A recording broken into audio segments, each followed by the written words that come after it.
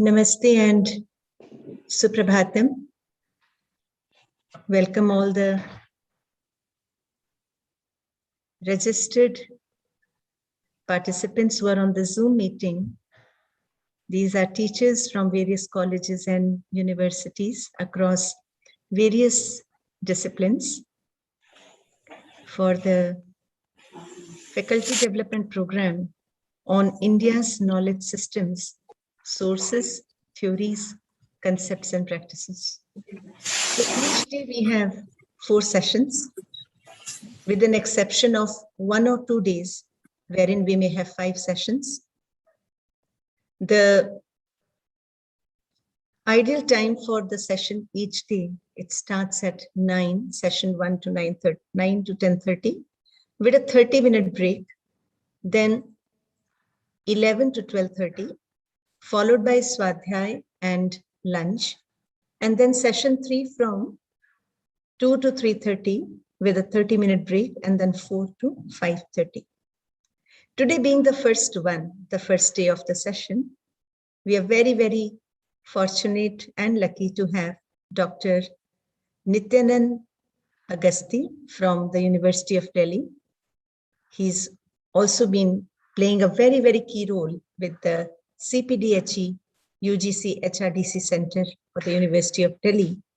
And since this FTP is governed by the UGC HRDC norms, and it is over a span of 18 days, I'm sure all of us have gone through the guidelines, but we wanted Dr. Nityanand Agasti on behalf of CPDHE to take all of us once again through the guideline. In this FTP, we will all be students. We will play the role of students and not teachers. And of course, Dr. Nityanand will guide us on our attitude, our punctuality, our discipline, the attitude of learning, and really making the most from this 18-day FTP, so that when we come out with flying colors, we will be able to go back to our college and university and bring IKS into our respective disciplines. Yes, we would all want to do that, isn't it? Bring IKS into our respective disciplines.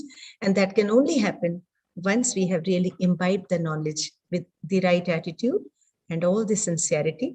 And since there are only 40 participants in this FTP on the Zoom, as per the UGC guidelines, so the classrooms can be very interactive. Make the most of it. There are many other people who are watching it on live stream, but yes, they will not have the advantage to interact directly with the faculty. But yes, still, they can take the knowledge through the live stream sessions. They will not be given the certificate. It is not a part of anybody's career advancement scheme, but for that 40 registered teachers, faculty from universities and colleges who are in the Zoom classroom. So over to Dr. Nityanand Agasti-ji, representing CPDHE, UGC, HRTC, to take us on the guidelines and how can we make the most from this FTP session. And then sessions 2 starts with Professor V.N. Jha-ji at 9 a.m. Dr. Agasti. Namaste. Very good morning to everyone. Am I audible? Am I audible? Yes, sir. Yeah. Thank you very much, Professor Richa. And I'm happy to be part of this important faculty development program on India's knowledge system, sources, theories, concepts, and practices.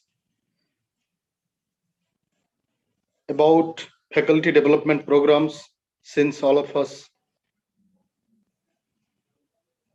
are from higher educational institutions across the country, little bit, I'm sure all of us are familiar with FDP. This is a requirement for our career advancement. There are stipulated for faculty development program. As Professor Richa said, those who are registered participants, I'm told there are 40 participants in this. They will be given certificates after successful completion of faculty development program. When I say successful completion, there are certain requirements. First and foremost requirement is to understand the importance of this exercise. We must have heard of different faculty development programs, but this is something I would not say new, but something very important and very pertinent for all of us, particularly when we look at National Education Policy 2020. So this India's knowledge system, as Professor Richa said, we need to bring into our own disciplines to our classrooms to imbibe this India's knowledge system in our study curriculum, to inspire students to pursue their careers along with this India's knowledge system. Keeping this India's knowledge system in mind, they need to further their career. So this is the first and foremost requirement. We need to understand the importance of this exercise. And other formalities, what we need to fulfill is attendance. That's an official requirement. I'm sure you are told about this. 80% attendance is mandatory for all of us in order to successfully complete this course. To get your certificate, this attendance is mandatory. Second important thing is you must be understanding the importance of this program conducted on virtual mode. Two things I would say. On one side, we are deprived of meeting each other on a physical mode. Normally at HRDC centers, we get a chance to meet each other. That's a place, that's an opportunity to network. Yes, here also we can get an opportunity to network with each other, but we are deprived of meeting offline.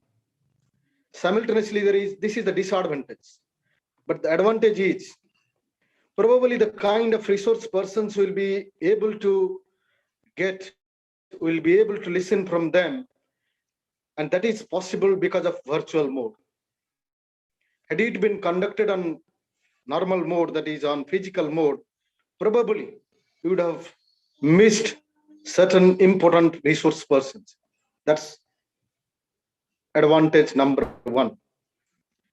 Second, 40 registered participants, those who are representing different higher educational institutions from our country, maybe from remotest part of our country. So possibly, had it been organized on normal mode, it would not have been possible for all of us to be a part of this program. Since it is conducted on virtual mode, we have taken leave from our own institutions. I hope that that's a requirement. You need to get completely relieved from your own institutions. Remember, that's a requirement. If you have not done that, please complete that. You need to completely be relieved and fully be part of this program for the whole duration, stipulated time. So we have relieved from our own institutions and we are sitting at our own place and be a part of this, got an opportunity to be a part of this important FDP. So since this is being conducted on virtual mode, we need to follow certain requirements very carefully. One is when I say attendance, video camera needs to be switched on during whole program. Of course, attendance will be taken, but video camera is expected from all the participants to be on switched on mode. Friends, I understand when we are using technology to transact this program, there are certain difficulties, technical issues may arise. Yes, but we need to be prepared to tackle those issues. I'm sure you are told in advance about the requirement of this internet connectivity to make sure there is no hindrance in attending this course by putting your camera, video camera on switched on mode. So that's another requirement. Certain decorums you need to maintain. I'm sure all of you are familiar with Professor Richard in her remarks. She said, we all are students. Yes, friends, we need to have an attitude to be a student for whole life. Every time, every moment, we need to have an attitude to learn something from someone. That should be everyday practice for all of us. But this particular program, we are part of this program. We need to complete this. When resource persons are coming and they're speaking on their, different topics assigned on the theme, India's knowledge system, you may disagree on certain issues when they are speaking. You express your disagreement if there is any, but mention decorum. That is another expectation from all of us. Being teachers and having an aptitude to learn something from this FDP. So that is what I would request from all of you, to maintain decorum, to express your disagreement if there is any with any of our resource persons.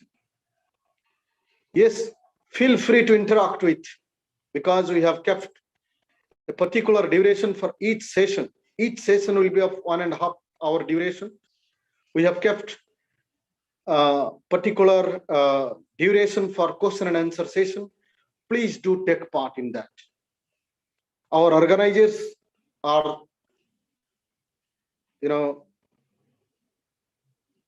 I would not say they are taking this into consideration while grading you for the certificates. It has to be a participatory course, particularly in the question and answer session. Please put your audio, that is your mic or microphone, on switched off mode. Whenever you are expected to take part in question and answer session, you can raise your hand and write your question in chat box or interact with the resource person. Because we do not know, we are not sitting before each other. We do not know. Had it been a classroom on physical mode, it would have been certainly possible. If my friend is speaking, I'll be silent.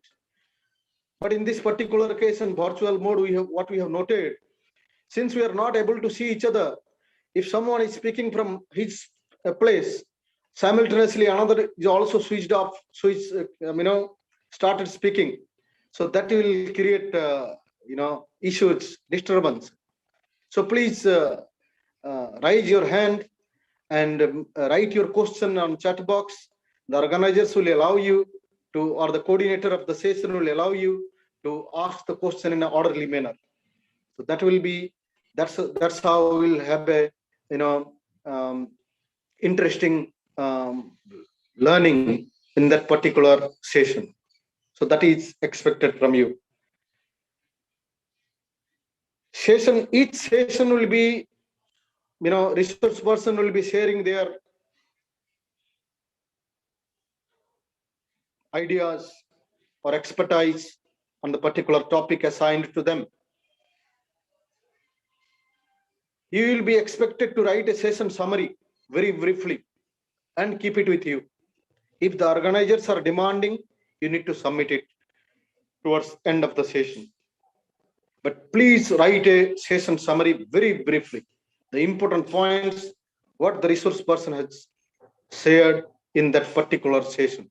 You can put the date of the session and time of the session and name of the resource person and the topic he has covered, he or she has covered, and write down the very briefly summary, particularly important points he or she has shared. That is another expectation. Assessment, this will be at the part of assessment. The organizers will be taking a test or quiz online, that will be, and that will be the part of your assessment. The certificates will be given, graded certificates, A, B, C will be graded. And A, B, C will be graded based on the scores you have got from your assessment, test, everyday test, or the session summary, or the towards the end of the session, at the end of, before the end of the session, the quiz. You will be informed in advance. Do not worry about this. Do not get panicked either. Get relaxed. Enjoy this course. Just have an aptitude to learn something. Let me share with you, friends. Do not be on this expectation that this course is being conducted on virtual mode. I'll be doing certain other things and just switching on my, just to get connected to this Zoom link, and that's how I'll be able to complete my course. Friends, I would say a big no to this if you have thought of this. A big no. Don't do this. Full participation. I have said again, I'm repeating, if you have not done that, please get yourself relieved from your office, from your institution for this whole duration. You are completely expected to be here during this course. I'm sure you have understood why I'm saying this. I'm not saying this, to force you to do this, but I share this with you with an idea or with an expectation that you are here to learn something on this interesting and important topic like India's knowledge system. You must be curious to know. Resource persons would be covering a wide range of topics on this theme. Science to spirituality to ancient technology to many other things. Certainly you will enjoy this course. So do take part in this. I think I have said what needs to be shared with you. These are the minimum things to be told. Now, if you are having any questions to ask me, you can ask. Thank you very much for listening to me. Thank you, Dr. Nityananji. And we can enable the chat. And if any of our participants have any questions, any clarifications, I'm sure we have all read through the UGC guidelines. Yes, that was there on the website also. And that has been shared with you over an email also. So please read through the guidelines. There is no negotiation on the guideline. It is very important. We all know that if we have to learn something, we have to go through a process of rigor, isn't it? Yes. Otherwise, we decide to take it at a later time. Otherwise, what is the point of just going through it and we are not there due to our commitments or whatever? It doesn't serve the purpose for anybody. So like Dr. Nityananji said, it's very important that we are very sincere with the attitude to learn. Anyways, sooner or later, IKS is going to become a part of our institution, of our discipline. And when we go through this rigor of 18 days, I'm sure we will be the messengers, the catalysts to bring IKS into our systems. So please do ask your questions, conforming to the guidelines if you have any. We are all there to support you and make sure that your learning is really very progressive for all of you. So please put your questions on the chat. We have another 15 minutes before we end the session, and we start with the first session of the FTP, in the sense of the FTP, from where your attendance will be counted at 9 a.m. And we are expecting you to log in at least 5 to 10 minutes before the session. Yes, all questions to be put on the chat, and Nityananji can take up the questions from the chat.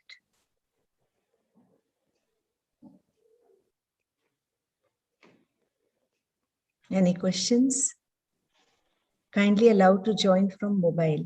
Okay, I will just, you can join from any source, but the make sure is that the camera has to be on. You will have to make some arrangement that your camera has to be on. We cannot give any, there is no other alternative for that.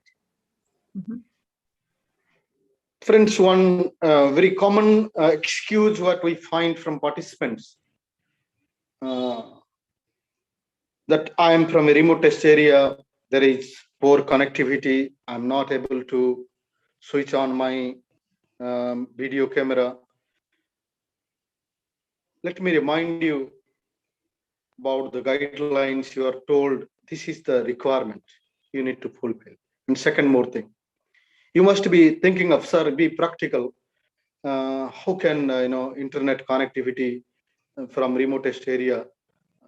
There is always a possibility of internet issues. Yes, I agree. But let me tell you, out of my experience, I'm sharing. We at HRDC, University of Delhi, we started when the whole country was at the peak of the lockdown. I think it is 17th May to 19th May 2020. Yes, 2020. Peak of the lockdown. We started realizing the responsibility of an HRDC when the whole country, the teachers were not familiar with projecting their courses through online technology. We realized our responsibility, and I started the course. I myself designed that. And let me tell you, friends, we have got participants from Arunachal Pradesh, Sikkim, Ladakh, Leh, Ladakh, Jammu and Kashmir. Why I'm saying these are the remotest locations of our country. And we have successfully got participants from there, and deliberately have selected them. I got 3,000 applications, and we have selected only 130 participants, 110 participants, each one from each state and each union territory. We have got from Andaman Nicobar, Port Blair, participants, and they have successfully conducted and meeting our all requirements. So that is why we have, it is proven beyond doubt. These requirements can be fulfilled if you have will to do this. If you have sincerity, you are sincerely here to complete this course, it can be fulfilled because we have seen it, we have practiced it. So please do not use this as an excuse. I am from a remote test area, it is not possible for me. So that's what I wanted to say. Yes, please.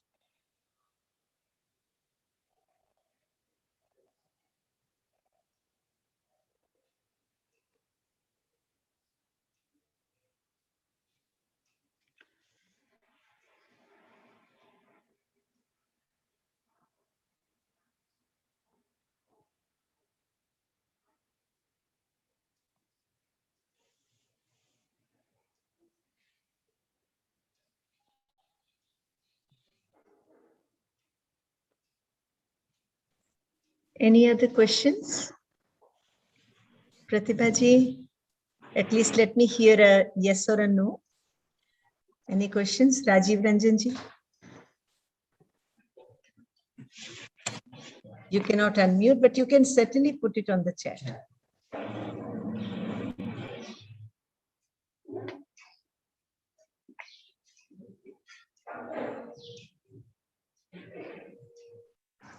At least you can put a yes or a no, so that we know that we have not excluded what you want to share. All good, okay? All nice, all happy?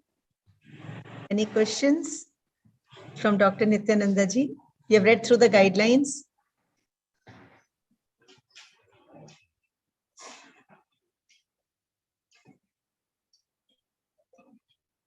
Okay, all good? All good? Swati ji says no, ma'am. All is not good, Swati ji. Yeah. So it's really going to be nice, intense, rigorous, with so many stalwarts. Are we really looking forward to the sessions, to the learnings? Yes.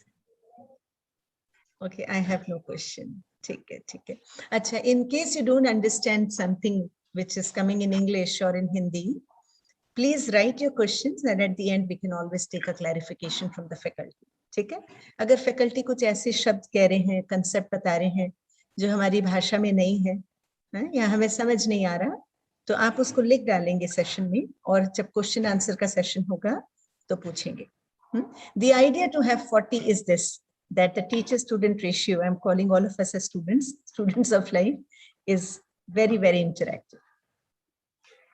Allow us to switch off the camera. I'm sorry, we cannot make an exception there, Padmajaji. Yes, we cannot make an exception there. These are the guidelines from the UGC HRDC. We cannot make an exception. Okay? Hope you will please understand. You can put off your cameras in the 30 minutes. We have 30 minutes break after every session. And for lunch, we have almost 1.5 hour break.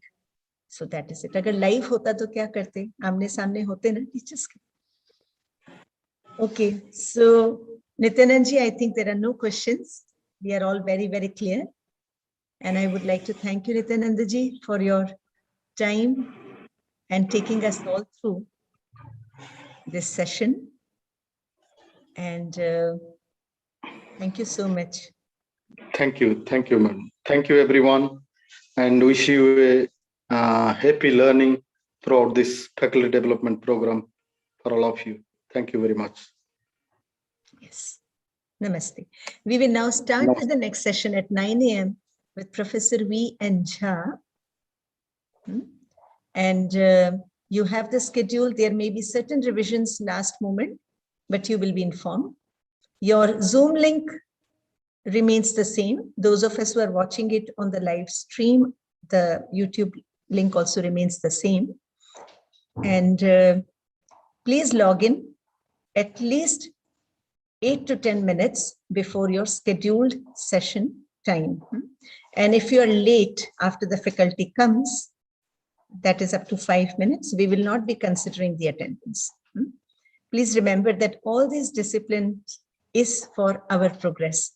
Let's have that attitude and we'll meet very soon. Namaste.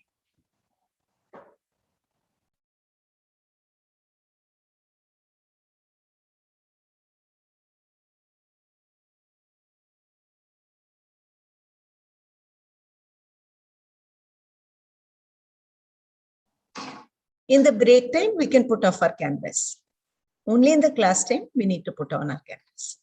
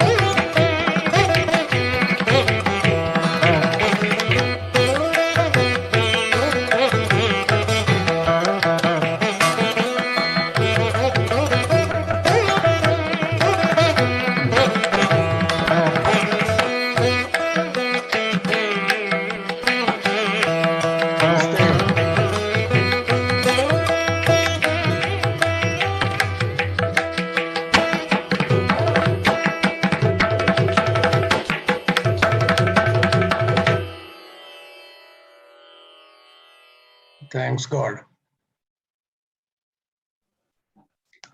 Pranam, Professor V.N. Jha ji. Namaskar. And to Namaste, sir. And Namaste, Suprabhatam सभी को. हमारे साथ अभी 2 minute और हैं. At .9 we will start with the prayer by Sri Hari Vittal. He is a student learner at Rashtram, followed by a brief introduction to Professor V.N. Jha, and then we have the session by Professor V.N. Jha. Let's wait for another 2 more minutes. Yeah. We are live stream, and we are also 40 of us, faculty members from different colleges and universities across the country, as per the UGC guidelines of the upper cap of 40. And there are participants outside the Zoom on the Rashtram YouTube link. We'll start in another 2 minutes.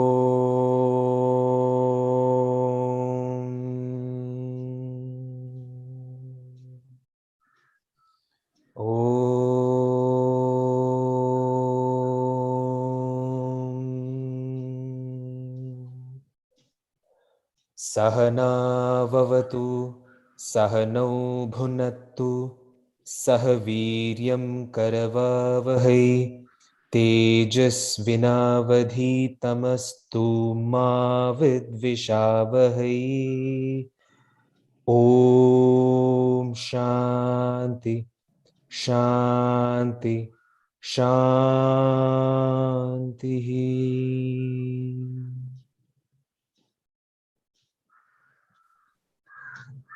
We are deeply honored to start with our first session of the Faculty Development Program on India's knowledge systems, sources, theories, concepts, and practices.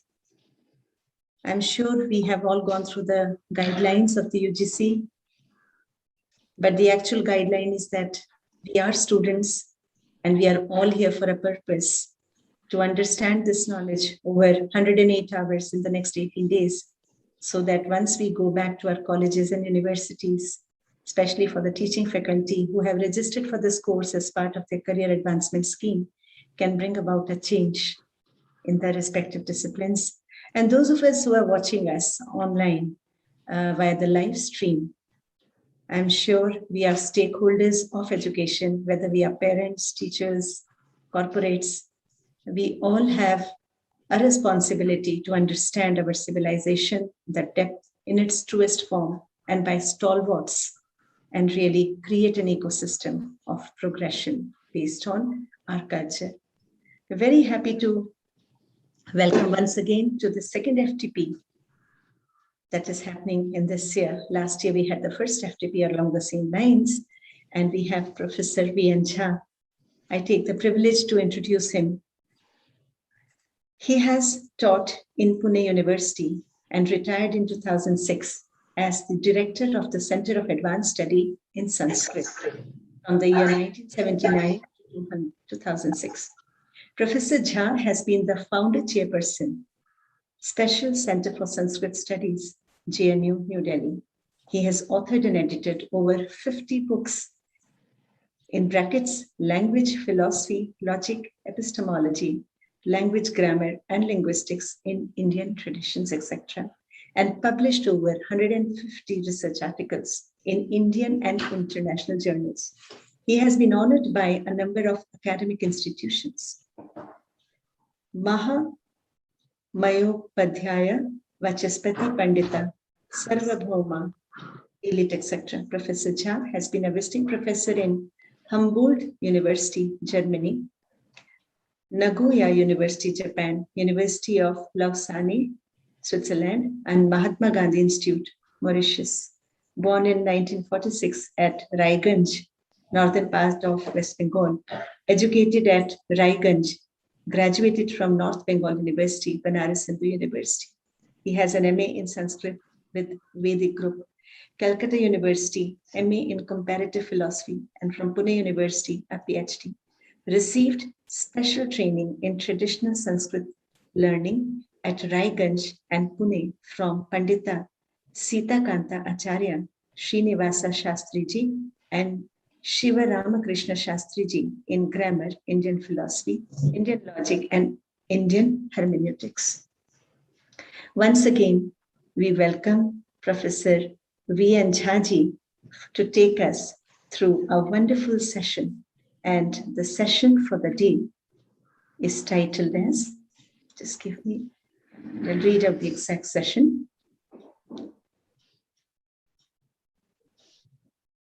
Introduction to India's Knowledge Systems Epistemology by Professor V.N. Jha. That is the session. So we can have the session for about 60 minutes. I leave it to the teacher. They are the best. They know how to train the students.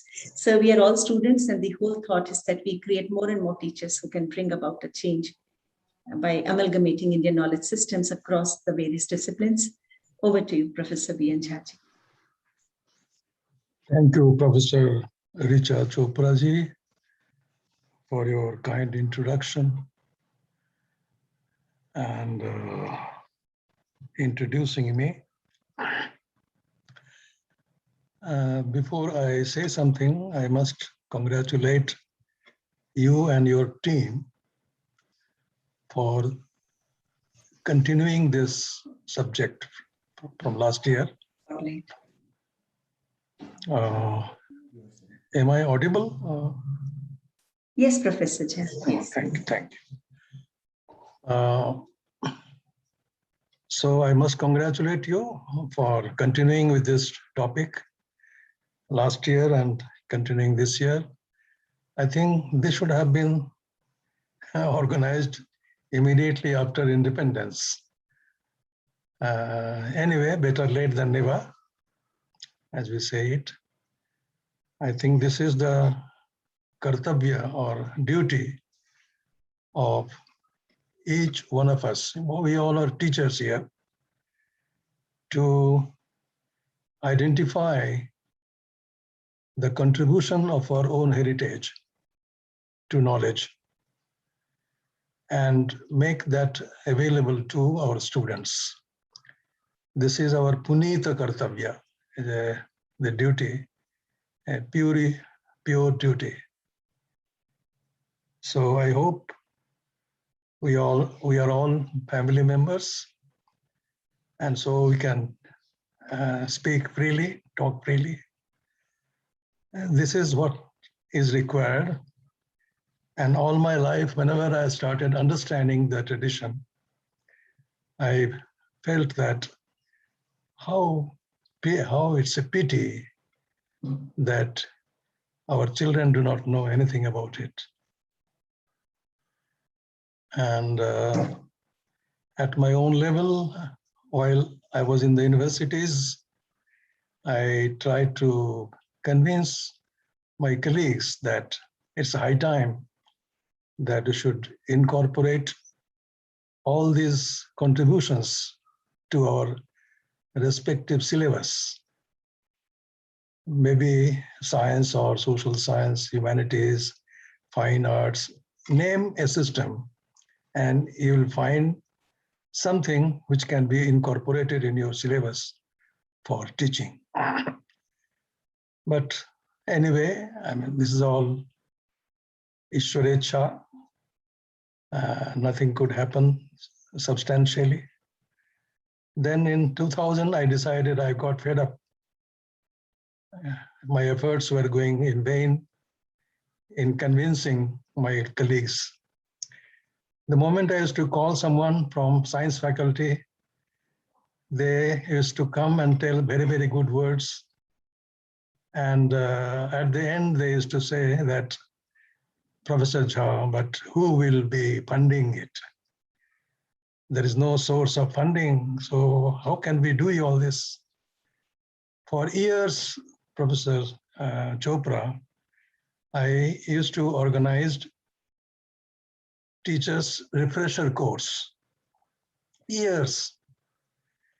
And I used to take such topics which will be understandable to each and everyone. For example, environmental ethics, for example, I used to take. And in a year, at least once a year, I used to do this. And some did get benefit, and they proposed different projects to the UGC. And I was so happy when I received a letter from one professor who attended this program telling that, sir, because of your exposure to Vrikshayurveda, I got a wonderful project sanctioned by UGC. I was so happy that if this knowledge would have been made available at the education level itself, what would have been the situation in India in different systems of knowledge? Anyway, these are all the memories that I carry. Then in 2000, I thought that, well, is enough. How much should I, how long am I going to live? So why not start sharing whatever little I know without waiting for others to allow it to be made available to one and all in this country. So I and my wife also in the same field. So together we started, and since then, in 2000, I went to Shankaracharya University to take his blessings, because he was the person who traveled from one corner to other corner of the country and spread the knowledge, united the country. So I started from there, and then afterwards we formed a trust, a Rishi Rina Trust, and you can visit that website, and we have been doing all this, whatever little we have learned from our gurus, we must share. This is called Rishi Rina, this is what is called. So we are performing, we are repaying.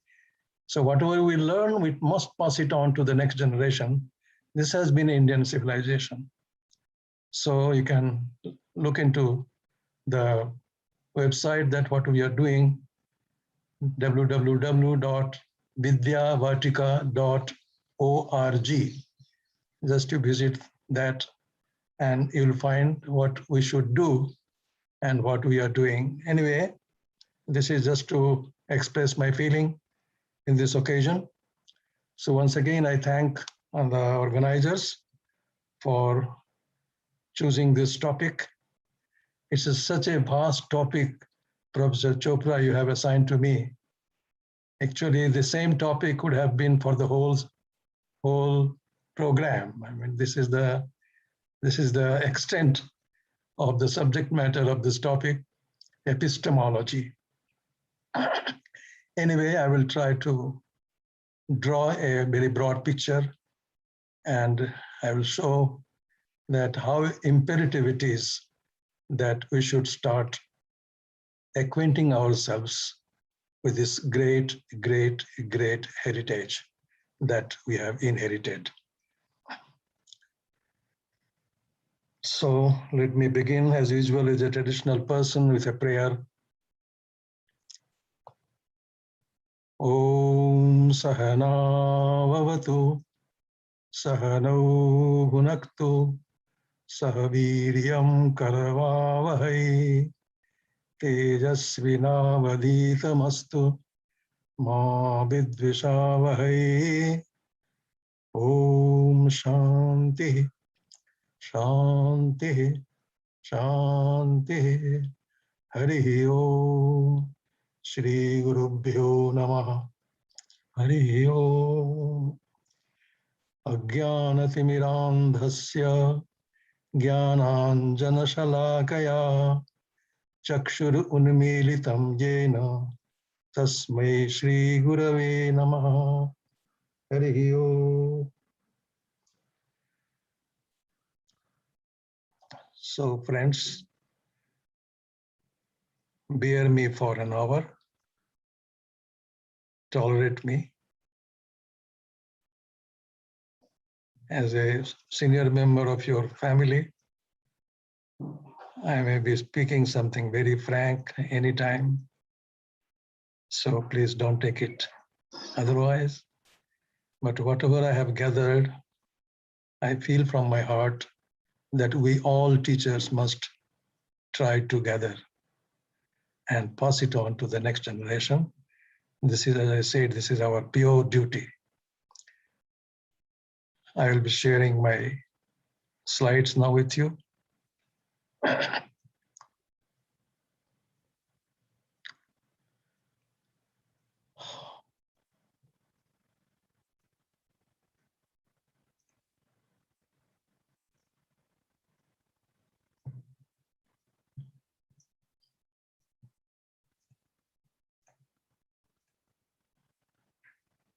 So I have been assigned this topic, epistemology.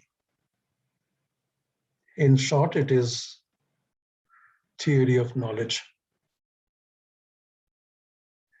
Hundreds and hundreds of questions can be asked about knowledge, cognition, and what part does it play in our life. Entire area is covered by epistemology, theory of knowledge. And as the Gita says, Nahi jnanena sadrisham pavitram iha vidyate. There is nothing as pure as knowledge.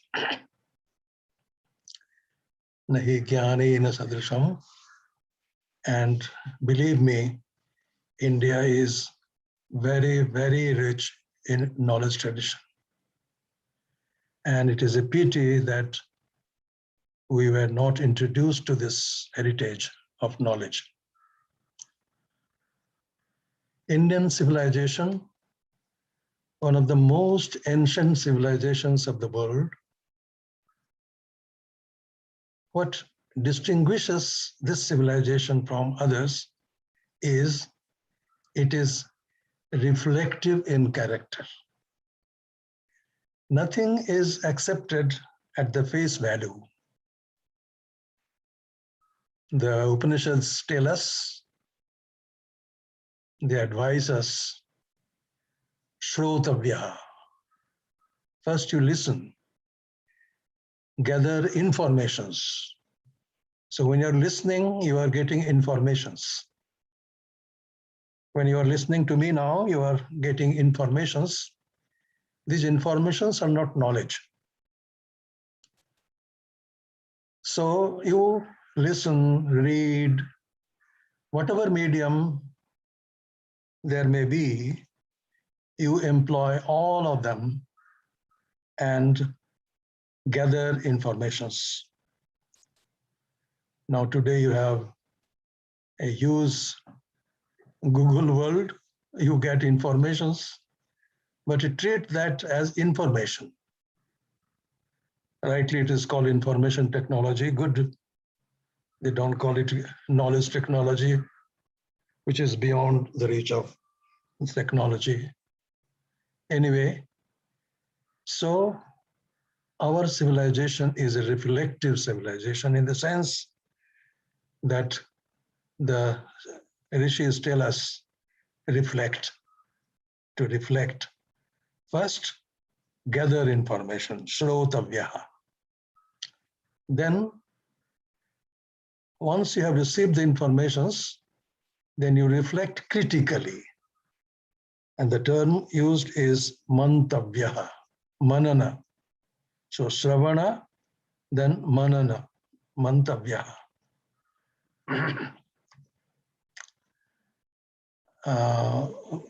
Udayana wrote a complete text on existence of God called Nyaya Kusmanjali. Then someone, he's from Mithila, someone told him that, why are you spending so much time in writing a book on God? Why don't you go and sit in a temple and meditate? And then he says that, well, answer is that writing this book also is meditation. Upasana eva kriyate manana upadesha bhak. What the rishis have told us to do, manana, it is a critical reflection. So I am writing a book on God, then I must take into account what are the concepts of God prevailing, right from there is no God, and there is God of his several dimensions, several types. So when I am doing this, I am doing manana. That was the answer given by the great logician of Mithila in 1000 AD. So, shrotavyaha, mantavyaha, and then manana is, again, these are all defined concepts. We do not have time to go into definitions now. Shrotavya, shrutivakibhya. So from the wisdom sources, you gather all informations and then reflect critically. Mantavyaschа upapattivihi. Apply logic. Don't accept as it is. Let it become your own experience. And then you will automatically accept. And for that, you reflect. Reflect critically. And critical reflection is called manana. So, shrotabhyaha, mantavyaha, and then you conclude. And then whatever you conclude on that, nididhyasitabhyaha. Just concentrate and you will arrive at the truth. It is in this sense I'm telling that Indian civilization is a reflective civilization. It distinguishes other civilizations in this respect. It is dharma-centric, the highest value, ethics-centric. People have been asking, I have traveled all along the world, and there is no book on ethics separately. Without ethics, nothing can happen. So it is incorporated in every thinking, every thought that Indians have. So we do not compartmentalize simply ethics different, or ontology as separate, or epistemology as separate, or logic as separate. Nothing like that, because all is together meant for life. So it is life-centric. So Indian civilization is life-centric. Hence, because all these are together, we have to reflect, conclude, and meditate. And that is why the civilization has adopted a holistic approach. So it is a holistic approach. Indian knowledge tradition, India created knowledge touching all aspects of life: physical, psychological, philosophical, aesthetic, emotional, spiritual, huge literature. What is necessary is that they are all in the libraries. Somewhere that they are taking care of those books, and some are in the bags, in the handwritten form, manuscript forms, all lying somewhere. I have many stories. I don't have time to tell you, but I am expressing really my feeling that what kind of a care we should have taken about this tradition, we did not take anyway. So huge literature, my friends, we all are teachers. We must study and must identify the one which is appealing to us and make it available to one and all. This is our duty. I told you it's a very, holistic approach. So any system of knowledge you are in, you have to think of that, what is the use of this knowledge system to me? What is the use of this knowledge system to my life? And considering all activities of human beings, the tradition theorized and arrived at this, that there are, unless we focus the aim of this knowledge systems, aim of life first to be decided. And they analyzed and came to the conclusion, right from the Upanishadic period, that there are two aims of life, two aims of life. One is called Abhyudaya, and the other one is called Nishreyasa. Abhyudaya, achievement. Whatever we achieve is Abhyudaya. This is what we consider this parameter. So I had 100 rupees, now I have 1 lakh rupees. Maybe I am moving towards Abhyudaya. I had a hut, now I have a building. Maybe I am moving towards. My salary was 300 when I started. Now it is 3 lakhs. Okay, Abhyudaya. So this is Abhyudaya. What we normally understand by the term achievement is Abhyudaya. And the other one is Nishreyasa. So why not allow Abhyudaya alone as the ultimate goal of life? And why should we project another goal of life called Nishreyasa? Because this will never allow you to be in peace. And you cannot be happy unless you are in peace. And that can be achieved only by proposing, only by suggesting another goal of life, a goal of a feeling of fulfillment. And so in the Vaisheshika Sutra begins this, is titled Yato Abhyudaya Nishreyasa Siddhesa Dharmaha. That should be the goal, not only Abhyudaya, but also Nishreyasa. So 2 goals of life. First identified. Now, what is the aim of Abhyudaya? We all know it's a mundane sukha, what we consider to be happiness, pleasure, comfort, all that science, technology, etc. they are giving us. We are getting Abhyudaya, no doubt about it. So, but this is all pertaining to mundane happiness, mundane pleasure, which is not going to last forever. It is just temporary appearance, followed by suffering. There is no mundane pleasure which is permanent. There is no mundane happiness that is permanent. And therefore, the aim of Abhyudaya, however, is this. In traditional term, at the most, he will go to Swarga. That means, which is there is only happiness and no unhappiness. But Kshine Punye Martyalokam Visanti. The Gita tells you it is something like your bank balance. When it is exhausted, you come back and again you start suffering. So the aim of Abhyudaya is only this, happiness.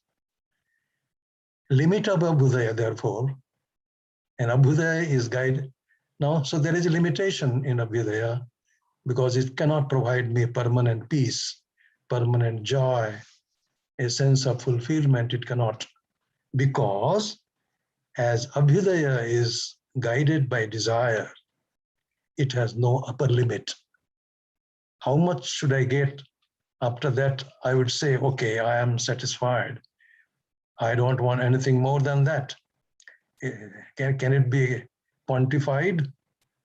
Never. Why? Because the desire gets transformed into craziness over a period of time, and you cannot satisfy the desire. Hence, no peace due to unfulfillment of desire. And so beautifully presented by Manusmriti.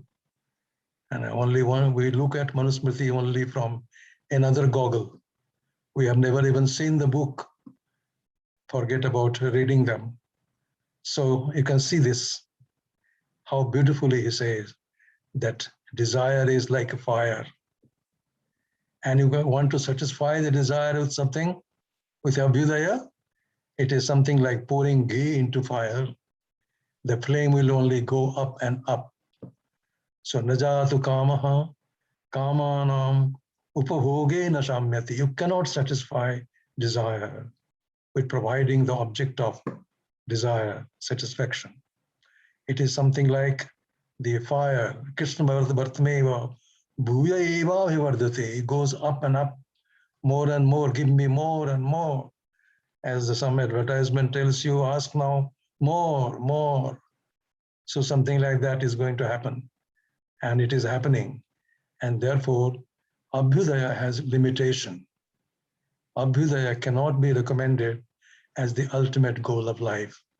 And therefore, our thinker, our philosophers suggested not only Abhyudaya, but also Nishreyasa.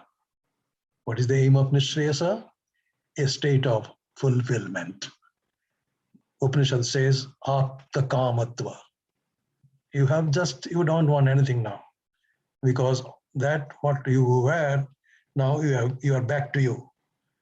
And so you have not left with any desire. You got everything now. So to discover the truth, that is the truth of life, by discovering who I am. No desire for mundane happiness. Total inner transformation. This is what I call inner transformation. When you have reached this, and Patanjali so beautifully puts it in his Yoga Sutra, 113, third sutra is this, Tada drashtu swarupe avasthanam.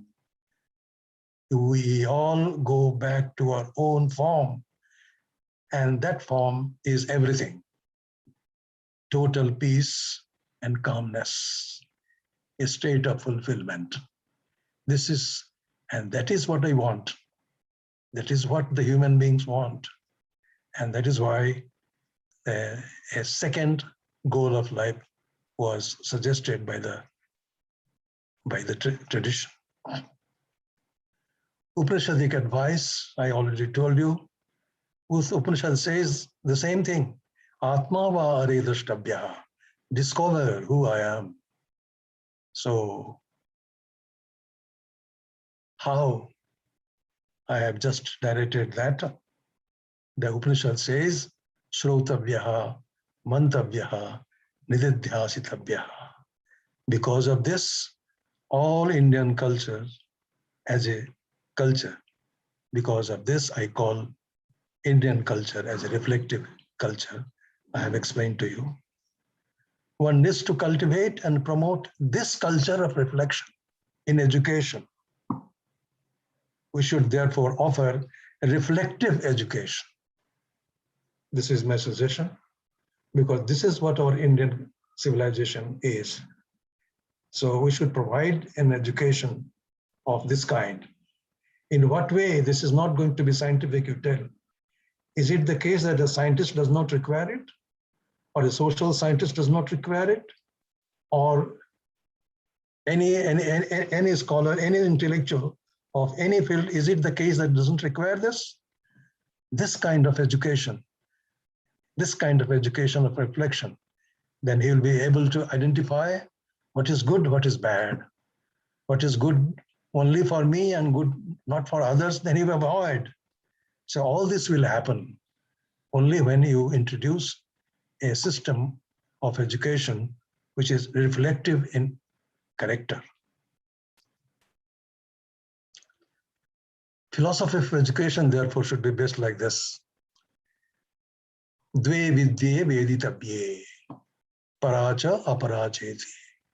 The Upanishad tells you that there are two systems of knowledge.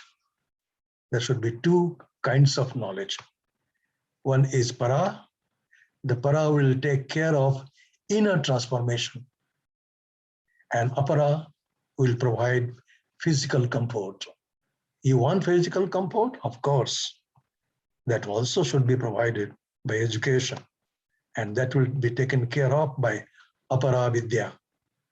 So, dve vidye veditabhye.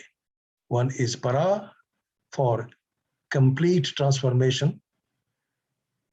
And that is why, you know, all Indian philosophical systems I consider to be the models of inner transformation.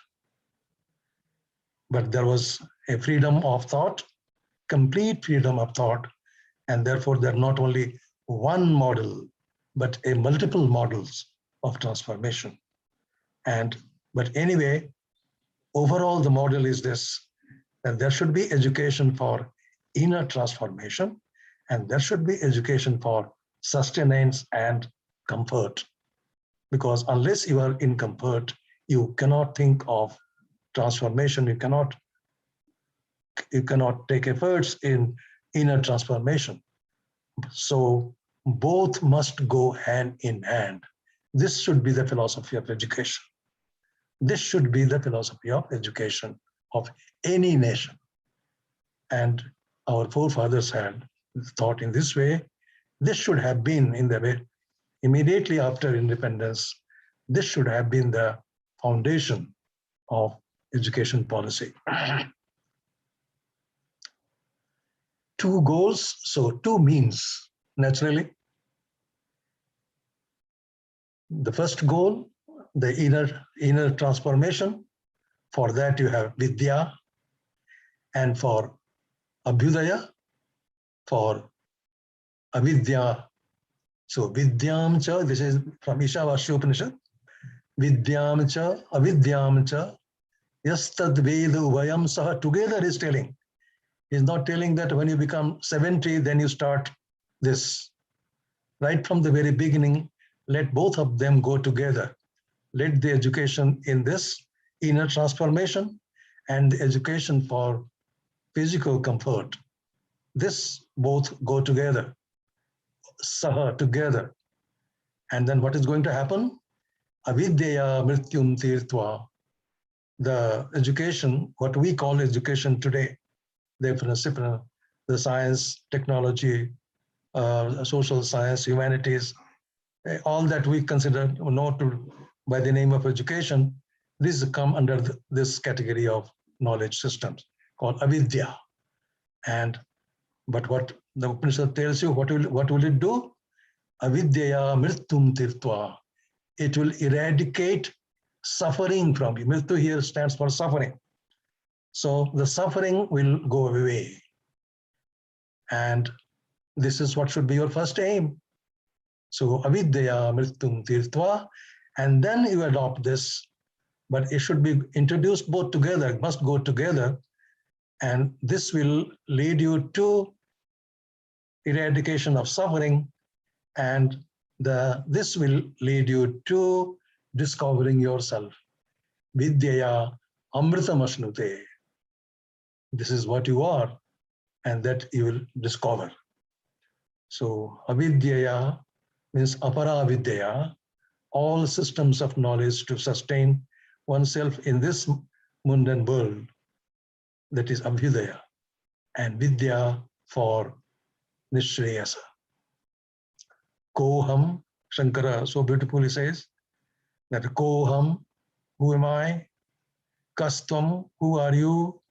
Kusa ayata, where are you coming from? Tattvam chintayata didam bhrata. You concentrate on this. Is it not an inquiry? Can it not be an object of inquiry? Or only an inquiry about the source of a physical object is an inquiry. And when it is an inquiry about yourself, who are you? Can it not be an object of inquiry? Does it become unscientific? So you have to remove this kind of mentality and bring back the age-old philosophy of education, that is offering vidya and avidya together. Thus, both vidya and avidya must go hand in hand. In short, the whole focus should be on knowledge. This is the aim of education. Indian equivalence of knowledge will be there are n number of terms, but these are the terms which are used most in philosophical texts: jnana, chaitanya, vidya, anubhava, anubhuti, gyapti, buddhi, etc. When I'm telling you all this, you know, I include all the Astika darshanas and Nastika darshanas together. All are doing the same thing. So these are the terms you should be familiar with as per the system. But remember, there was so much freedom of interpretation. That's another area of contribution of knowledge. We often are told that, well, somebody, Sanskrit, no, Sanskrit. And they close their eyes and they talk. It never has been the case. Never, never. Start from the Vedic age and come down, and you'll see that is why I call it a reflective culture.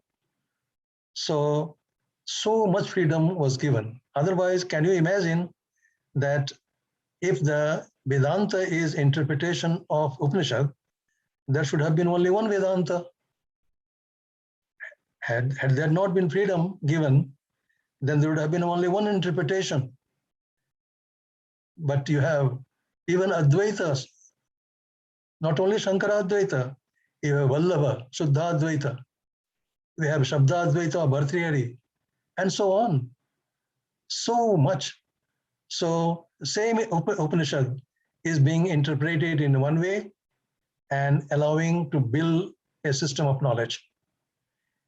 Another way, another system of knowledge. And there was no difficulty in doing this because they had also developed a model of dialogue, so that maybe whatever view you may have, even then you can sit around the table and take part in the discussion. And Vatsyayana, in the 2nd century AD, he developed a model of inquiry into truth. And he said that, well, you address 4 aspects. Who is a knower? What is knowable? What is the process of knowing? And what is knowledge?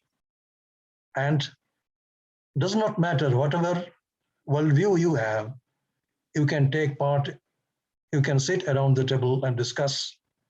And a beautiful model of discourse was created, it is called Vada. Vada is Tattva Bhuvutsu Katha. a discourse which has aim only to arrive at the truth, not to win or not to defeat, but just to win, was to arrive at the truth. So that was also developed.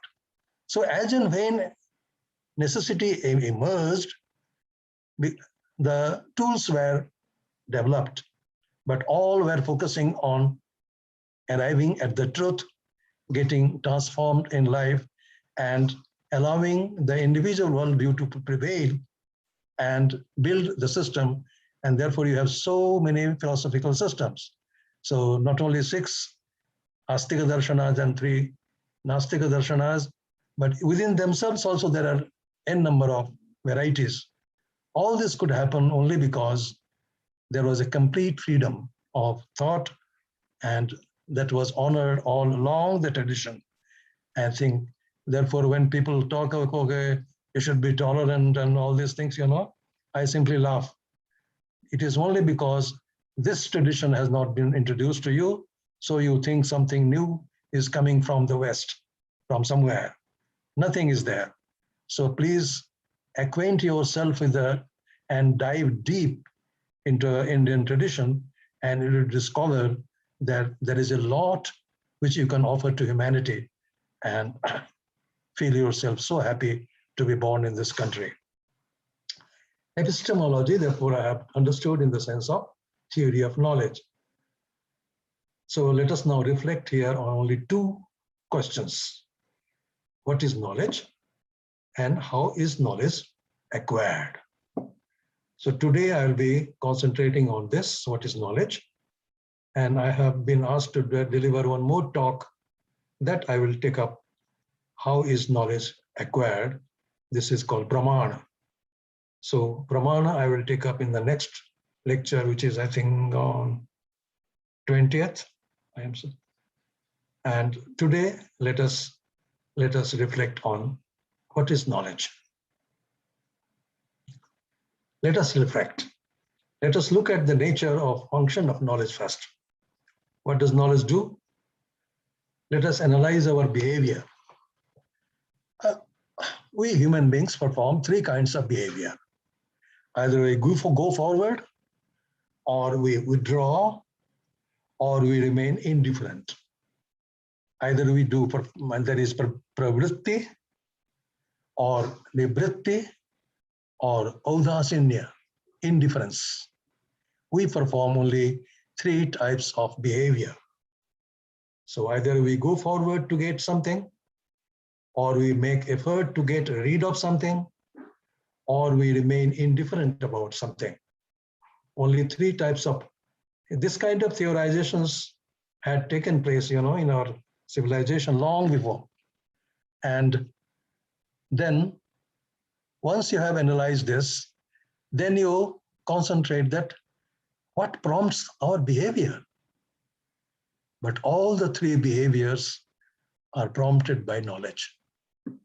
And that is why the logicians defined knowledge in this way, that knowledge is that which is the cause, which is the ground of all your behavior. Vyavahara is behavior. All behaviors, all that you do is prompted by knowledge. How? First, the knowledge presents the universe before us. It reveals the universe of our experience before us that will generate desire for that universe, and that will prepare our mind to take up external activities called cheshta.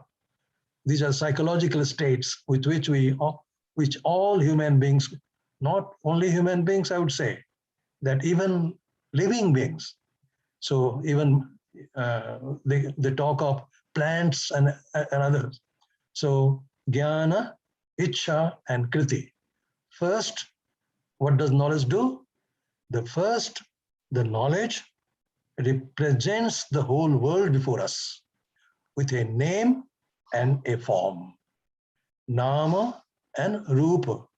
These are the 2 sides of the world.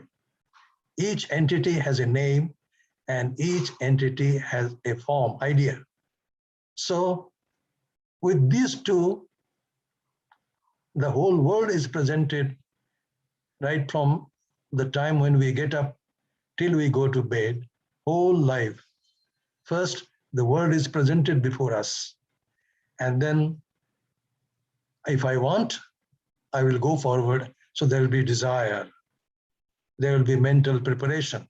Kriti is psychological preparation to take up physical activity. So jnana produces ichcha, ichcha produces kriti. So knowledge produces desire, desire produces volition. After this psychological process, we take external activities, and that is called, in Sanskrit, it is called cheshta.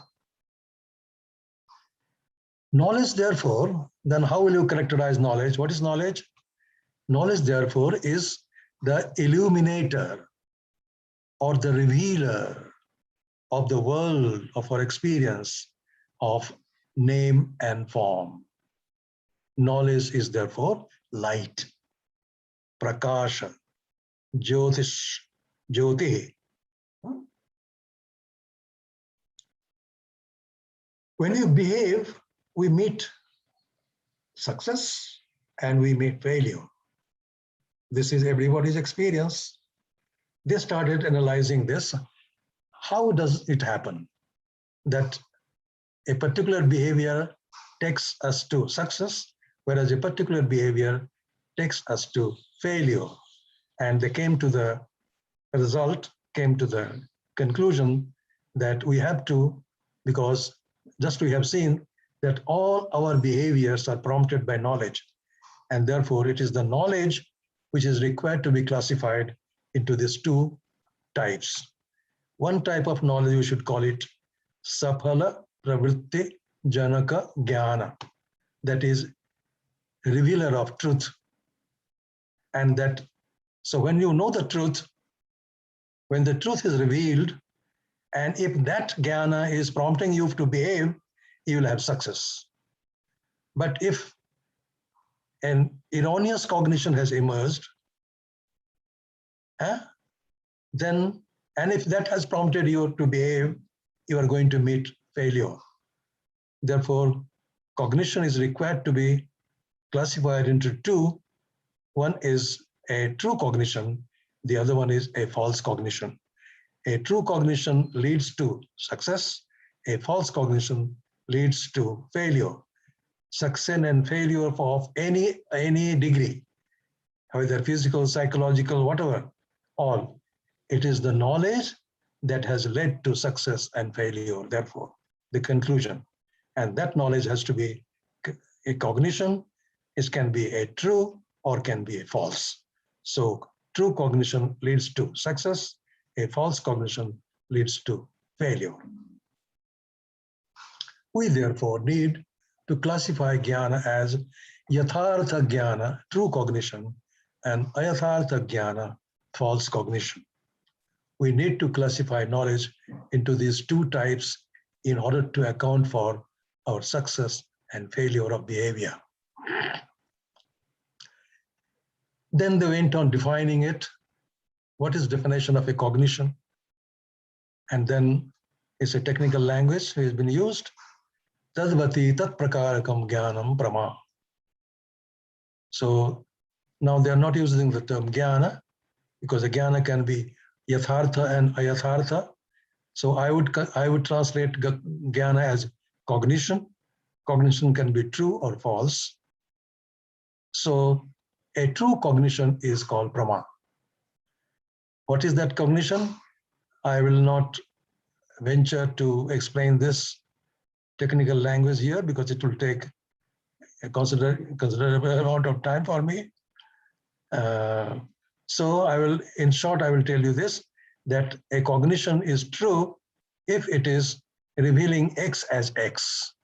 If the reality is X, and if the cognition reveals X as X, then that cognition should be called prama. Y as Y, Z as Z, like that. Then definition of false cognition will be tadabhavavati tat prakarakam jnanam aprama. This is logical language. Logicians have defined it. It is also in a simple way I can put it, that cognition which presents X as Y. In reality, it is X, but I'm calling it Y. In reality, it is Y, but I know it as X. This kind of cognition is called false cognition. The logical language in which it has been defined is this. Simple text, simple text were prepared for training the scholars, This is I am taking it from Tarka Sangraha, a small introductory text, which anyone can read in 6 months. One can master how to analyze human thought. But this is not available in education for all. Only a group of few sitting in a particular place and will be telling, oh, Rupam, oh, Dhvani, oh, what a beautiful Sanskrit language is. Oh, what a beautiful thought it is. But Sanskrit language is not for that purpose. Sanskrit language is to develop the capacity to analyze human thought. That is the force that Sanskrit language has. And Sanskrit should be taught with that motive in mind, and not only for promoting, so far, for creating kind of a interest, you can do in the beginning. Okay, it's good. You griham gacha, lekhaniyam anaya, and jalamanaya, gamnaya, all this kind of, oh, he is speaking Sanskrit. He must be a knowledgeable person. But you ask him to explain this, and then he will be testing how much Sanskrit one knows. So Sanskrit is to be known for understanding this, because if you understand this, then your capacity to analyze human thought will get double and multiplied in any degree. But in education, we have not provided this. Wherefrom knowledge emerged, sages inquired. And that gave rise to multiple models of knowledge. And they were suggested by different philosophers in a different way, as per their reflection. They reflected, concluded, and shared. And this is how you have Bharatiya Darshana. You see, Darshana has got two aspects in Darshana: Shastra. Shastra is system of knowledge, and Darshana is philosophy of life. So the Shastra for what? Philosophy of life. Philosophy of life is what? Total transformation, to materialize total transformation. And therefore, we have not separated logic or system from the book of life. And that is why they all go together.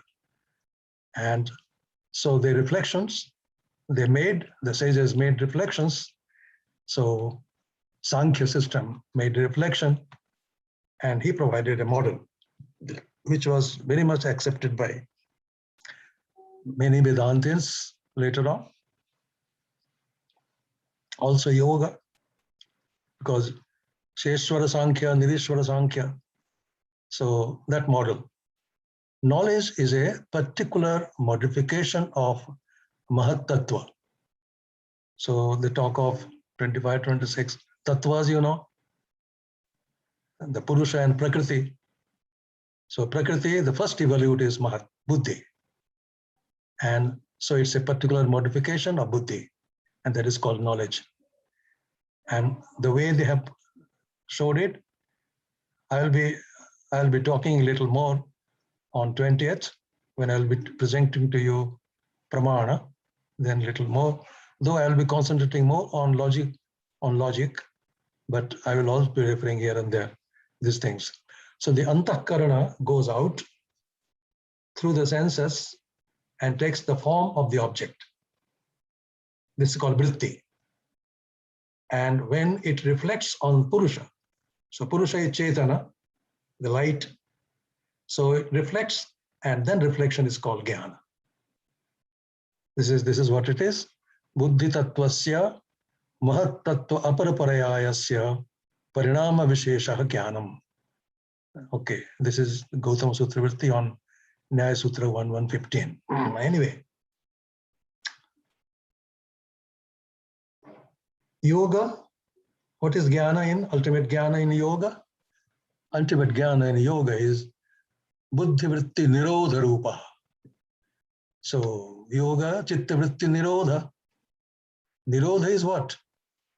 Merging the mind into its source. Swakarane laya. That is what it said.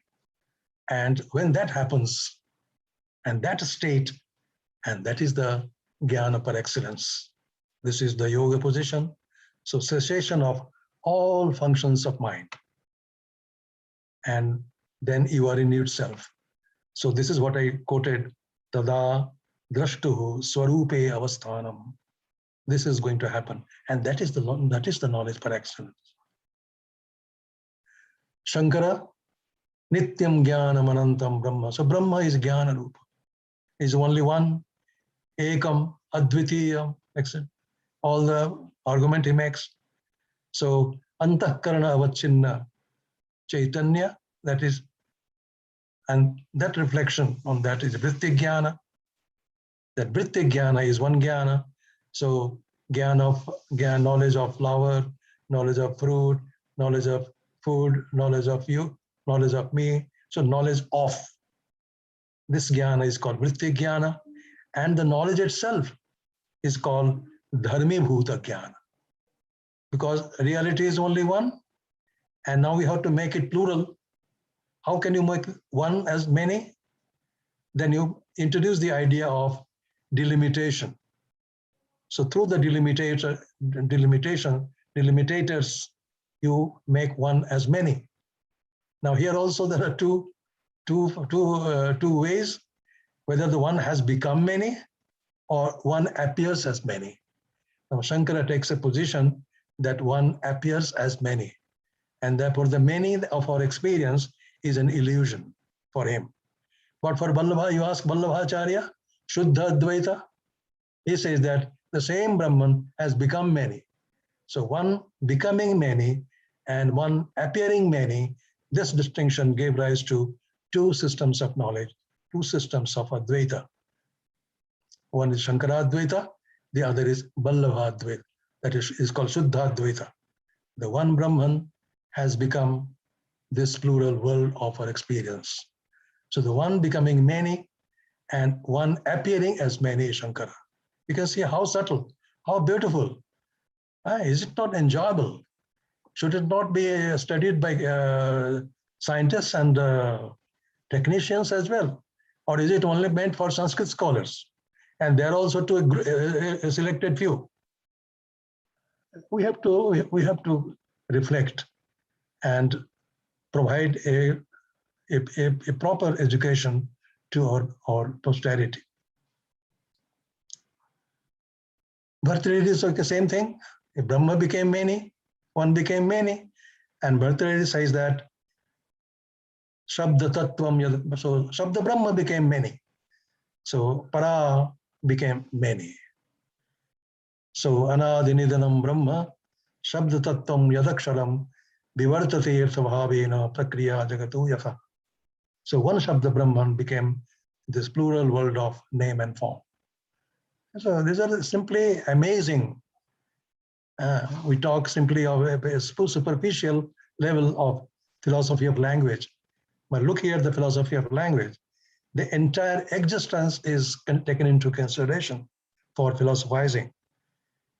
And that was achieved by Bhartrihari to his model. Nyaya model, the logicians model that whole world is real, plural world is real. That is the stand taken by logicians. Everything is real, right from Paramanu up to God. So God is incorporated in logic here. So right from Paramanu up to God, everything is real. So knowledge, then what is knowledge? Knowledge is quality of the self. Self is substance. You will read it. So if it's small text I was referring, no, Tarka Sangraha. If you read, you will realize how deep is the thinking, how deep is epistemology. It is essential. It is eternal. So Jnana is eternal in God because he has to create the universe. So unless the potter knows pot, how is he going to create the pot?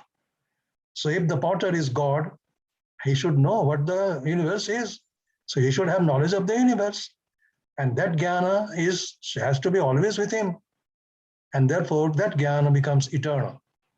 But we all human beings, we all living beings acquire knowledge. And therefore our knowledges are non-eternal because they are all acquired. So how do we acquire knowledge? I'll be talking in my next lecture. Individual self-knowledge is acquired, whereas the knowledge of God is eternal. Classification of knowledge, you can have different parameters to classify knowledge from different angles. You may call it some knowledge as verbalizable, because when you speak, what do? You encode your knowledge, encode your thought, and you verbalize it. And yeah, the oral cavity, the apparatus of speaking has been provided, and you use that faculty, use that instrument and verbalize your thought. So some knowledge is verbalizable. It is called sabikalpaka jnana. And some knowledge has to be accepted, but it cannot be verbalized, because under which condition knowledge can be verbalized, they have discussed. And under which condition this cannot be verbalized, they have discussed. So knowledge can be sabikalpaka. That which cannot be verbalized is called nirvikalpaka. So sabikalpaka jnana and nirvikalpaka jnana. Jnana can be savishayaka, nirvishayaka. Knowledge of type of jnana. So knowledge of X, knowledge of Y, knowledge of Z, and only knowledge. Knowledge without any content.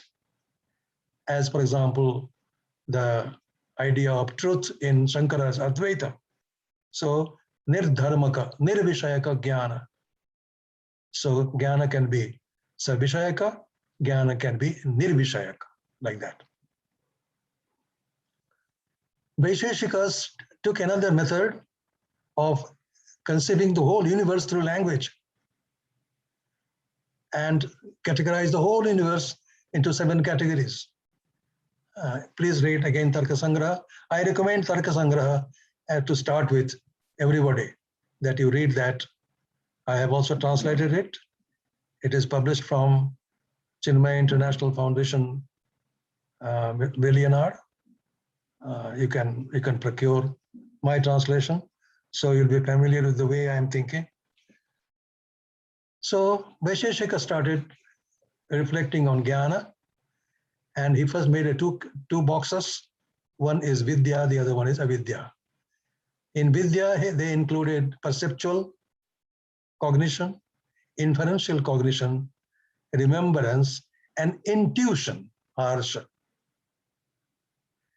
And avidya, the doubt, erroneous cognition, dream cognition, and indeterminate cognition. This is how the classifications of knowledge are done by Vaisheshikas. Nyaya, when started classifying, they classified jnana into nitya and anitya. I have just narrated a little earlier that nitya is of God, nitya is eternal, and anitya is non-eternal. So God's knowledge is nitya, knowledge of individual self is anitya, because it is acquired, it is a product, and whatever is a karya has to vanish. And therefore I know today, I know listening to me, after an hour it will vanish from you. So unless you repeat again and again, and through samskara it can it can be made durable for some time. But anyway, whatever is originated has an end. Whatever has a beginning has an end. So the cognition of human beings has a beginning, and hence it has an end. There is no beginning and end in God. Therefore, his jnana is nitya. So anitya is smriti and anubhava. Further divided anitya, it can be remembrance, it can be experience. Both these can be true and false. So a remembrance can be true, false, or your experience can be true or false. That is why I translate it as cognition. So anubhava can be divided further like this: pratyaksha, perceptual experience; inferential experience; analogical experience; and verbal understanding. And the Nayayikas also added one intuitive perception. A sister tells that her brother will come tomorrow. And it repeatedly happens that whenever she says he will come to, and there is no information, there was no telephone or SMS or nothing, but she tells that my brother will come tomorrow, and it repeatedly so happens that he comes. How to account for such a knowledge? And so the logicians postulated one category called prativa jnana, intuitive. What Vaisheshikas called that arsha jnana, that is what is prativa jnana. Similarly, there can be cognition and there can be awareness. So there can be a cognition, vyavasaya, and there can be anubhavasaya. It is jnana of jnana, knowledge of knowledge. So in this way, friends, we can go on and on. Even Gita, you see, has a parameter. Now, sattva, rajas, tamas, the Sankhya model was adopted, and jnana was classified accordingly in three categories. He says that pravrittim cha, nivrittim cha, karya, akari, bhaya, bhaye, bandham, moksham cha jo vetti, buddhi sattviki. So sattviki buddhi is jnana. So, oh Arjuna, so pravritti, nivritti, just now I have explained to you. So pravritti, nivritti, karya, something to be done, something not to be done, something to be afraid of, something not to be afraid of, the bondage, the condition, and the freedom from condition, all these things, one who know clearly, that jnana, that knowledge, discerning knowledge is called sattviki. Sattva, guna, prominence is there in that cognition. Yaya, dharma, dharmam, adharmam cha, karya, akaryameva cha, ayathavat prajanati, buddhissa parthadajasi. So that buddhi is called rajasi, which ayathavat prajanati, it does not, dharma and adharma, karya, what is to be done, what is not to be done, what is ethical, what is unethical. Ayathavat prajanati, he does not clearly the distinction between them. Such a cognition, such a knowledge is called rajasi, where the rajoguna is prominent, and that has resulted into such a cognition.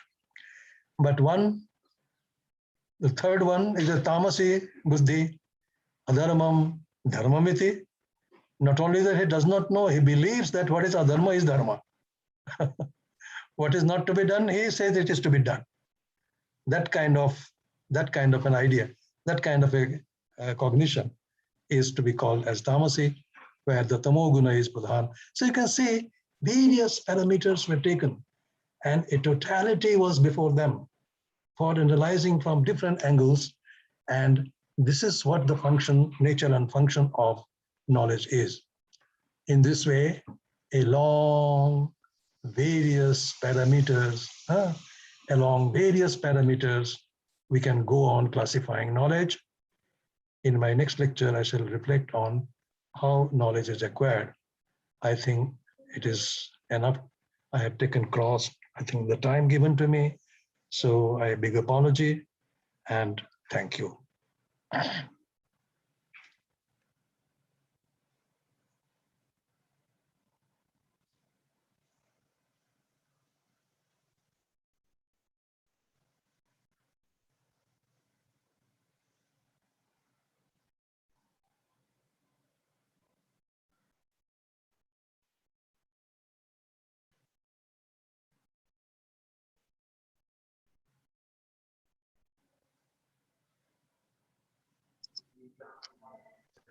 Namaste. Is it, can we take a round of questions now? Jaji, is that okay? Yeah, you can ask questions. Sure. So I would just request if participants could type in their questions in the chat and maybe we can relay them to Jaji.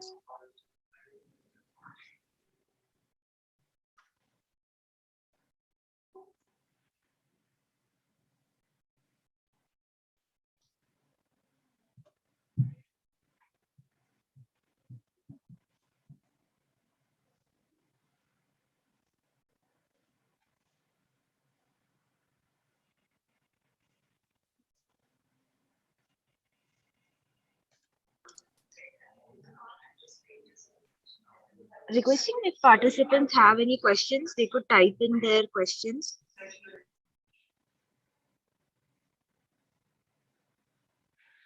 Okay. Yes. So one question is, can you explain avidya?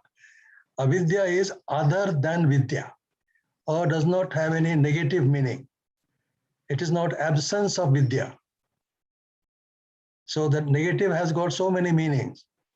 One meaning of the negative particle is that it is difference, other than. So vidya is one category of knowledge system, and avidya is another category of knowledge system, which is different from the knowledge systems of vidya. This is the meaning of avidya. So under this understanding, all the systems of knowledge that you know today, science, technology, social science, humanities, name a system, all will come under the category of avidya. Avidya does not mean absence of vidya. It means other than the system of vidya. Vidya is a science of inner transformation. So other than that, all systems of knowledge will come under the cover of avidya. I hope I have addressed you. Somebody said something, I could not read it. Yeah, the next question, Dr. Mansi is asking, what is tattvas? What is tattva or what are tattvas? Tattva. Tattva is truth. Now, truth has been defined by Vatsyayana as X as X. This is truth. Okay. X as X. So sat iti grihyamanam, that's what it says. Sat iti grihyamanam yatha bhutam, as it is. Aviparitam, not X as Y. It will be viparita. So knowing X as X is knowing the truth.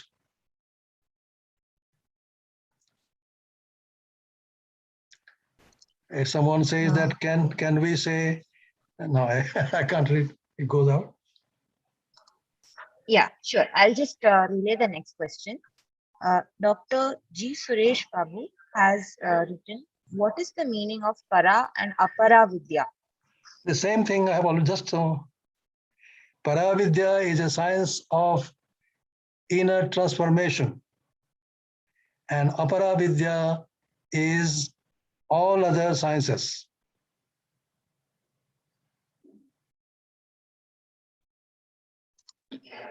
Right. Dr. Ajay Namdev has written, how to define happiness? Is it relative? How to define Happiness. Is it happiness? relative? Of course, it is relative. It is relative. Sanju Chaudhary ji has written, Which country knowledge system is as good as ours? You find out. Which country? Dr. Rabindranath ji has written, please explain Vallabhacharya model again, sir. Okay. You see, the plurality is our experience, no? So whether I am a follower of Shankara or a follower of Ramanuja or follower of Madhva or whatever Vedanta or Nyaya or Mimamsa or whatever, experiential plurality is to be accepted by all. Now the philosopher wants to know where from this plurality came. And some answered that it came from one. So the one, then the question is one, is it the one became many? Or is it that one appeared as many? Vallabhacharya took the position that one became many. So as the gold becomes ornaments, you cannot say that the ornaments are false. So he contested Shankaracharya. He said that one is the Brahman and many is the all elements of our experience. And as the Brahman is real, the whole world of plurality should also be real because one has become many. Shankara said, no, no, no. That which undergoes a change is not real. You can see the position. And if so, unchanging is the reality.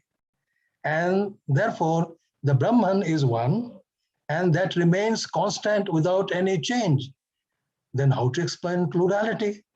Plurality is all superimposed, your mental constructions. These are all mithya. So Brahma Satyam, Jagan Mithya. And he makes the world as illusion. Vallabha, however, for Vallabha, Brahman also is Satya. The Jagat also is Satya because for him, the one Brahman has become many.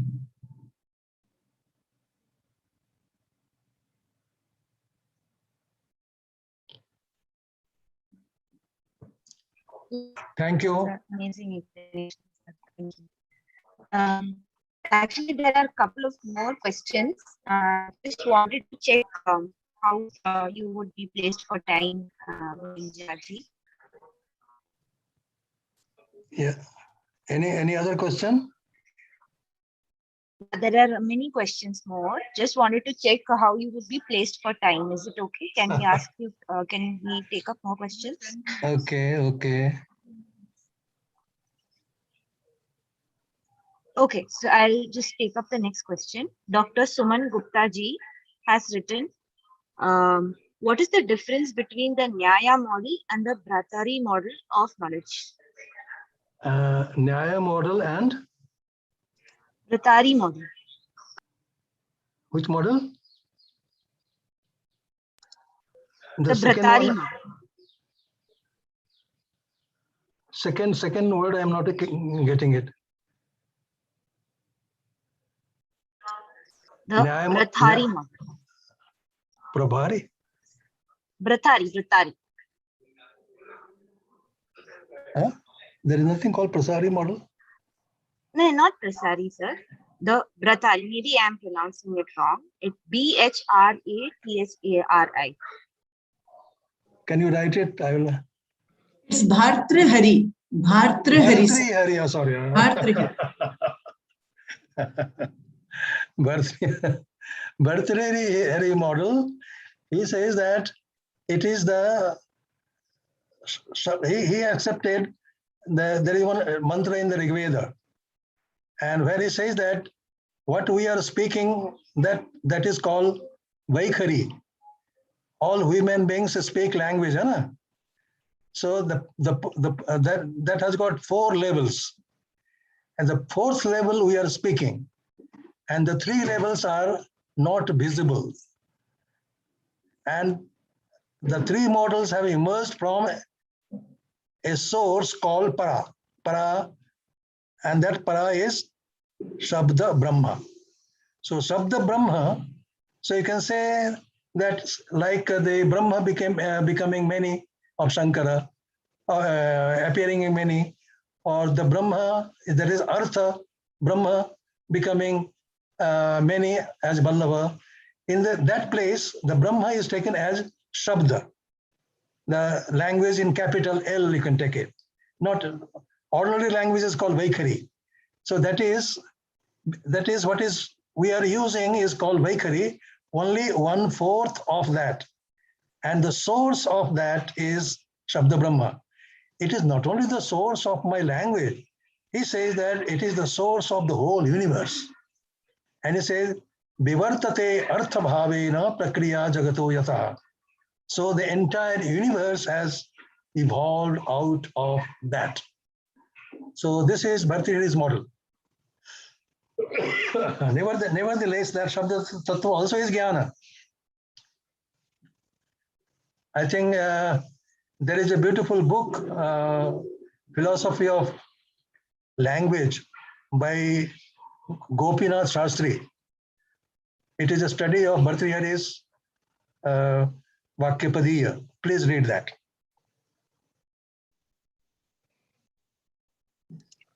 Sure. Any other question? Dr. Pratibha Patil has mentioned, while explaining synonyms of knowledge, sir mentioned Anubhav and Anubhuti, Jnana and Jnapati. Can you Yes. please elaborate on their meaning and difference between each other? These are different terms used for Jnana by different systems. But in essence, they are almost the same, but sometimes taking into their worldview, little difference may be created. For example, Jnana as used in Sankhya, and that is why the Gautama Sutra, there is a sutra which says that Upalabdhi, Jnana, Jnanam, Upalabdhi and Buddhi, these are synonymous. They are synonymous, the same meaning. But what we have to take it that in Nyaya, they may be of the same meaning, but in Sankhya, they have a different meaning.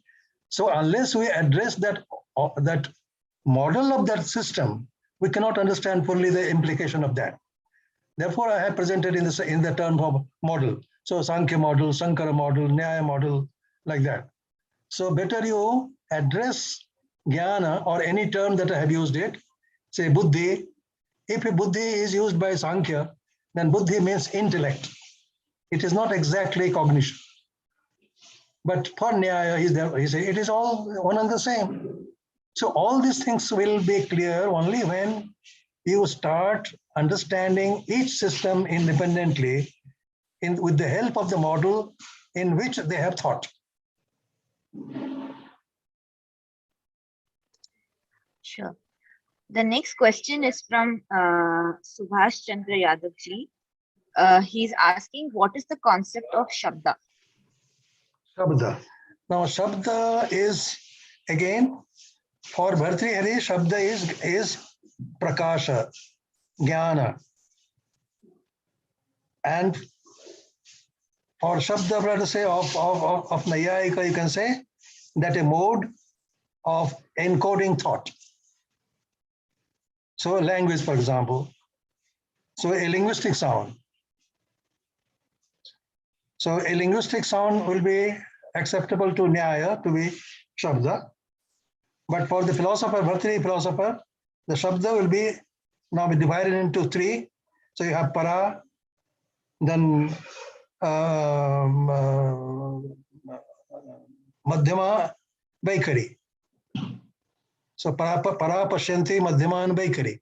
These are the four levels of the same Tattva, Shabda Tattva. The fourth level is called Vaikhari. That is what we all, but the Nayayikas dismiss this kind of a model. As I told you, that's a huge tradition of reflection. It is not that whatever is given is accepted as it is by all. And we need to revive that tradition of reflection. So first we have to get ourselves acquainted with that and then introduce it. And I hope that you take these activities as seriously and continue. Thank you.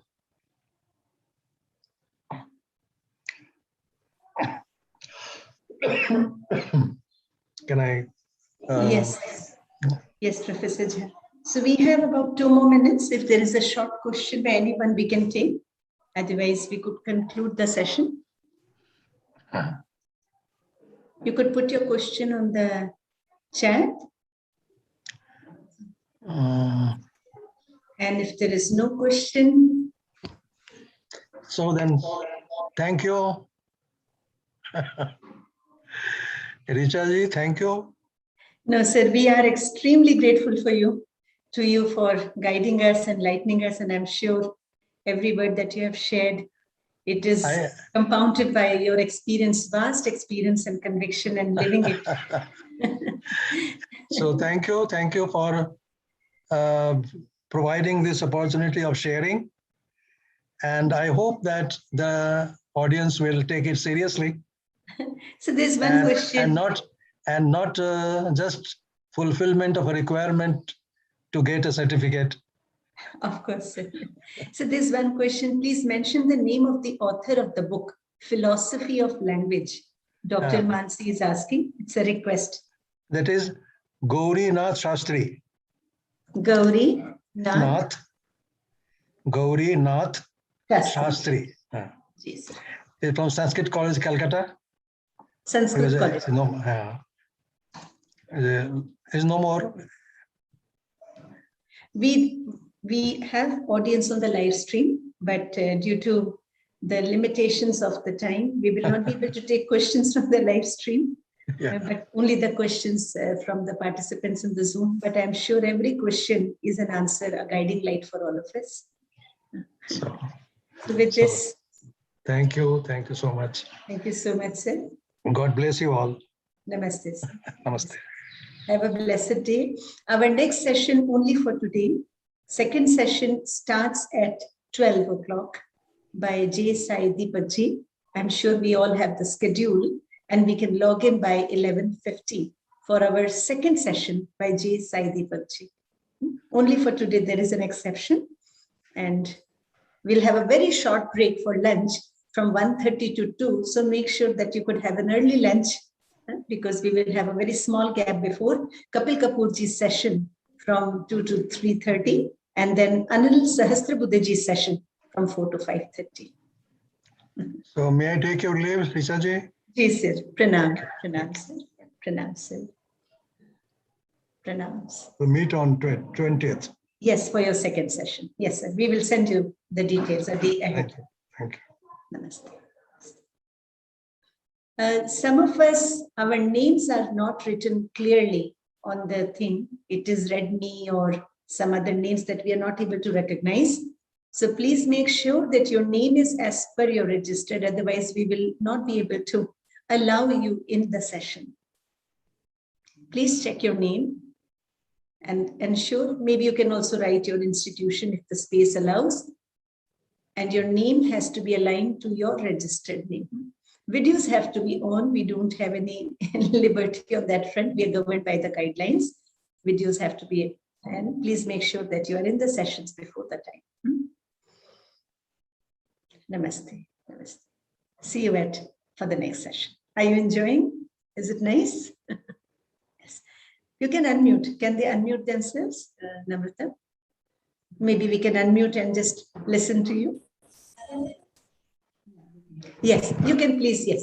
If you have anything to express, please feel free to express. You are unmuted. Richa ma'am, namaste. Namaste, Vipulji. Namaste. Ma'am, this is Sagar Gawande from Pune. Namaste, Sagarji. It is really nice to see you, all of you, once again, along with Honorable Kapoor sir and you. This is my second FDP in umbrella of Kapoor sir and your knowledgeable team. and whatever the past experience I got from the FTP1, it is really a great experience, and I am here for same to enhance my capacity in IKS. Thank you so Wonderful, much. Sagarji. Wonderful. I hope that we are able to live up to your expectations. Please. And each time when we learn, the whole insight has changed. Thank you so much. Thank you so much for being here. Yes. Asimaji, do you want to say something?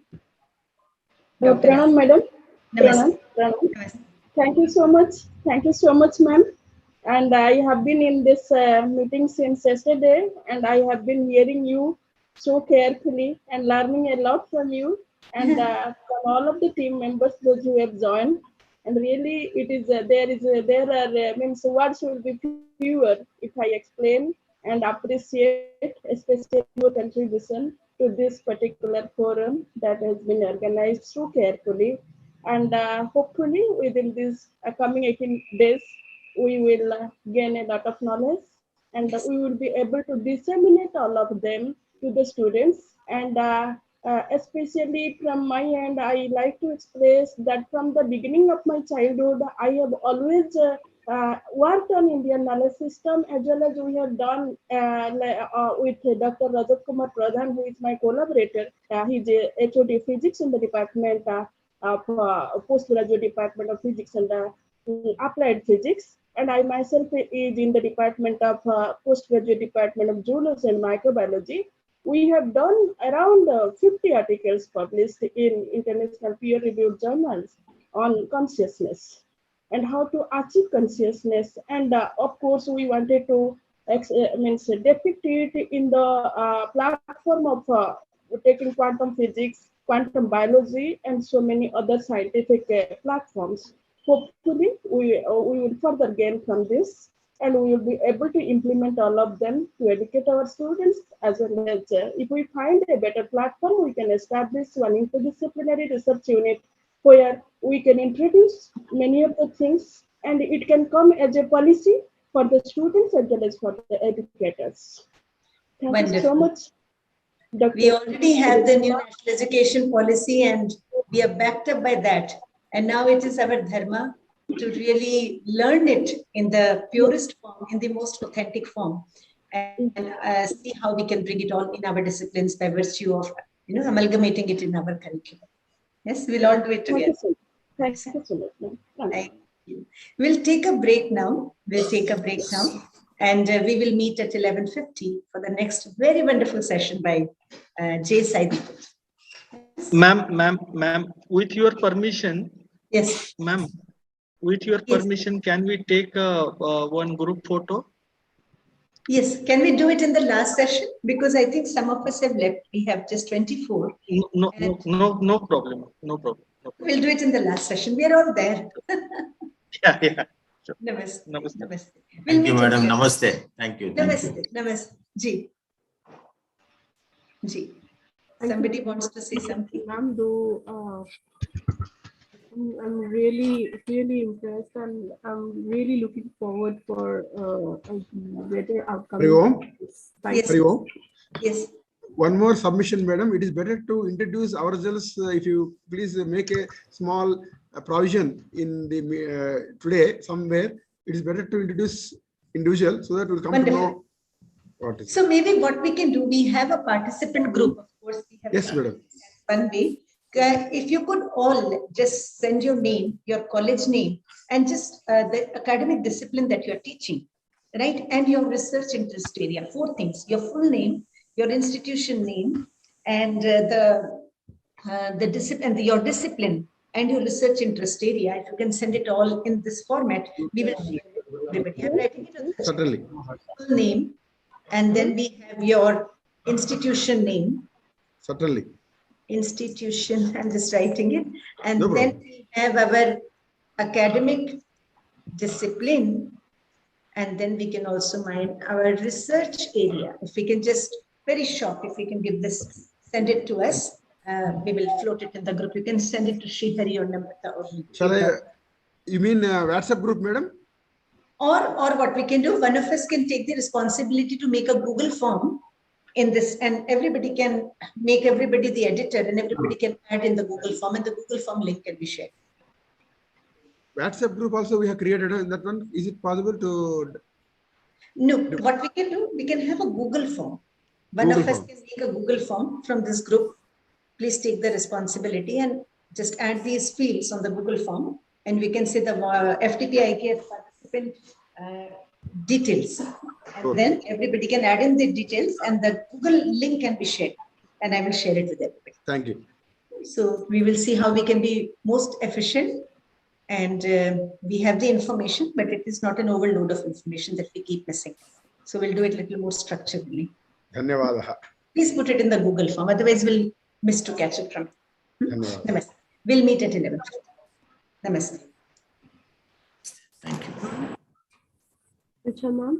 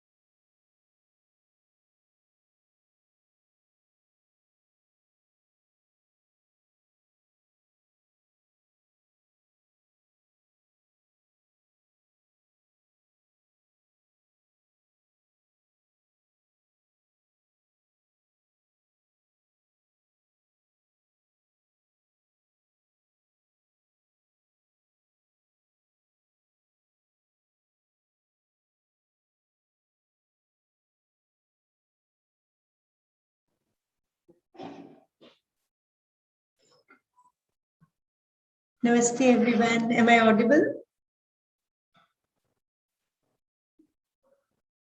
Am I audible to everyone?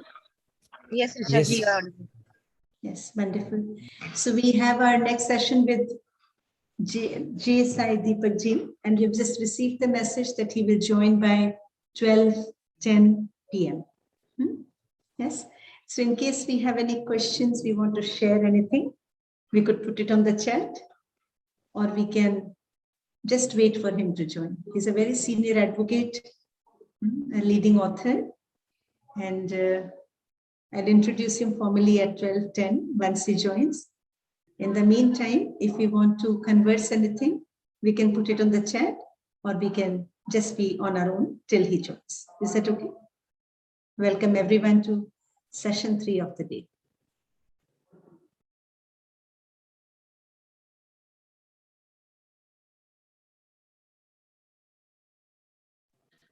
Namrata ji, Sri Hari ji, please let know once J. Sai Deepak ji has logged in.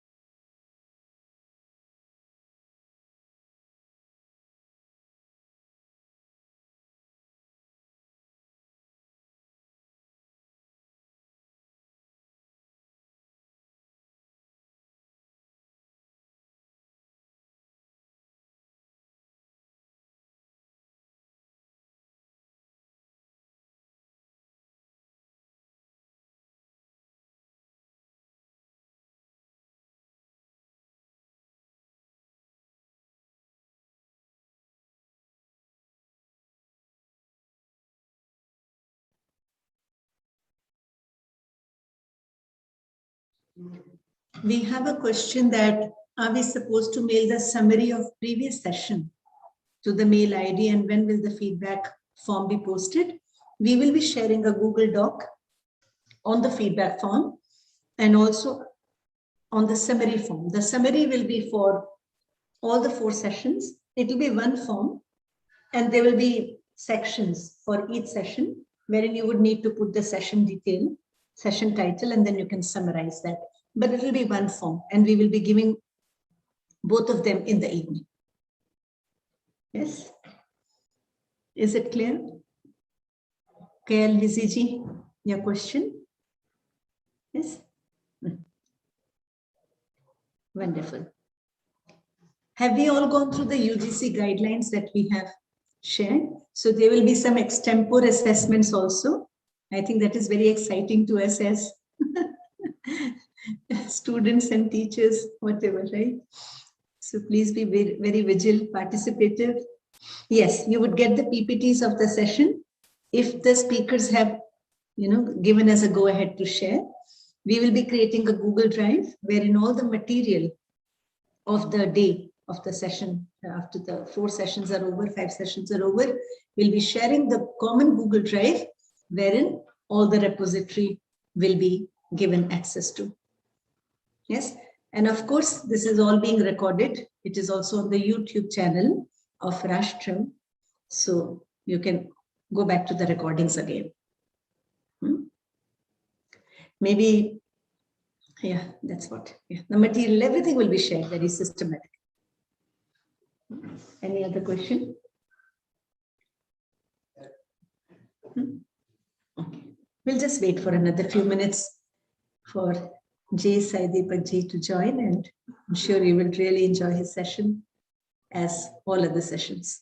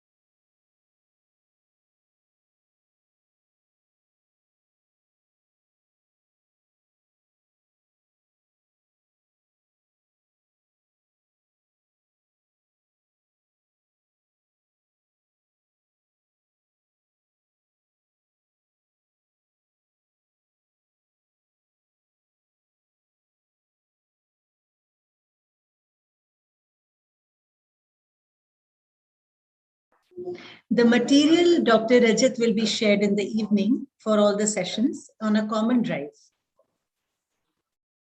The PPT, the material, everything, no? We will all be sharing it on a common drive. It will be coming to you in the evening. Does that clear the question, Dr. Rajat? Okay. We are just waiting for the speaker, J. Saideepak ji, who will be joining us any moment. He had sent a message that he would be late by 10 minutes. So we are just utilizing the time for your question, answers, or anything.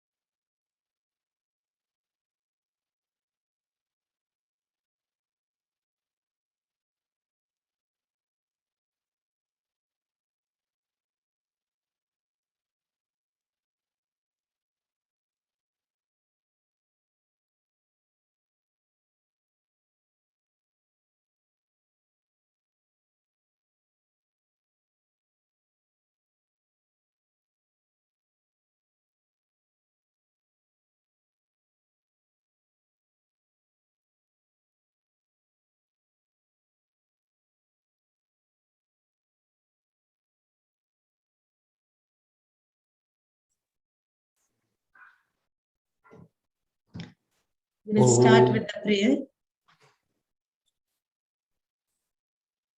Oh,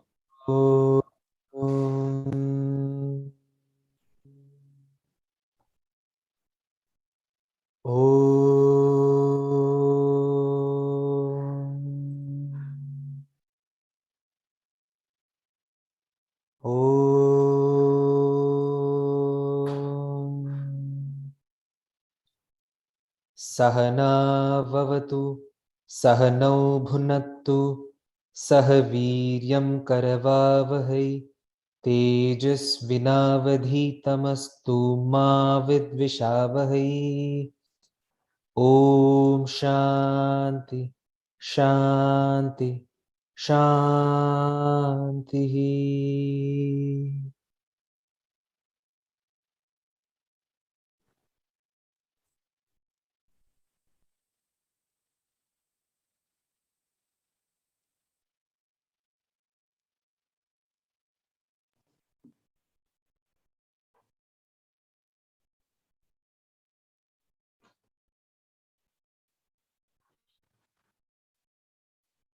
Ji Sai Deepak ji will be joining us any moment. We are waiting for him.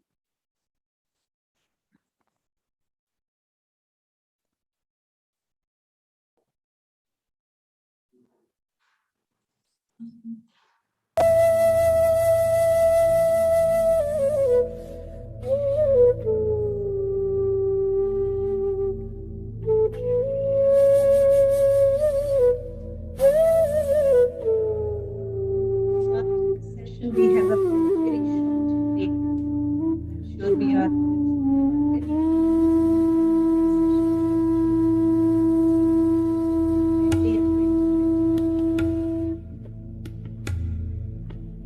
Sai Deepak ji has joined.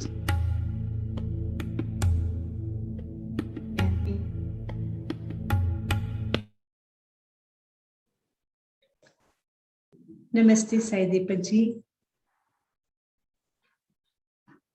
We welcome Sai Deepak ji for the session Education and Coloniality. Namaste, Richa ji. Namaste. Just a small introduction, Sai Deepak ji. Ji. Thank you so much for taking out the time from your extremely busy schedule. And I know that you're also down the weather. No A little problem, bit please. about Sai Deepak ji. Sai Deepak ji is an engineer turned litigator, practicing as an arguing counsel, High Court of Delhi and the Supreme Court of India, working on the court case pertaining to the entry of women to Sabrimala temple. He is the author of the book India, that is Bharat, the first book of a comprehensive trilogy which explores the influence of European colonial consciousness or coloniality on Bharat as the successor state to the Indic civilization and the origins of the Indian constitution. So our second session of the FTP is Education and Coloniality. It's a session until 1:30 p.m. And I leave it to J. Sai Deepak ji to carry forward the session. We have participants, 40 participants who are college and university teachers as part of their career advancement scheme of the UGC. And this is the upper cap of number that we could have for an FTP. And I'm sure they will have a lot of questions to answer, check, hear from you and interact with you. We also have a virtual audience on live stream that is watching from various parts of the country. Okay. The question answers that we will take will only be by the teachers who are in this cohort of 40. Over to you, Sai Deepak. Okay.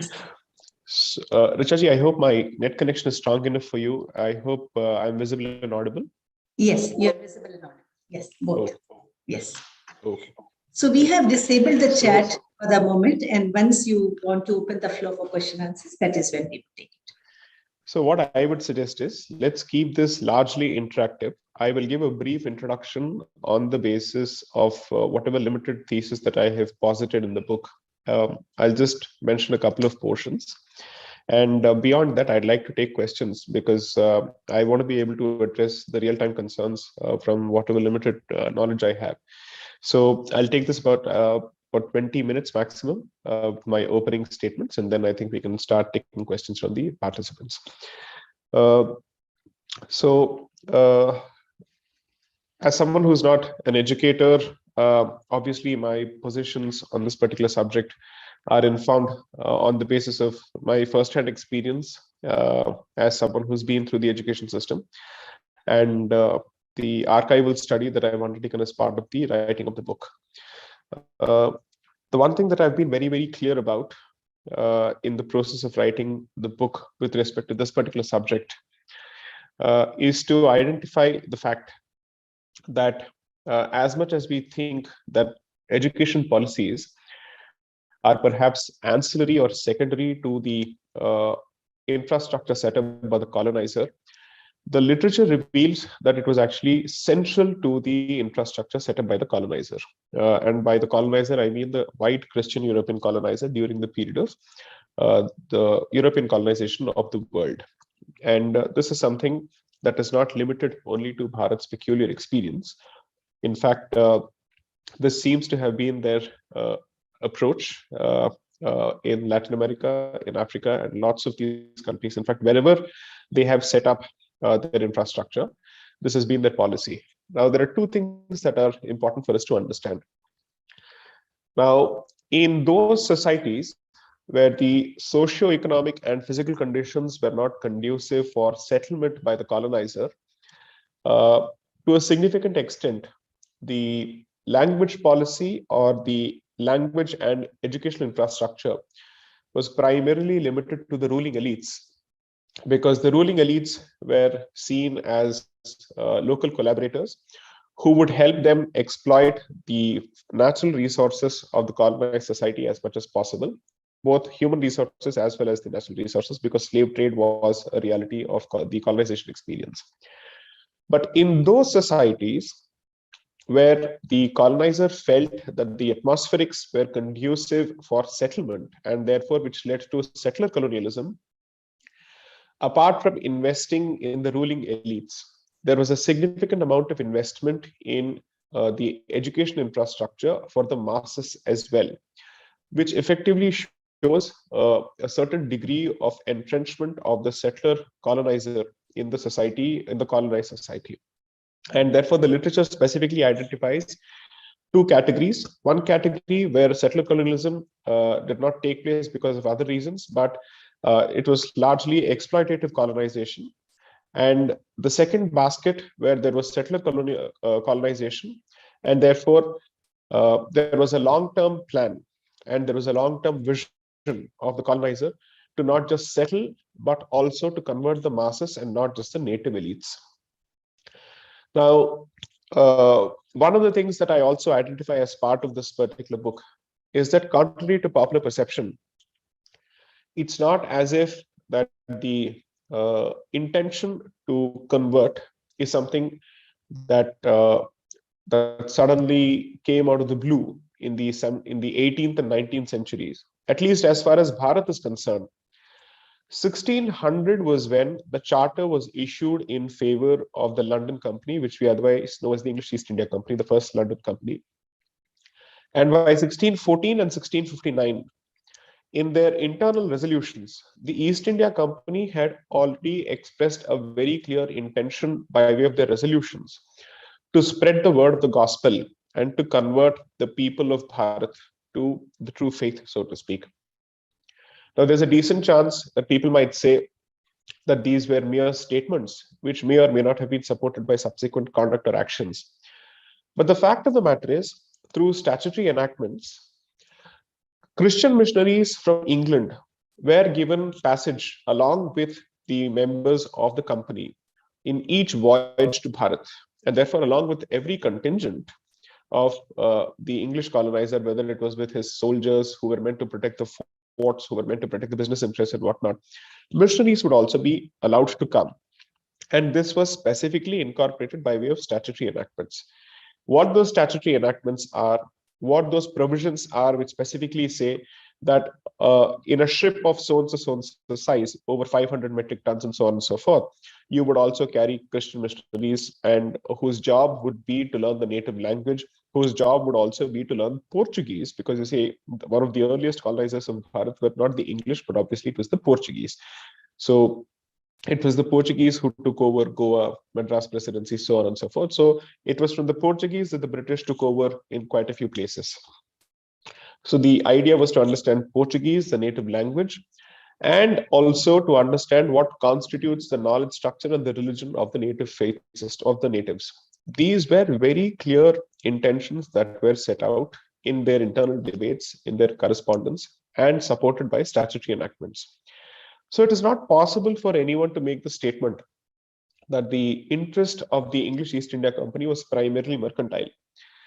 The difference between the interest of the company and the interest of the crown, which ultimately took over in 1858, is that the crown, obviously, as a Christian state and as a Christian establishment, was much more open about its proselytizing overtures and intentions. And since the company was also a mercantile entity, they obviously wanted to be a bit more pragmatic and covert about both their intentions and conduct with respect to the education system and the actual intention behind the education system. So I think the difference between the company and the crown is largely a difference of, let's say, the difference between the covert and the overt. And the degree of mercantilization of their interests is what primarily separated the two. But the fact that there was a very clear proselytizing intent in both these entities is unmissable, and the facts clearly speak to this particular effect.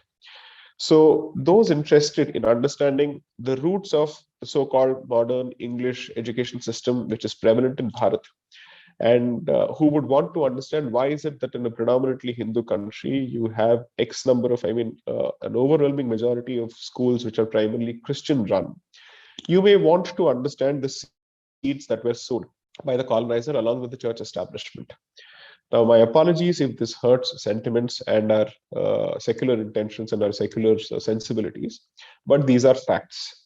And these are facts which are abundantly supported by the literature. So there is really nothing that I have to present by way of opinions, because the documents and the primary evidence that I have presented as part of the book clearly speak to this particular effect. Now, the important point to be noted here is that mine is not the first work to shed light on this particular subject, because quite a few authors, in fact, from the 1970s onwards, have written on this particular issue. The only difference and the only contribution that I bring to the table, in fact, the twin contributions that I bring to the table on this particular subject are: one, I look at the concept of coloniality and locate the English language policy and the education policy within the broader context of coloniality, because I don't think an education policy must be looked at in isolation, especially when it is established by the colonizer and there's a clear attempt and a clear intention on the part of the colonizer to use education policy as a very clear instrumentality of his colonizing project and his colonializing project. So that is the primary distinction between the works before and the contribution that I bring to the table as part of the book. Second, thanks to my training as a lawyer, obviously there is a very clear proclivity to cite legislative material as much as possible, because I believe that the clearest expression of interest and the clearest expression of intent in most societies is whether that particular intention is crystallized in the form of a legal intent, and which by then means that it is sharpened and it is solidified as a clear, actionable activity. And that's what I've tried to do through the parliamentary debates in the British Parliament, the correspondence exchanged between the so-called educators, the kind of tussle that was seen between two factions in the English society itself with respect to Bharat's education policy. All this I've tried to capture. Now, there is a decent chance that people may cite the establishment of Sanskrit colleges and madrasas by the English establishment to counter this particular argument, to say, if it is your case that the intention behind the education policy of the colonizer was to convert, why would they set up Sanskrit colleges? Why would they set up madrasas in the first place? Because obviously that gives strength to the native education system and the native faith system. Now, this requires us to understand the fact that there were two groups within the English education system or the English ecosystem in the country. The first group was called the Orientalist group, and the second group was given the name the Anglicist group. Now, the Orientalist group was largely populated and supported by members of the company who were of the view that we must find ways of bridging native education systems and modern European education system so that our primary goal of finding native collaborators to further the British administration of this country is achieved without ruffling too many feathers, and so that we have the support of the princely states as well as the native subjects who are given the impression that we will not interfere with their way of life, and all we are interested in is ruling this particular place with their consent and collaboration. And therefore, Sanskrit colleges and madrasas were set up, wherein you would have a twin language policy, with, of course, greater support being given to Sanskrit and Urdu or Arabic or Farsi, so that the native subjects feel that their culture is being given a certain position of primacy. But the underlying intention continued to be to gradually introduce English ideas without causing too much of a culture shock, so that the introduction of European science and European languages such as English would result in the natives questioning their own faith systems, their own education systems in the long run. So therefore, there was an attempt to shame the native in the long run by somehow giving the impression that he is where he is, which is the backward state, as a consequence of his language and his religion. And in order for him to climb the social ladder under the European, the best way and the only way was to adopt European means through European language and European education. This was, let's say, a policy which had a longer vision, and they were willing to wait for maybe 50, 60 years for this particular policy to throw up dividends and returns. In stark contrast, the Anglicist group, which is what is specifically recognized in the literature as well, was largely a group of hardcore missionaries, evangelicals, and parliamentarians from the British Parliament, both from the House of Lords as well as the House of Commons. House of Lords predominantly because you see there are about 26 bishops who populate the House of Lords statutorily. And therefore, the church establishment has a very clear say in legislative policies and executive policies in the British Parliament, not just then, but even today. So this particular establishment was very clear about the fact that why should a Christian state advance the goals of Sanskrit and Urdu and Farsi, the language of the infidel and the heathen and the pagan, or their faith systems? Because why should we beat around the bush about the fact that we are the best? We are the most supreme. Our civilization is the only civilization that rises up to the standard of civilization. And that the only way that they can be pulled out of their darkness is through the introduction of English and our education system. So this particular tussle goes on significantly until finally, after the minutes of the famous minutes of Thomas Babington Macaulay of 1835, this is settled in favor of the Anglicist group. And therefore, the education policy post 1835 significantly laid the foundation for our so-called modern Indian education policy. And this is captured by two scholars in their book, which was published in 1973. I think Nayak and Nurullah, and I have referred to their work significantly because they have in turn captured the primary sources in a very rigorous fashion. So in certain places, I've used primary propositions and primary evidence, and in certain places, I have relied upon reliable, significant secondary propositions. So in fact, in their internal correspondence, the Anglicists, as well as in their correspondence with the Orientalists, they were extremely clear about the fact that English is effectively a carrier of Christian values, Christian truth, Christian reason, Christian rationality, and Christian science. So even science, according to them, had a specific religion. And therefore, the replacement of the native language with the English language as the medium of instruction was not meant to merely find people who could work with them in their administrative establishment and setup, but was also meant to gradually pull the natives, starting with the elites and then moving towards the masses, into the European way of life, and primarily the Christian way of life. Whenever they speak of a European way of life, they're very clear that the identity of the European civilization is Christian in nature. Notwithstanding whatever elements that they may have taken from their pre-Christian societies and their pre-Christian value systems, they are very clear in their literature that the identity of Europe is Christian, because this is seen as the mothership of Christianity. There is no two ways about this, and the more you read the literature, the more you're bound to come to this conclusion. If at all you're still not able to come to this particular conclusion despite facts, then there is a deep-seated prejudice, or let's say a preconceived notion, which is not giving way to facts and logic. So it is in this respect that I would request the participants of this particular discussion to try and read, I wouldn't say necessarily my book, but at least the sources which my book cites.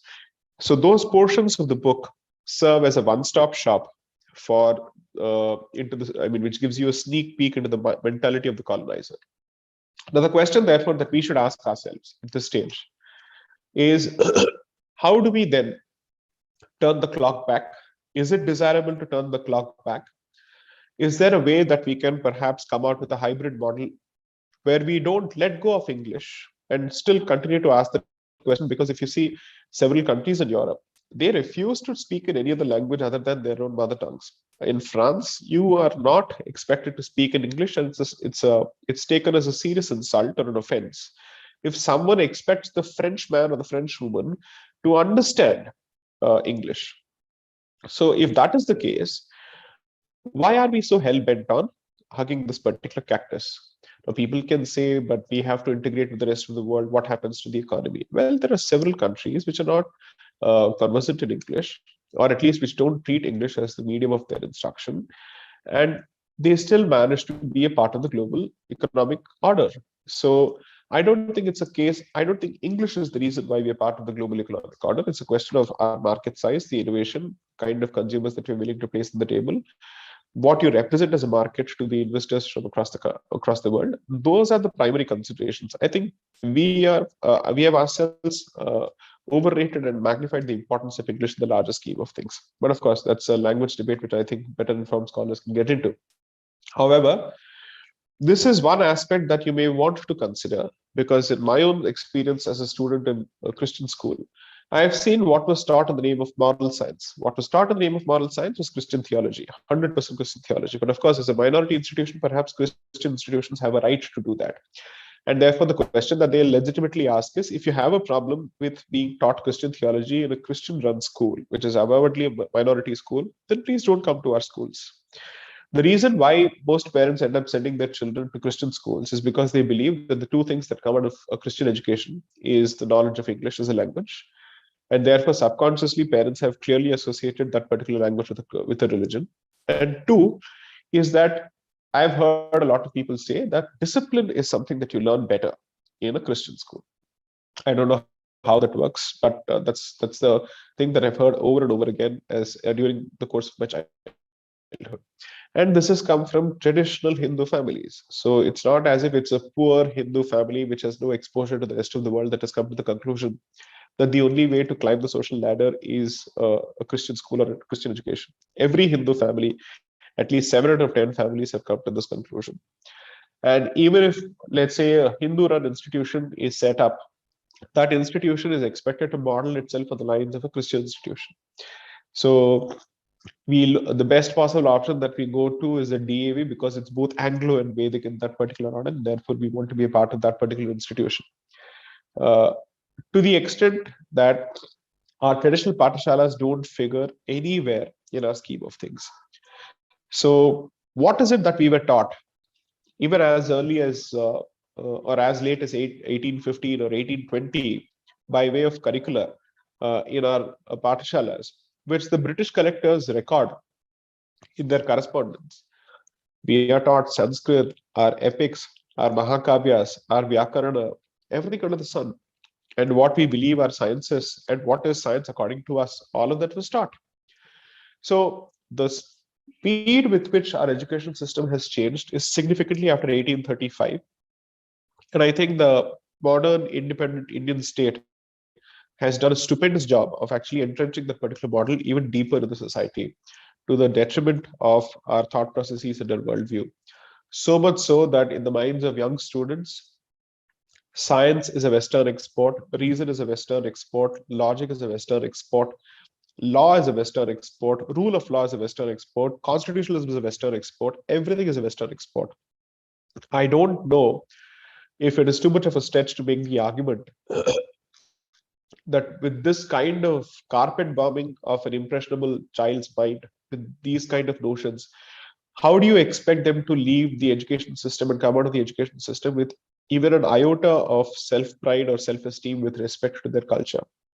When someone makes the argument that individual self-esteem has got nothing to do with the collective self-esteem, well, I'm sorry to say that's a fundamental misreading of human psychology, because an individual derives as much pride in one's self, not just through the self, but also being part of a collective.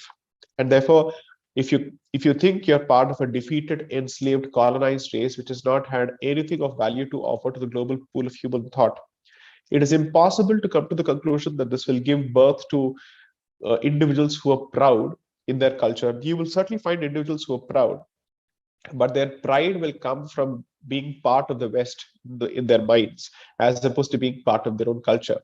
So, to a significant extent, the kind of reactions that we see to anything that relates to Bharat and its history from this generation or even the previous generation must be laid at the doors of the education system. So, I don't think that a discussion on the education system and its impact on coloniality or the colonial influence on education is a secondary discussion. According to me, that's a central discussion.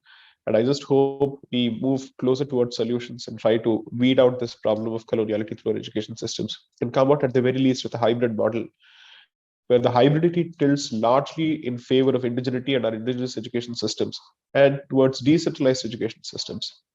The problem is that we think of the education system, there's a tendency to approach it with a command and control structure in mind, where you want a certain degree of uniformity across the board.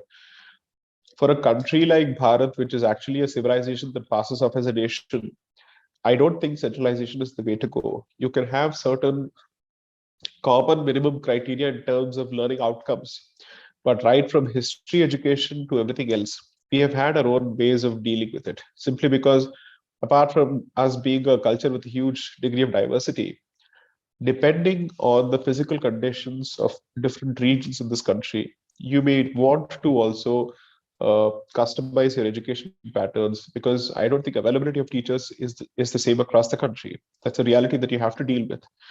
Then accessibility, what kind of languages do you wish to teach? Why should everybody aspire for only professional courses when there's a significant degree of local economy that requires people to be adept with their culture, with their surroundings, and there's a huge degree of local economy, which is what keeps people rooted at a place. Otherwise, you're going to look at a mass exodus from the villages to the cities, which the cities can't handle anymore. So I think one of the challenges that perhaps the education system must seriously consider is how do we stop this mass exodus from the so-called rural areas to the urban areas? And that ties into the question of defining development metrics as well. And is there a way that we can create a culturally rooted and value-based or value-oriented skilled workforce, which sees more value in education beyond its utilitarian function? Because clearly we have not always approached education purely from a utilitarian perspective. And that is the primary distinction between the Western model and the Eastern model. And I think the problem with the Western model, notwithstanding its own advantages, I don't deny that, is the fact that it has reduced education merely to a way of earning your means of livelihood and has stripped education of its value-based approach, notwithstanding its compartmentalization of knowledge and ethics in each professional degree. So lawyers are expected to have a certain degree of ethics, but that's secondary. Doctors are expected to have a certain degree of ethics, that's secondary. In the Indian education system, I think ethics come first, knowledge comes later, because unless and until you prove your eligibility to be given or imparted that particular knowledge, you are not entitled to get it in the first place. So you prove that through character, you prove that through your subscription to an honor code. These are aspects that I think are extremely important, because otherwise we are creating deracinated, merciless, ruthless mercenaries who may be very good at what they do but who don't care for the implications of what they do and its impact on society. That, I think, is the larger question that we may want to address. And that, I think, is the central issue that all of us are hoping to address. Because what is the immediate fear that all of us have? Which school do I admit my child in, and what do I get out of that particular education? Will that school equip the child with the necessary filters, and as Mataji pointed out in yesterday's session, the necessary sanskaras to be able to deal with life? Or will it produce people who are weighed down by the demands of life and therefore take to substance abuse and complete abandonment of values? Those are real questions that every parent thinks of. I'm still not a parent, but these questions have already started occupying my mind space. I don't know what that means. So I open the floor for questions. I'm happy to answer whatever I know.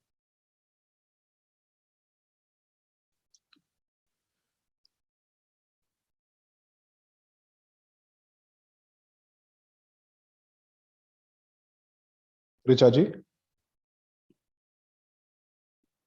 Yes, Deepakji. So we open the floor for the questions. I would request to please post your question on the chat. Or Deepakji, would it be okay if they can unmute themselves and ask? What is better? Absolutely. I think it's much better that I hear the tone and tenor of the question. Okay, so maybe we can just put our thumbs up and we'll take one question each at a time. And every question is an answer for everyone. So it doesn't matter whose question is taken in the limited span of time. It really doesn't matter. Yeah. Yes, well, yeah. So yes, the first question, who would like to? Sanjeev Kakarji. Sanjeevji, can we have your mic unmuted? Yes. Unmute. You can remove me from the spotlight because otherwise it's strange for me to constantly see my own face. Okay, so I agree, with your overall argument, but I feel that there's one big limitation. You haven't talked about dialogue. The intention of the colonizer was not the only thing. Now, subject people have agency. So if you look at a class 12 book in India, teaching of English, teaching of Sanskrit, it has completely different from anywhere else in the world because they have also evolved. And if you also look at certain areas like medical education, scientific education, there was much more dialogue and accommodation. So my question is, in your hybrid model, to make it work for young India, should we not give more dialogue between knowledge systems as a starting point, like Ayurveda and allopathy, dialogue, Sanskrit and English, instead of, I don't know if that aspect you have really, it's not in this paper, but can you share something on that?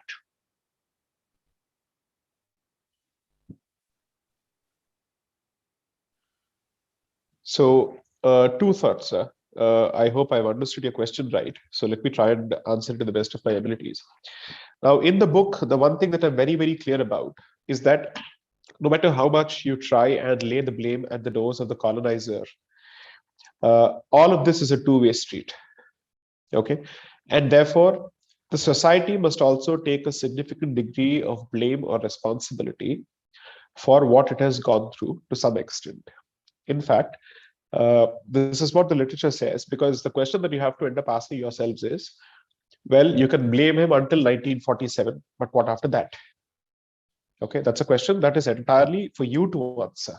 Okay, and after that, if you continue to blame someone who's already left your shores, it shows a greater degree of ineptitude on your part as opposed to the colonizer's part. So I completely agree with you that this is certainly something that we must consider. And this is something that I've specifically developed as an argument in the book. Second, I do not disagree with you on the need for a dialogue for the simple reason that at the very least, the dialogue will open questions with respect to what is sustainable, what is feasible, what are the foundational thought processes of either structures. All those questions have to be answered, and there is no running away from that. And decoloniality as a thought process does not operate in binaries. It is not disjunctive, where it's a zero-sum game where you effectively say only one way is right. You're hoping to actually arrive at a situation where you can perhaps draw from the best of both worlds. Okay, that is certainly possible. However, the one thing that I will certainly disagree of law is certain legal philosophies and our fundamental legal conceptions are completely incompatible with the Western model. Okay, so as much as I'm open to engaging in a dialogue, I'm clearly also conscious of the fact that on certain fundamental notions, there is clearly no possibility of the twain meeting between the native model and the Western model. And therefore, then the question that you're faced with is, what is the model that you wish to take forward and why? And what are your reasons for doing so? And will you be able to engage with the rest of the world after having adopted your indigenous model?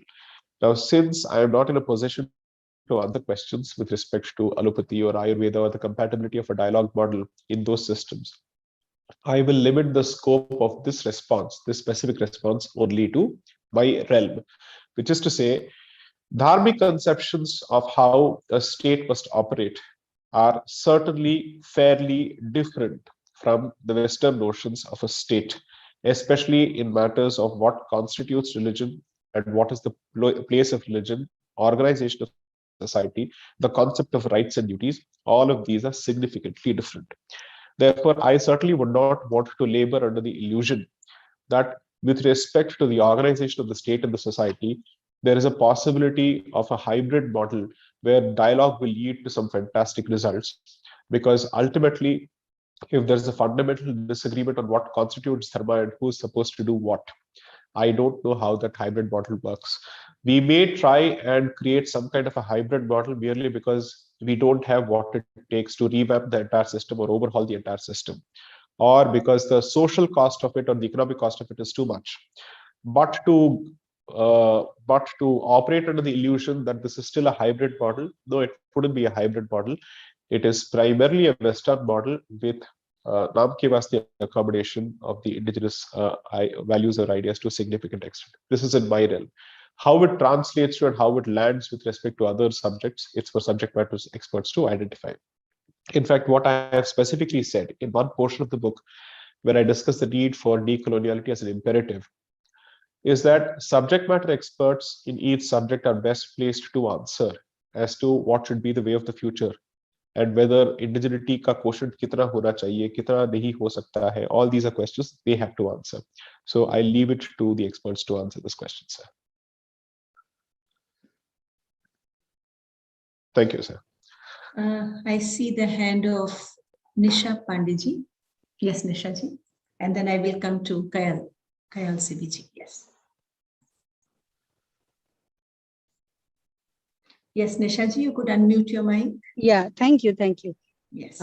It's really a nice. You could put your video on, Nisha ji. I can go to, okay. Yes. Just hold on a minute. I would request all the participants to have your video on. It's a part of the UGC HRDC requirement also. एक minute, huh? Yes. Just hold on. Hello. Yes. I have one very pertinent question about. First thing is, I just wanted to know why India, that is Bharat, name is given. So I am really excited to know that. Second is, you're talking about language and hybrid model. Actually, I'm working on social business and social entrepreneurship in Indian context. How can this hybrid model, which we are talking either in the education or we are talking in a different field of knowledge, how can we include this hybrid model in Indian context, and how this cultural perspective will help to make India a guru in business guru in a business perspective, which is a Swadeshi or the Indian model of business. Okay. Over to you, sir. Over to you.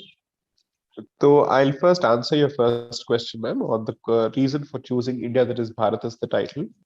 Okay. So इसका जो explanation जो है मैंने book के introduction में दे रखा है, because जब CA के riot चल रहे थे और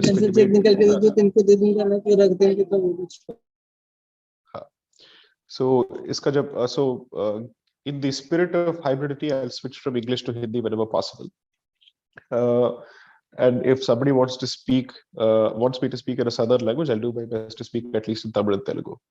So during the course of this raging controversy with respect to CAA, on social media, I had used Bharat for India, and an Indian student pursuing his master's in America ended up calling me a bigot for using Bharat to refer to India. And he said that this goes against the promise of secularism under the Indian Constitution. Now, before I hold forth on anyone else's area of expertise, मैं दो बार तो सोचूंगा, but the kid did not think twice before teaching me the Constitution. So I had to basically extract Article 1 of the Constitution and paste it on social media, on Twitter, to say Article 1 of the Constitution says India, that is Bharat. So if you do not call India Bharat, or if you do not believe that Bharat and India are related, then I would say you're a constitutional bigot, a constitutional idiot who does not know the subject in the first place. So the garbage that is filled in the heads of youngsters with respect to Bharat's identity and what they think of secularism is what I wanted to first of all bust.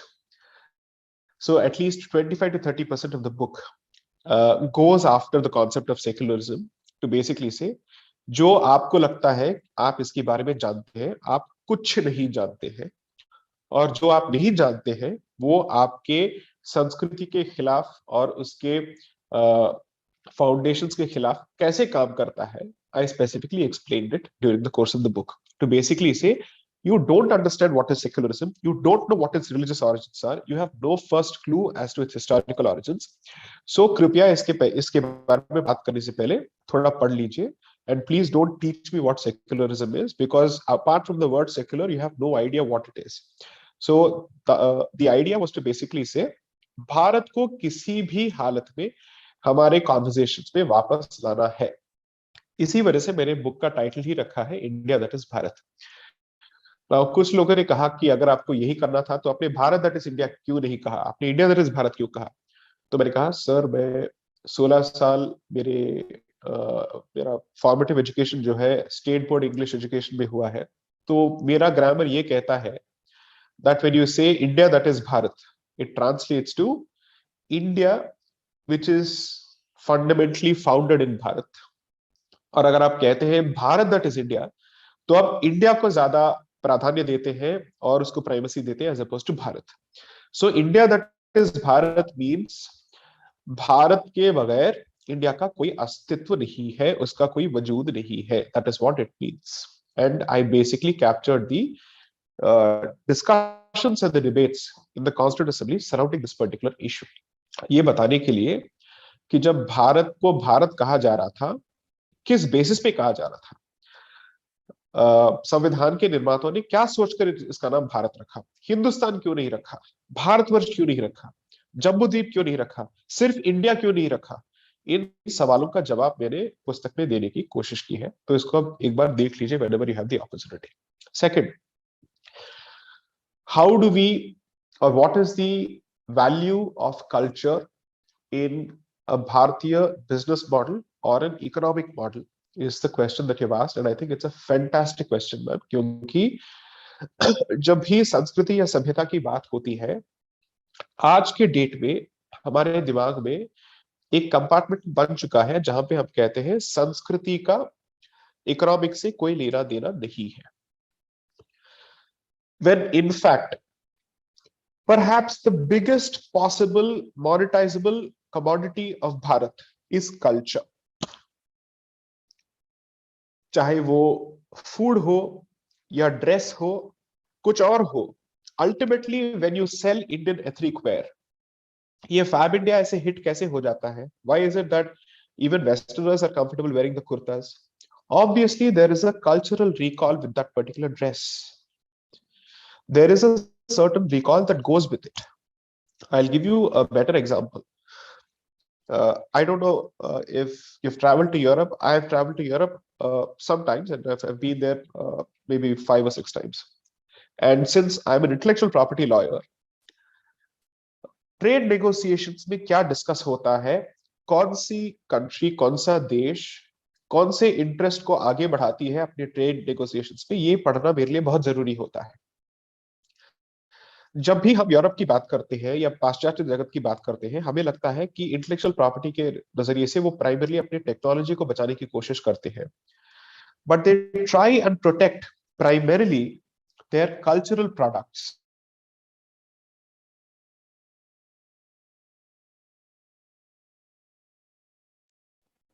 That is the product of their culture as the primary object of their intellectual property laws. Feta cheese, Scotch whiskey, champagnes, the Swiss chocolates, or the sweet jackets, or let's say the wool that comes from Scotland. What do they connect it with? They try and protect the traditional way of producing these products, and therefore those communities which have been traditionally responsible for producing these products in a hereditary fashion, उसको वो trade secret के तौर पे या community के secret के तौर पे प्रोटेक्ट करने की कोशिश करते हैं. इसका एक specific form of intellectual property right होता है जो है ज्योग्राफिकल इंडिकेशंस. ज्योग्राफिकल इंडिकेशंस के बेसिस पे और उसके ब्रांड वैल्यू के बेसिस पे जितना पैसा यूरोप कमाती है, भारत उससे ज्यादा कर सकता है, because we have lot more to offer by way of culture. The reason is, आप उस प्रोडक्ट को जब प्रोटेक्ट करने की कोशिश करते हैं, आप क्या सेल कर रहे हैं? That this comes from the same pristine technology और from the same pristine mode of manufacturing जो हजारों सालों से चला आ रहा है. इसी के बेसिस पे आप उसके ब्रांड वैल्यू को ज्यादा करते हैं. आज के डेट में मशीन मेड प्रोडक्ट्स का ज्यादा वैल्यू नहीं है, हैंडमेड प्रोडक्ट्स का ज्यादा वैल्यू है, चाहे वो चॉकलेट्स हो या कुछ और भी हो. रोल्स रॉयस का प्राइस इसलिए ज्यादा होता है because as opposed to using robots significantly, they manufacture handmade cars significantly, जहां पे customized let's say features दिए जाते हैं कस्टमर के हिसाब से.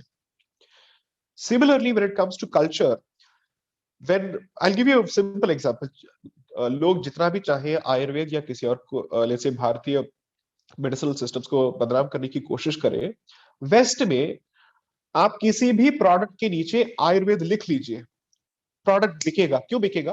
For two reasons.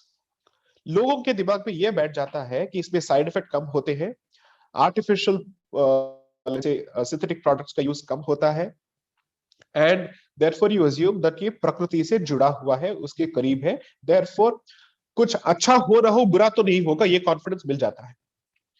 Therefore when someone tries to pit civilisation, sanskriti and economics in different baskets, इसका मतलब ये है संस्कृति का इकोनॉमिक इन्फ्लुएंस क्या होता है, और कस्टमर साइकोलॉजी के बेसिस पे जब लोग किसी प्रोडक्ट को खरीदते हैं, वो एक संस्कृति का जो रिकॉल है ये इनके दिमाग में सबकॉन्शियसली होता है. That's why they purchase it.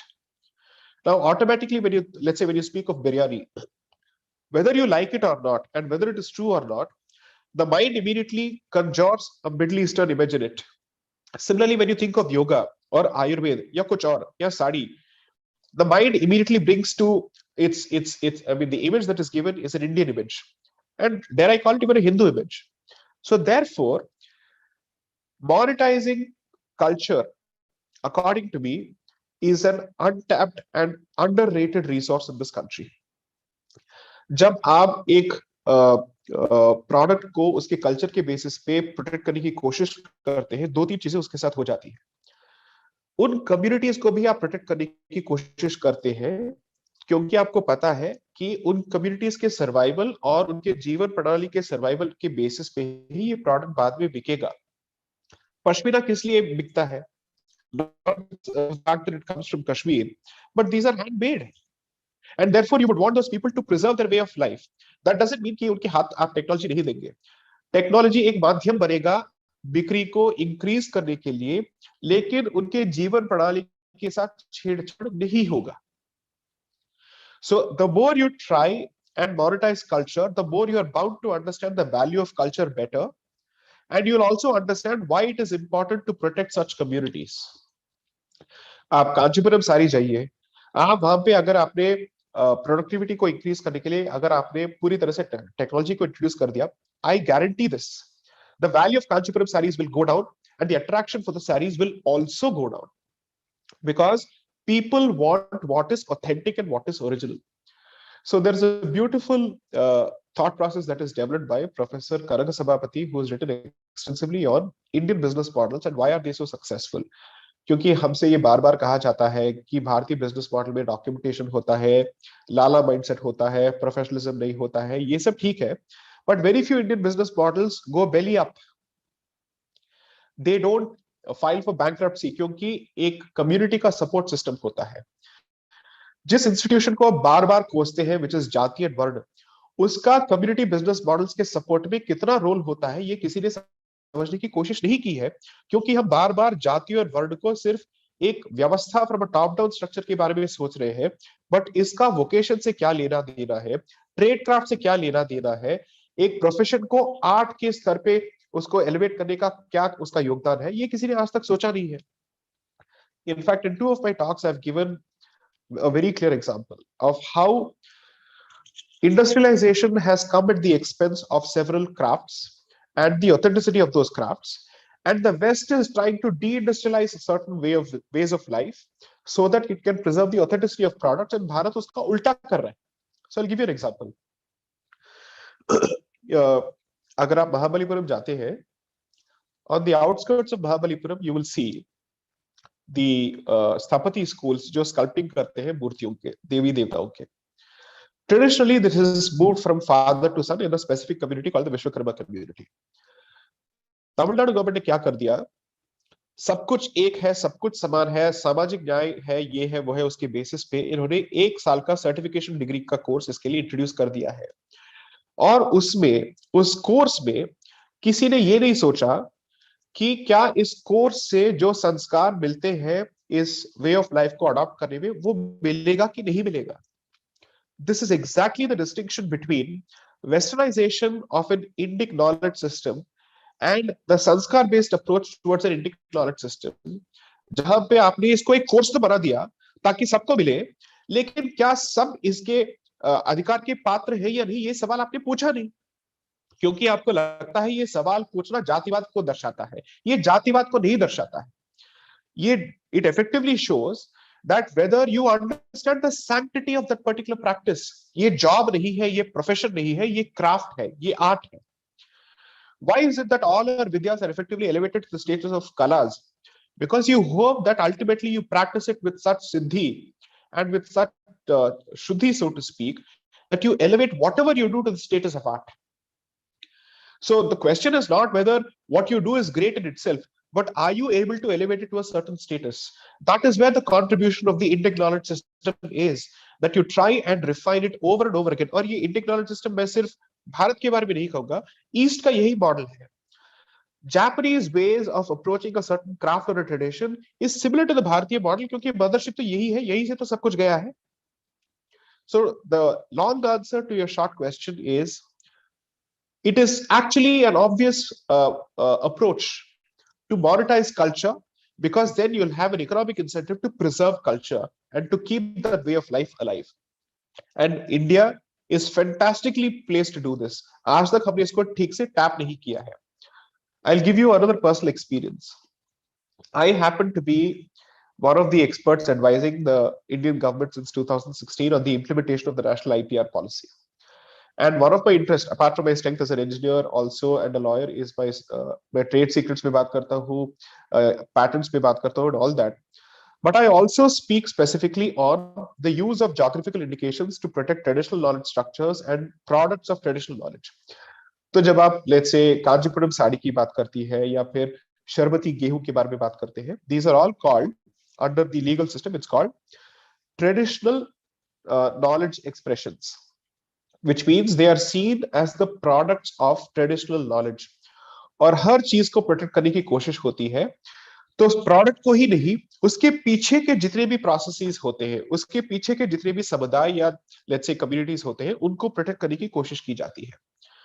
तो जब हाइब्रिडिटी की बात होती है, जहां पे the previous gentleman mister Kakar asked a question, मैं उस सवाल को और आपके सवाल को जोड़ता हूं. हाइब्रिडिटी कहां पे आएगा कि आप करंट इंटेलेक्चुअल प्रॉपर्टी रेजिम को आपके कल्चर के सैंक्टिटी को प्रोटेक्ट करने के लिए उसका इस्तेमाल कर सकते हैं, और उसको मोनेटाइज करने के लिए भी इस्तेमाल कर सकते हैं, और उसमें से आप एक ब्रांड क्रिएट कर सकते हैं. You go to most of these European countries, all these big global brands effectively come from small villages, tier 2 cities. Ultimately, the way you project it is branding, and the way you protect it is the way you actually keep that particular way of life alive and its authenticity alive.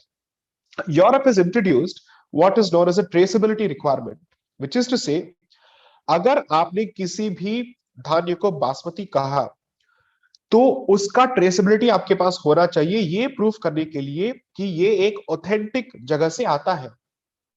Basmati वहीं से आता है जहां पे लोगों को लगता है कि बासमती आना चाहिए। अगर ये कहीं और से आता है और आपने इसको बासमती कहा तो आपको ब्लैकलिस्ट किया जाएगा। This is the value of culture, this is the value of monetising culture. So therefore I believe that the more you protect your culture and its purity, I'm not saying therefore close your mind to all sorts of new ideas, मैं वो नहीं कह रहा हूं, लेकिन culture की सबसे बड़ी निशानी क्या होती है, इस कॉन्टिन्यूटी। आप बाहर के जितने भी आइडियाज ले ले, लेकिन आपका जो कोर है वो आपका होना चाहिए, क्योंकि आपकी पहचान वहीं से आती। So the importance of every culture is its ability to keep its core traditions alive, and there is a lot of value to be derived from it. अगर हम इसको सिर्फ मॉनेटरी और इकोनॉमिक वैल्यू के तरह नजरिए से देखना चाहते हैं तो ठीक है, बट इसका एक मॉनेटरी वैल्यू भी है। According to me that is secondary, और it can be primary for the communities which deserve that particular money, but इसका एक लार्जर वैल्यू ये होता है कि बच्चों के मन में जो ये भ्रांति होती है कि हमारे कल्चर में कोई वैल्यू ही नहीं है, और जब तक कोई बाहर का आदमी आके आपको समझाता नहीं कि आप इतने बड़े हैं, आपका कल्चर इतना अच्छा है, तब तक आपके अंदर ये जागरूकता नहीं होती है, वो थोड़ा मिटेगा। So the more you are able to commercialise and monetize your culture, I believe that it will significantly help change the minds of the young generation, जिनको लगता है कल्चर में क्या रखा है, because they need an economic incentive for everything। तो ठीक है, तो इकोनॉमिक इंसेंटिव ये है, बासमती हो या कोंडापल्ली टॉयज हो या बिदरी फिलिग्री वर्क हो, जो विदार से आता है, बेलगाम से आता है, मुर्शिदाबाद से आता है, मुरादाबाद से आता है और हैदराबाद से आता है। These are cultural commodities which have a significant value. Unfortunately, this generation effectively decides the value of everything on the basis of its ability to earn money. That is the unfortunate reality, and that is a direct consequence of Western education. ठीक है, but इनको अगर यही language समझ में आता है तो इसी लैंग्वेज से समझा देंगे। Next. There is a question on the chat. I'll also take some questions from the chat. Yes, ma'am. By Dr. Rajat K. Pradhan ji. Can we spotlight Rajat ji? Sir, should we not move education from concurrent list to central list? To have any reform in a pan-Indian compass, don't we need all policies to be binding on states? Sir, I will try to give a slightly different answer. हो सकता है कि मैं गलत हूं, but I'll try my best to give this answer. Concurrent list में होना इसीलिए जरूरी है ताकि एक बेसिक यूनिफॉर्मिटी हो सारे देश में, और उसके अलावा स्टेट्स के जो यूनिक रिक्वायरमेंट्स हैं उसका भी अकोमोडेशन हो। अगर ये पूरी तरह से सेंट्रल लिस्ट में जाता है, क्षमा कीजिए, मुझे लगेगा कि ये भारत के इंटीग्रेशन को और भी हर्ट करेगा, क्योंकि दिल्ली डिसाइड करेगी कि पूरा भारत क्या पढ़ेगा, और ये कभी नहीं हो सकता है, ना होना चाहिए। ऑलरेडी ये एलिगेशन है कि दिल्ली को भारत से इक्वेट किया जाता है, चाहे वो इकोनॉमिक पॉलिसीज हो या कुछ भी हो।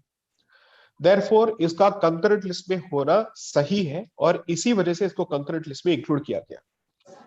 इसको अगर आपने पूरी तरह से स्टेट लिस्ट में धकेल दिया होता तो प्रॉब्लम ये होती कि स्टेट्स अपने आप डिसाइड करेंगे और कोई यूनिफॉर्मिटी नहीं होगा। और अगर पूरी तरह से सेंटर के लिस्ट में ये इसको भेजा गया, then the center will decide everything and will impose a top-down structure without participation from the states. Precisely for madhyasthata, which is to say for a median position to be achieved, you have it in the concurrent list. तो subjects को इसी basis पे in list में slot किया गया है ताकि states के भी कंट्रीब्यूशन हो और सेंटर का भी एक पोजीशन हो। आपके सवाल में एक अंडरलाइंग अजम्पशन है जो कानूनी तरीके से गलत है, तो मैं उसको भी थोड़ा बता देता हूं। आपको ये लगता है कि कंकरेंट लिस्ट में होने की वजह से स्टेट्स पे उसका कोई बाइंडिंग इफेक्ट नहीं है, ये गलत है सर। कंकरेंट लिस्ट में टिपिकली अगर केंद्र की सरकार ने कोई डिसीजन ले लिया, उसी सब्जेक्ट पे स्टेट को उसको मानना पड़ेगा, ये उनपे बाध्य है, it is effectively binding on them. So merely because something in the concurrent list, it doesn't mean that states have no obligation to follow the center's policy. It only means states have a greater degree of say and a greater degree of participation. And the center also has an obligation to listen to the states on certain issues, क्योंकि तभी federal structure को एक मतलब मिलता है, उसका एक अर्थ होता है। तो इसमें मैं आपसे असहमत हूं सर, सो माफ कर दीजिए, मुझे लगता है कि ये कंकरेंट लिस्ट में ही होना चाहिए। That's my position.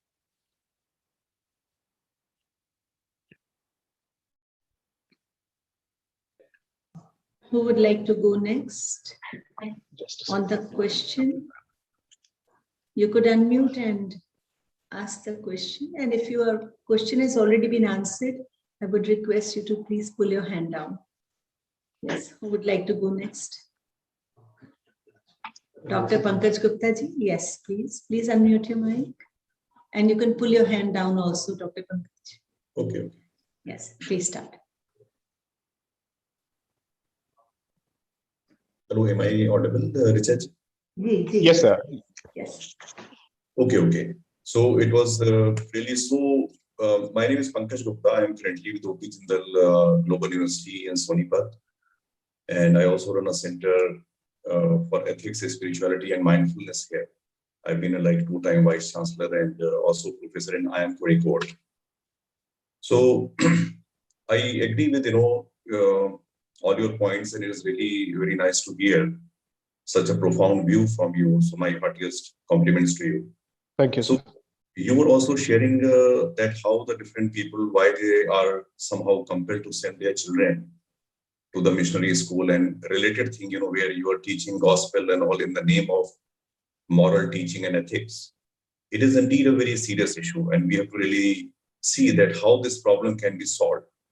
I have been a management professional, so I consult many companies. I'm on the board of companies also. So we do a why analysis, and we do a root cause analysis to know what exactly it is. And the basic fact is, that people are governed more by abhav and prabhav. कि मेरा बच्चा यहाँ नहीं गया तो क्या होगा, and it is more of a भेड़ चाल. So स्वभाव and स्वधर्मा की बात नहीं होती है. तो I really would like to say that Shiv University ने इतना अच्छा initiative लिया है, so it is really great. So we should see how we can also find out, जैसे उपनिषद में मॉडल है कि you talk about the रुचि, योग्यता और विश्वास, that is a passion, ability and faith, to know कि क्या सीड है, उसको कैसे आगे बढ़ाना है. कि जैसे एप्पल का सीड है तो भाई उसको कश्मीर या हिमाचल में लगाओ, कोकोनट का है तो उसको केरल या गोवा में लगाओ. तो इस तरह का जो मॉडल अगर हम बनाएं, या मछली अपना तैर रही है, गिलहरी अपना पेड़ में कूद रही है, तो rather than giving everybody like a broad based education, हम उसको उसकी इंडिविजुअल क्षमता के हिसाब से उनको पढ़ाएं लिखाएं. और उसके लिए एक तो बच्चों की बात है, और दूसरा क्या है कि उनको how we can also educate the parents and teachers. तो मेरा सवाल ये है कि जैसे जो सबसे बड़ा इसमें जो ड्राइवर है, क्योंकि बच्चा एक कच्ची मिट्टी के समान है, उसको शुरू से कहा गया कि भाई ऐसा करो तो वो ऐसा होता है. तो जैसे भारत की आपने बात की, तो भारत का मतलब ये भा मतलब प्रकाश और रथ मतलब उसकी ओर. तो शुरू से there is lot of possibility towards moving towards the light. इसीलिए हम बुद्धा ने भी कहा था आप दीपो भव एंड ऑल दैट. तो सर मेरा सवाल ये है कि एक तो अनलॉकिंग वैल्यू के लिए एक छोटा सा मेरा वो है कि आजकल की जिस भाषा में हमारे यूथ समझते हैं, जैसे मीम बनाए, चाहे रील बनाए, इंस्टाग्राम बनाए, उस तरह से हमें इन चीजों को प्रोपोगेट करना चाहिए इन अ मिशनरी मोड. जैसे क्रिश्चियन मिशनरी ने एक जमाने में काम किया, तो we need to involve lot of youngsters to take it forward. और सीके प्रहलाद ने सर एक बात कही थी कोर कॉम्पिटेंस के ऊपर, क्योंकि ये बहुत बड़ी इस कॉन्सेप्ट ने तहलका मचा दिया था. लेकिन वो चीज इंडिया के ही आदमी ने क्यों बनाया, क्योंकि वो इस सिस्टम से, इंडियन सिस्टम से अवेयर था. तो उसने जयपुर फूड की बात करी, but fortune at the bottom of pyramid की बात की. तो मेरे सर दो बातें हैं कि विद्या विद्या में करते हुए हम कैसे अपने गुरुजनों को, मतलब टीचर को गुरु कैसे बनाए, और अपने जो पेरेंट्स को हम कैसे बनाएं कि इट इज ओके कि अगर बच्चा फूल है, बीज है, अपने आप खिलेगा। तो ये मेरा सर और सवाल था। और अनलॉकिंग वैल्यू हम कैसे करें, ये दो में अगर आप सब थोड़ा सा गाइड करें, आई बी ग्रेटफुल। नमस्कार। नमस्ते सर, मैं आपसे उम्र में बहुत ही कम हूँ, आप मुझे साई बुलाइए, and I kindly don't address me as sir. Point number 2 is, आपका जो सवाल है बहुत ही बुनियादी है, and I think it's very very critical. तो let me express my slight disagreement with you on the last part of the question with respect to memes.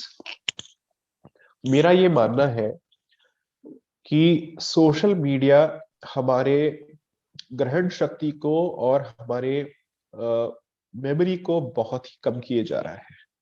Okay, मैं ये जरूर मानता हूं दैट रोड बेस्ड लर्निंग जो है वो गलत है, it is not right, I agree with it. But हम आज स्लोली इस दिशा में जा रहे हैं जहां पे हम मेमोरी के वैल्यू को पूरी तरह से खराब कर रहे हैं और खत्म कर रहे हैं। ओके, अगर एक फैकल्टी है जो आपको प्रकृति ने दे रखा है और एवोल्यूशन की वजह से जो इतना स्ट्रांग हो रखा है, आप उसको पूरी तरह से खत्म करने पे तुले हुए हैं, तो इसके साथ ये होगा दैट जो नॉलेज ट्रेडिशंस पूरी तरह से श्रुति और मेमोरी पे डिपेंड करती है, उसका कोई पढ़ने वाला नहीं होगा, क्योंकि लोगों में वो रिटेन करने की जो क्षमता है वो पूरी तरह से खत्म हो जाएगी।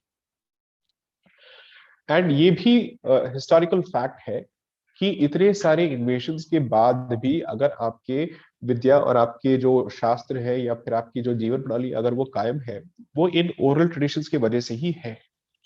ओके, तो for me from a long term perspective, as a civilization that has fundamentally believed in the divinity of sound and in the purity of sound, I would certainly correlate the importance of sound with the strength of memory. Both of them go hand in hand. So memes का इस्तेमाल करना, बाकी चीजों का इस्तेमाल करना, मैं आपसे अग्री करता हूं कि उसके द्वारा हमें लोगों को अंदर आकर्षित कर लेना चाहिए इस नॉलेज स्ट्रक्चर में। लेकिन जैसे ही वो अंदर आते हैं, उनको हमें और रिगरस तरीके से तराशना होगा, so that their memory faculty as well as other faculties goes up. तो स्ट्रैटेजी ये होनी चाहिए कि आप इसको एक एपेटाइजर के बेसिस पे यूज करें, जहां पे आप इनको एक फ्लेवर दें कि इसका जो वैल्यू है और इसका जो पोटेंशियल है, इससे आपको थोड़ा ऐसा इसका अंदाजा मिल जाएगा। But after that it's important for us to pull us into a traditional learning structures. So that is one. Second, I'll give you a simple example. By nature, I'm supposed to be having a very strong memory. Even as a child, I've had a very strong memory. Lekin in 5 सालों में, the last 5-6 years, especially with the excessive use of mobile phone, except for 1 or 2 mobile numbers, एक भी mobile number मेरे दिमाग में नहीं है. And our entire parents generation was capable of remembering hundreds of phone numbers. उसके बाद लिखने की प्रथा आई, जब हमने डायरी में लिखना शुरू किया, फिर ऑर्गेनाइजर आया, फिर पेजर आया, all of that. So in a span of 15 years, this is the status of human memory. Okay, we have killed what we have actually learned through generations and thousands of years. So that, according to me, is a serious problem. Now let me go to the second thing. जो आपने कहा कि शिक्षक वर्ग को और parents को हम इनके थिंकिंग को कैसे चेंज करें, how do we address that question, the larger question? It goes to a very sensitive and delicate issue, but because I'm usually outspoken, pardon my outspoken nature, where I will still speak what I feel is right. हमने honor codes with respect to certain professions को खत्म कर दिया है. Okay, which is to say, her profession के एक series of ethics और जो आपने कहा है वो है, लेकिन एथिक्स हमेशा बैक सीट लेगा जब आपने उस स्ट्रक्चर को पूरी तरह से ओपन कर दिया. I'll give you a simple example. I have done a lot of cases relating to theft of temples, idols from temples, जहां पे मैंने आइडल विंग के आईजीज और सबको रिप्रेजेंट किया है कोर्ट में and other places. I'll tell you why I'm giving this example. आपको ये समझ में आ जाएगा जैसे मैं ये उदाहरण आपको बताता हूँ.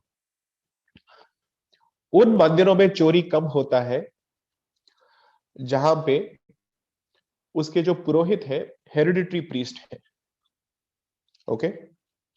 और उन मंदिरों में चोरी ज्यादा होता है जहां पे हेरिडिटरी स्ट्रक्चर नहीं है, और आपने सिर्फ एक अपॉइंटमेंट कर दिया किसी को पुरोहित के नाम पे। वो इसलिए है क्योंकि अगर आप हेरिडिटरी स्ट्रक्चर में आते हैं तो आपको लगता है ये सिर्फ मेरा नहीं है, ये मेरे पूरे फैमिली और हमारे लेगेसी का है, और ये हमारे घर का एक भाग है, ओके। ऐसे इंस्टीट्यूशंस में जब चोरी हो जाता है, you will see the priest wailing as if he has lost a family member. वो 13वीं तक कर देगा, okay. That is the reaction. Hereditary structures को हमने ऐसे तोड़ा है सामाजिक न्याय के नाम पे कि हमने उसके साथ एसोसिएटेड जितने भी पॉजिटिव्स हैं उसको भी तोड़ दिया है। मैं ये नहीं कहता कि हेरिडिटरी स्ट्रक्चर्स में एक्सप्लॉयटेशन नहीं होता है या करप्शन नहीं होता है, जरूर होता है, because it is after all a human setup. तो हर ह्यूमन सेटअप में तो वो होगा, लेकिन हेरिडिटरी स्ट्रक्चर्स के साथ जो प्राइड आता है कि नहीं मेरा एक लेगेसी है और मुझे इसको प्रोटेक्ट करना है किसी भी हालत में। Why do you see so many lawyers stepping into the profession? Because their ancestors have been lawyers or judges or whatever it is. Okay, I'll give you a simple example. एक अच्छा वकील जो सेकंड या third year of practice में जो कमाता है, वो सुप्रीम कोर्ट के जज के सैलरी से ज्यादा होता है सर। फिर भी लोग उस पोजीशन पे क्यों जाते हैं? बिकॉज एक प्रेस्टीज है, और दूसरा ये भी होता है a good number of them come from families which have traditionally occupied that particular position. So notwithstanding the lack of a financial incentive, एक social incentive है और एक prestige incentive है। इसी तरह टीचिंग का भी एक इंसेंटिव हुआ करता था, जहां पे आपको ये लगता था that the rest of the society respects me precisely because I teach. Today it has come to a point where unfortunately, at least आप जिस लेवल में पढ़ाते हैं वहां पे तो फिर भी डिमांड है और वहां पे स्टिल भी एक प्रेस्टीज है। My mother is a school teacher. I know how school teachers are treated, and how teaching is almost the last option. At least teaching in schools is almost the last option for anyone who does not have anything else to do. And teachers को कैसे treat किया जाता है, it's almost as if they're like insurance agents, जहाँ पे उनको बोला जाता है कि आप जाके इस सेमेस्टर के लिए या फिर इस सीजन के लिए बच्चों को इकट्ठा करके आइए। These are effectively ways in which we have devalued this particular profession. And मुझे लगता है कि ये जो डिमांड और सप्लाई का जो इशू चल रहा है अभी टीचिंग के इंडस्ट्री में भी, वो तभी जाके खत्म होगा जब आप थोड़ा करके अपने अतीत की ओर देखेंगे और आप सीखेंगे कि हमने इस इंपॉर्टेंट प्रोफेशन को कैसे जीवित रखा, टीचर्स को हमने कैसे सपोर्ट किया, how the rest of the society contributed towards the maintenance of teaching as a profession, और हमने उसको क्या दर्जा दिया, ये सवाल अभी करना जरूरी है। अदरवाइज होगा क्या कि हम इसको एक प्योर इकोनॉमिक क्वेश्चन की तरह देखेंगे कि डिमांड कितना है, सप्लाई कितना है, इसको बढ़ाने के लिए हमें क्या क्या करना चाहिए, इकोनॉमिक इंसेंटिव्स इसके लिए क्या देने चाहिए। घूम फिर के हम इसको पूरी तरह से सिर्फ एक इकोनॉमिक क्वेश्चन के बेसिस पे देखना शुरू करेंगे, और जब तक इसमें एक वैल्यू एडेड और वैल्यू बेस्ड अप्रोच नहीं होगा, I don't think it's possible for us to have a discussion.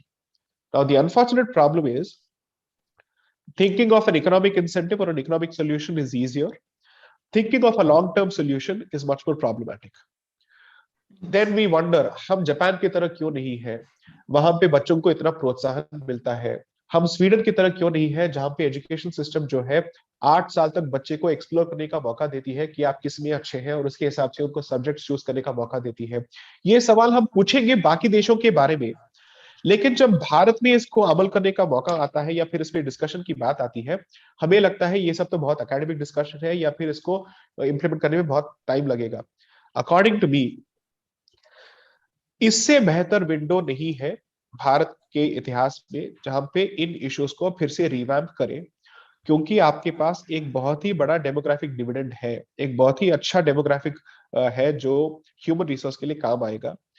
And since the government is also speaking of a national education policy, it is also looking at revamping the structure. According to me, this is the time to push as many ideas as possible, wherein आप अतीत से 2-3 points का inspiration ले कि हम इसको कैसे solidify करें, टीचर्स के स्ट्रक्चर को कैसे हम प्रोसीजर्स किए, I mean how do we do that, and 3, how can the rest of the society contribute? So I'll give you a slightly different example. I don't believe that every school must have its own set of teachers. I believe that there must be a common pool of teachers from which all schools can choose. So the way you have, let's say, an NET or whatever it is, if you're in a position to actually create a pool of teachers who all of us can choose from, then it becomes perhaps a larger pool of a structure, let's say a larger talent pool that you're looking at, and that gives you the freedom to ideate with respect to curricula. Problem is, every school is now forced to look out for its own teachers, as a consequence of which you're already the supply is less, and in that you're trying to make the most of it. And I'm sorry if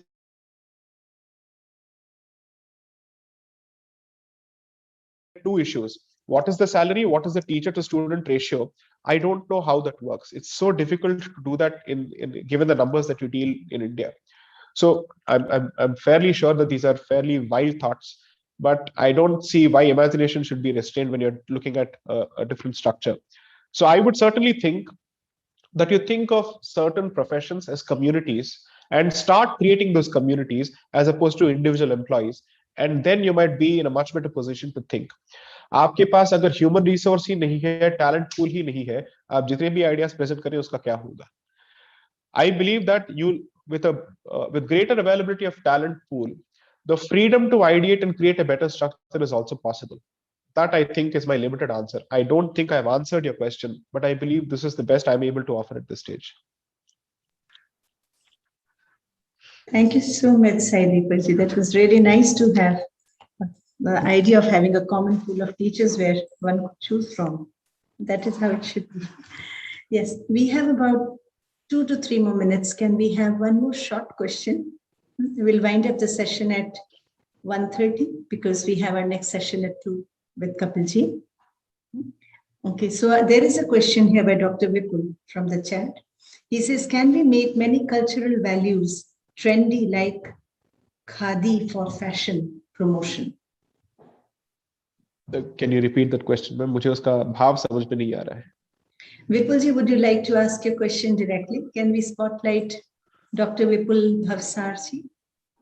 In the meantime, I'll read the questions once again. Can we make many cultural values trendy like khadi for fashion promotion? Yes, Dr. Yes, yes.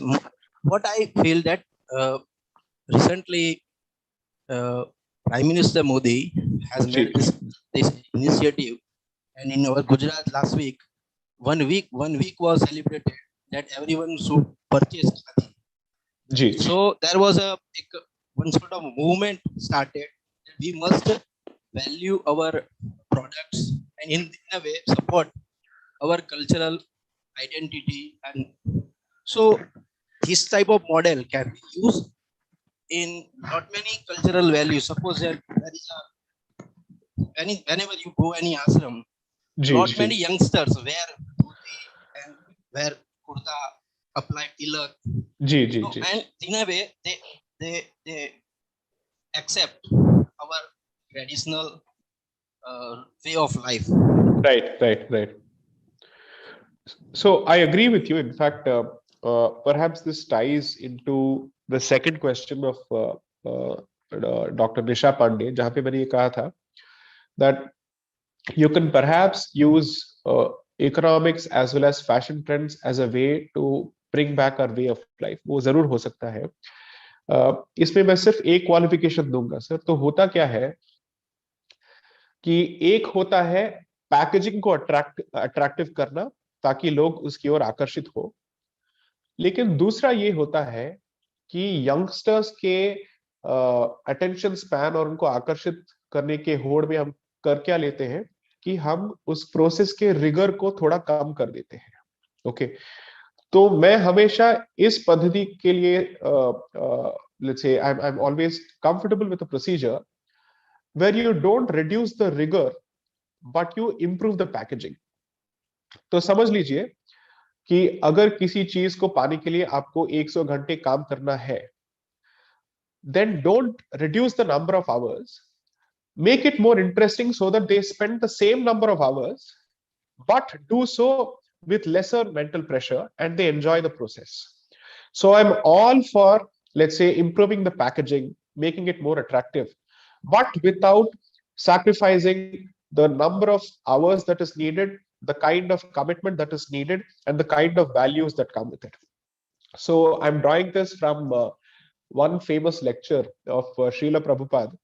जब उन्होंने उनसे किसी ने पूछा कि भगवान को पाने के लिए क्या ब्रह्मचर्य का पालन जरूरी है, ओके, तो प्रभुपाद ने सिर्फ इनसे कहा कि I can give you ways in which practice of celibacy can be more interesting, but celibacy में कोई compromise नहीं होगा किसी भी हालत में, which is to say principle पे कोई कॉम्प्रोमाइज नहीं हो सकता है, उसके आचरण में कोई कॉम्प्रोमाइज नहीं हो सकता है, लेकिन उस आचरण को और आकर्षित करने के लिए क्या किया जा सकता है, इस पे सोच किया जा सकता है.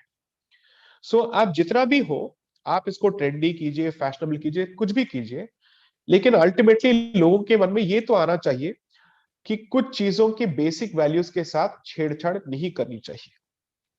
ये जब लोगों के मन में आएगा, the concept of purity, the concept of sanctity, the concept of sacredness थोड़ा थोड़ा करके आएगा. तब इनको लगेगा कि जीन्स पहन के, फटे हुए जीन्स पहन के मंदिर में जाना गलत है, किसी और को बोलने की जरूरत नहीं है, ये हमें खुद पता होना चाहिए कि हम कहाँ जा रहे हैं. ओके, तो एक तो है आप बाहर के लेट्स से इन्फ्लुएंसेस को यूज करके ये करना, लेकिन जब तक दिमाग के अंदर वो फिल्टर पैदा नहीं होता है, बाहर के जितने भी इन्फ्लुएंसेस है ये सोडा बॉटल का काम करेंगी, जहां पे जब तक प्रेशर है तब तक आप उस पे काम करेंगे, जैसे ही प्रेशर निकल जाता है, that's the end of it. That can't be the way. So there is a very popular I think Subhashitani from Bhartrihari, I think, where he basically says that the sign of a fool is that he is like water which is hot only until it is heated, but जैसे ही आपने heat का source निकाल दिया वो फिर से normal stage पे आ जाता है. तो ऐसे मूर्खों को हमें कम पैदा करना चाहिए और उनको कम ट्रेन करना चाहिए. We should try to strive for a society which has the minimum number of people who come under this particular category, because ये अपने सहूलियत के हिसाब से पूरे कल्चर को बदलने की कोशिश करते हैं और उसको सामाजिक न्याय का नाम दे देते हैं. ओके, जिसकी वजह से पूरा ट्रेडिशन और पूरी सोसाइटी को बहुत झेलना पड़ता है. So I believe the primary intention and the ultimate goal of the education system must be to create sadhakas who have what it takes to mentally withstand the rigor of any particular practice, as opposed to creating weak-willed people. जब will power ज़्यादा बढ़ेगा and इच्छा शक्ति बढ़ेगी, then it is proof of the fact that there is something right with the education system.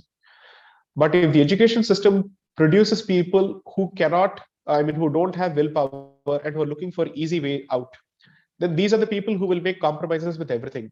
और जो compromise करने के लिए तैयार है वो देश के हितों के साथ भी कॉम्प्रोमाइज करने के लिए तैयार हो जाएगा.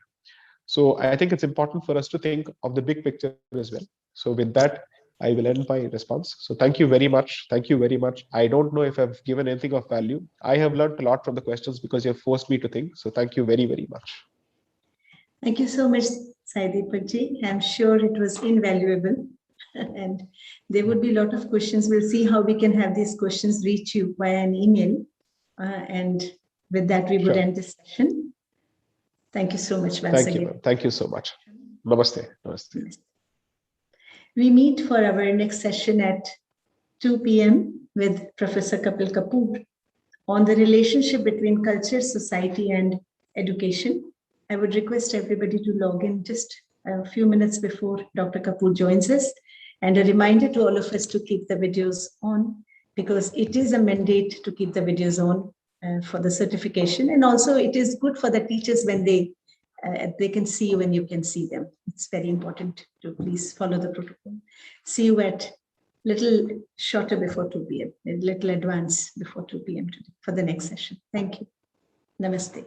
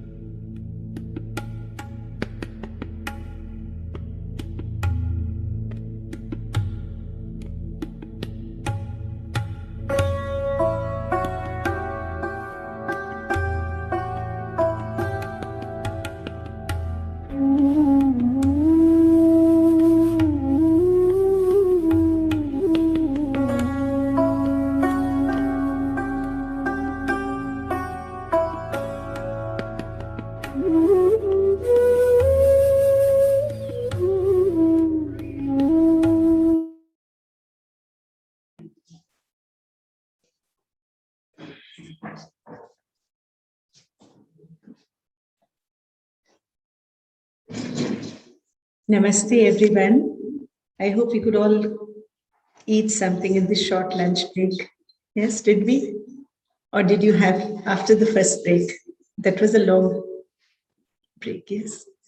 We're just waiting for Professor Kapil Kapoorji.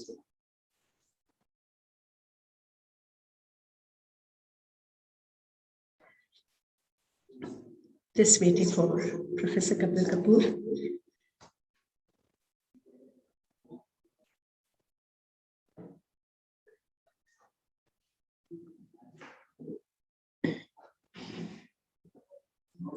Any questions, any thoughts, any ideas? So we can do all of this in the break time. And when the session is going on, we can keep the chat and the mic disabled. And once the speaker gives a go ahead, that is the time we can leave. Is that okay?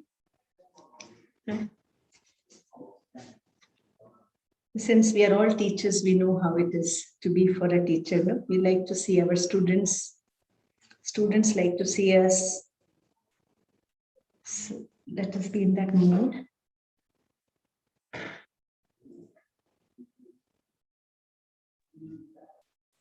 I may have to keep switching off my video because I'm not in the FTP program. I'm managing the backend. So please don't take me as the role model. So we will just go as per our dharma and our roles at this juncture, isn't it?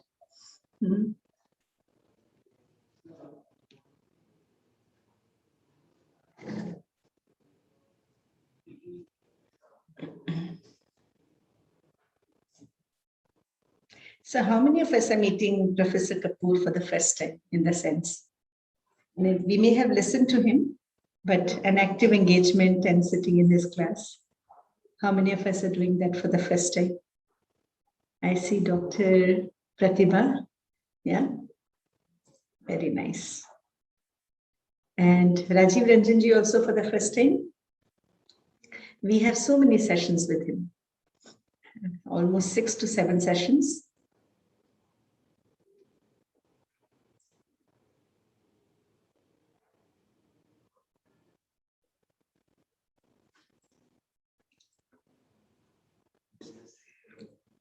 What is the name of the session? I'm not finding it anywhere. Namrata, can you just please submit? Okay, yeah.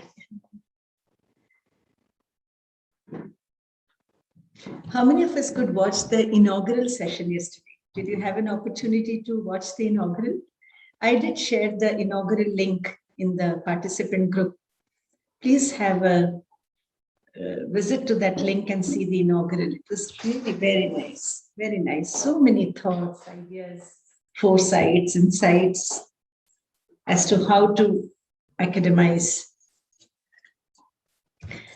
That's nice, Rajiv Ranjanji. I was looking for the session title and you've sent it to me. Thank you. You can understand how much of documentation is all around. Just a moment, Dr. Kapoor is calling me. Namaskar, sir.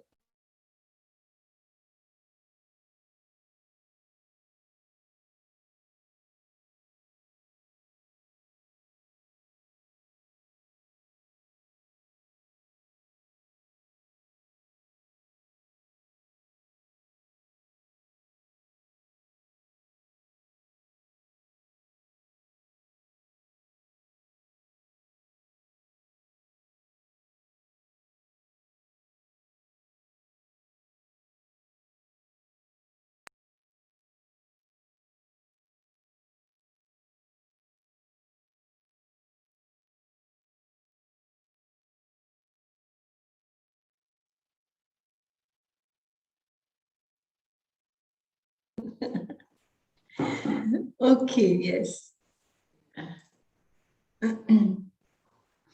Dr. Kapoor is joining and he's extremely humorous and witty. So he was looking for the link.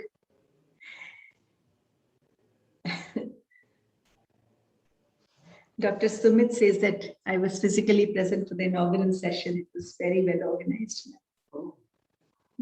Nice, very nice. If you have not been able were not able to be there physically, you can watch it. The inaugural link has been shared. We can remove the screen, Shikari, now. And just see when Dr. Kapoor joins us. Dr. Kapoor has joined too. Okay. Pranam, Dr. Kapoor is still joining. Okay. So we have the 19-day schedule with all of us, right? Yes. And of course, we will go by the schedule, but there may be a possibility of a session being swapped by another session, and we'll keep you informed. Yes. The only thing permanent is change. So we also have to take that into account. It's a part of our IKS. Dr. Kapoor has joined. नमस्कार जी. नमस्ते, नमस्ते sir, नमस्ते, प्रणाम. नमस्कार जी. Sir आपको हम देख नहीं पा रहे, आपका वीडियो शायद ऑफ नहीं है. I am invisible like God. Sir थोड़ी सी कैमरा को एडजस्ट कर ले sir. We can only see you. But again something is open Zoom meeting. It got अब आ गया. I will widen it. Yeah, and now is it okay now? Absolutely fine, sir. Please allow me to introduce you. Thank you very much. So we now have our third session of the FTP, and that is the relationship between culture, society, and education by Professor Kapil Kapoor. So Professor Kapil Kapoor, born 17 November 1940, is an Indian scholar of linguistics and literature and an authority on Indian intellectual traditions. He is a former Pro-Vice Chancellor of Jawaharlal Nehru University and served as a professor at the Center of Linguistics and English and at the Center for Sanskrit Studies before retiring in 2005. He is the editor-in-chief of the 11-volume Encyclopedia of Hinduism, published by Rupa and Company in 2012. Professor Kapoor has been teaching for 52 years. 60 years. 60 years. In fact, 62. 62 years. 41 scholars have worked. I hope you said I am teaching and you didn't say I have been cheating for 62 years. Huh? Only teaching. And he has 41 scholars who have been guided under his tutelage for their PhD and 36 for their MPhil. He was also the Dean of the School of Linguistics, Literature and Culture Studies, JNU, and the Rector, that is the Pro-Vice Chancellor of the university. In 2018, he was appointed as the chairperson of the Indian Institute of Advanced Study at Shimla, where he continues to serve. And he was also the Chancellor of Mahatma Gandhi Antarashtriya Hindi Vishwavidyalaya at Vardhan. So over to Professor Kapoor for the session titled Relationship Between Culture, Society, and Education.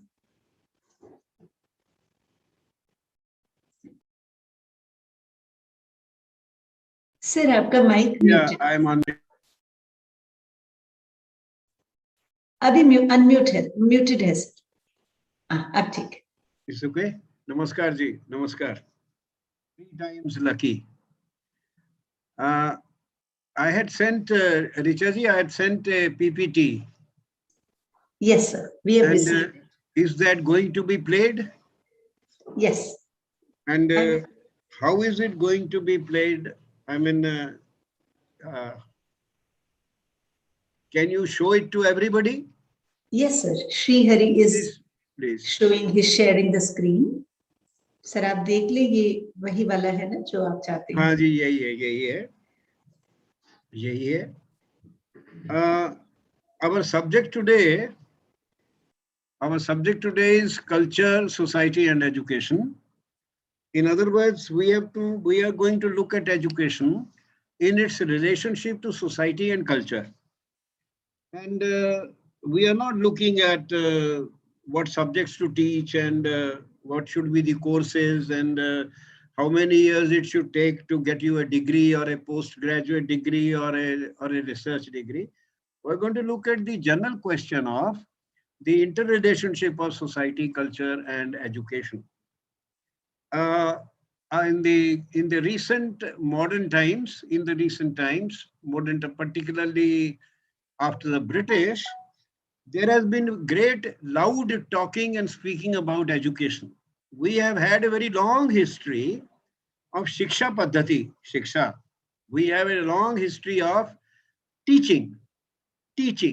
We don't have a long history of education, but because of long history of teaching and learning, rather learning and teaching, long history of learning and teaching, perhaps the world's longest history.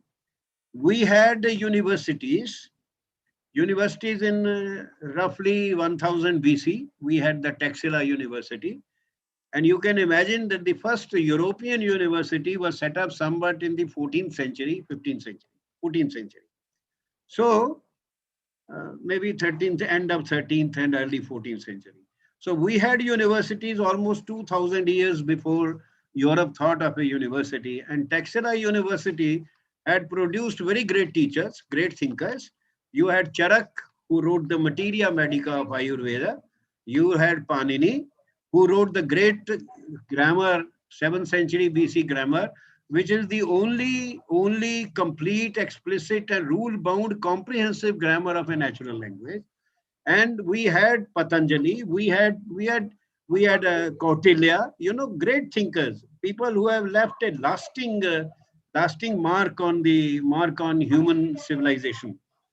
And therefore, may I request you, Raja? Just a minute. So we have lost your voice. Professor Kapoor, are you there? Yeah, I am very much there. I went just went a little away. Back.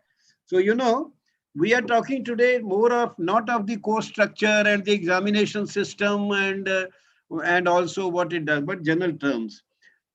Now, first of all, there is a difference. Educate people. To educate people has an assumption that people need to be educated. That without education, they will be poorer specimen of human beings. This is not true. In fact, the education system that has developed these days, which is addressed at the masses, is more an instrument of other purposes than the purpose of making better human beings or creating knowledgeable human beings, people who have knowledge. So I think educate itself is an imperative. It's a kind of, there is an assumption, just as, for example, in the word development, there is an assumption that the people are backward, that the things are backward, and they have to be developed. And as the time passes, things will improve and all that. So that is one. Now, this is not true. I would like to acknowledge the name of a very fine scholar, David Orr, who many years ago, whose article I read about education, and he talks about 6 myths of education. Myths. Education के बारे में 6 भ्रांतियां हैं, भ्रांतियां शिक्षा के बारे में. शिक्षा के बारे में नहीं, शिक्षा व्यवस्था के बारे में. Make the distinction between what I am saying. We used in our tradition, the great teachers called gurus, they used to choose their students themselves, and they were adhikaris, those who really deserved, who had the ability to acquire knowledge. And the purpose of education, purpose of teaching, learning in those days was knowledge, not information. Information is involved in knowledge because you see certain things and then you infer and you acquire, and from knowledge you go to wisdom. But then there was this, we had this system, but today education the kind of education vyavastha system, mass education. In those days, Prayag के पास भारद्वाज जी का केंद्र था शिक्षा का, और वो कुलपति थे. कुलपति को आजकल वाइस चांसलर कहते हैं. और कुलपति उन दिनों में वो होता था, वो ज्ञानी, वो गुरु होता था जो अपने पैसे से 10,000 शिष्यों को खिलाता, पिलाता और पढ़ाता था, अपने पैसे से, सरकार से अनुदान लेके नहीं. तभी तो राजा भी आके उनके पैर छूते थे. आजकल तो हमारे वाइस चांसलर मिनिस्ट्री में बैठे रहते हैं, कॉरिडोर में मिनिस्ट्री के कॉरिडोर में बैठे रहते हैं. तो ये जो शिक्षा व्यवस्था है, इसके बारे में डेविड और has said there are six myths about education. The first one is that as knowledge advances through education, the knowledge पे भी kindly reflect on the word knowledge. You know, there was a knowledge bandwagon in the 90s. Everybody was jumping on to the knowledge bandwagon. And that was the time when Sam Pitroda was brought to India, and, you know, by Rajiv Gandhi ji, and they had created a knowledge commission.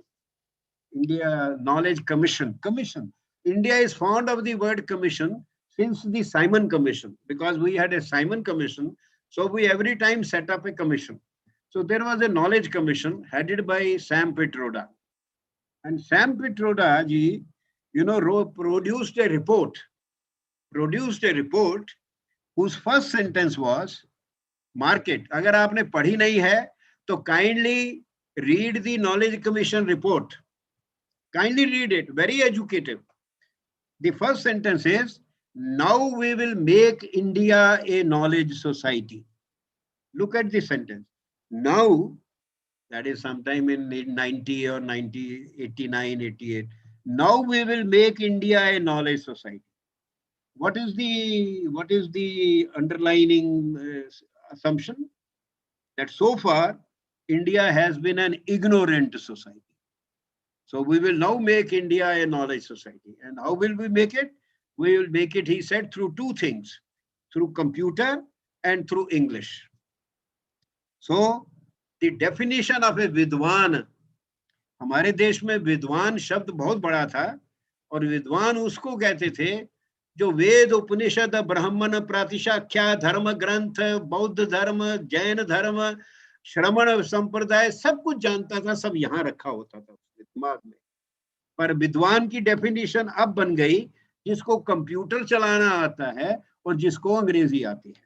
And all the rest are foolish people. And I'm glad that large number of Indians are foolish, because they are foolish, they are happy. And they are also very, they are not only happy, they are also very wise. Anyways, so you see, knowledge society through computer and English. And he said that we will teach English to every Indian. And you know, then he says that in 200 years of English teaching, 150 years of English teaching, we have been able to teach only 10% of people. So if you are going to teach English, good English, to the whole people, you will need how much time? You will need 1500 years. 1500 years. So a long-term project hai, knowledge society. Now let me tell you that contrary to this foolish assumptions, and I had the occasion to address the Knowledge Commission members and tell them all the things that I am telling you.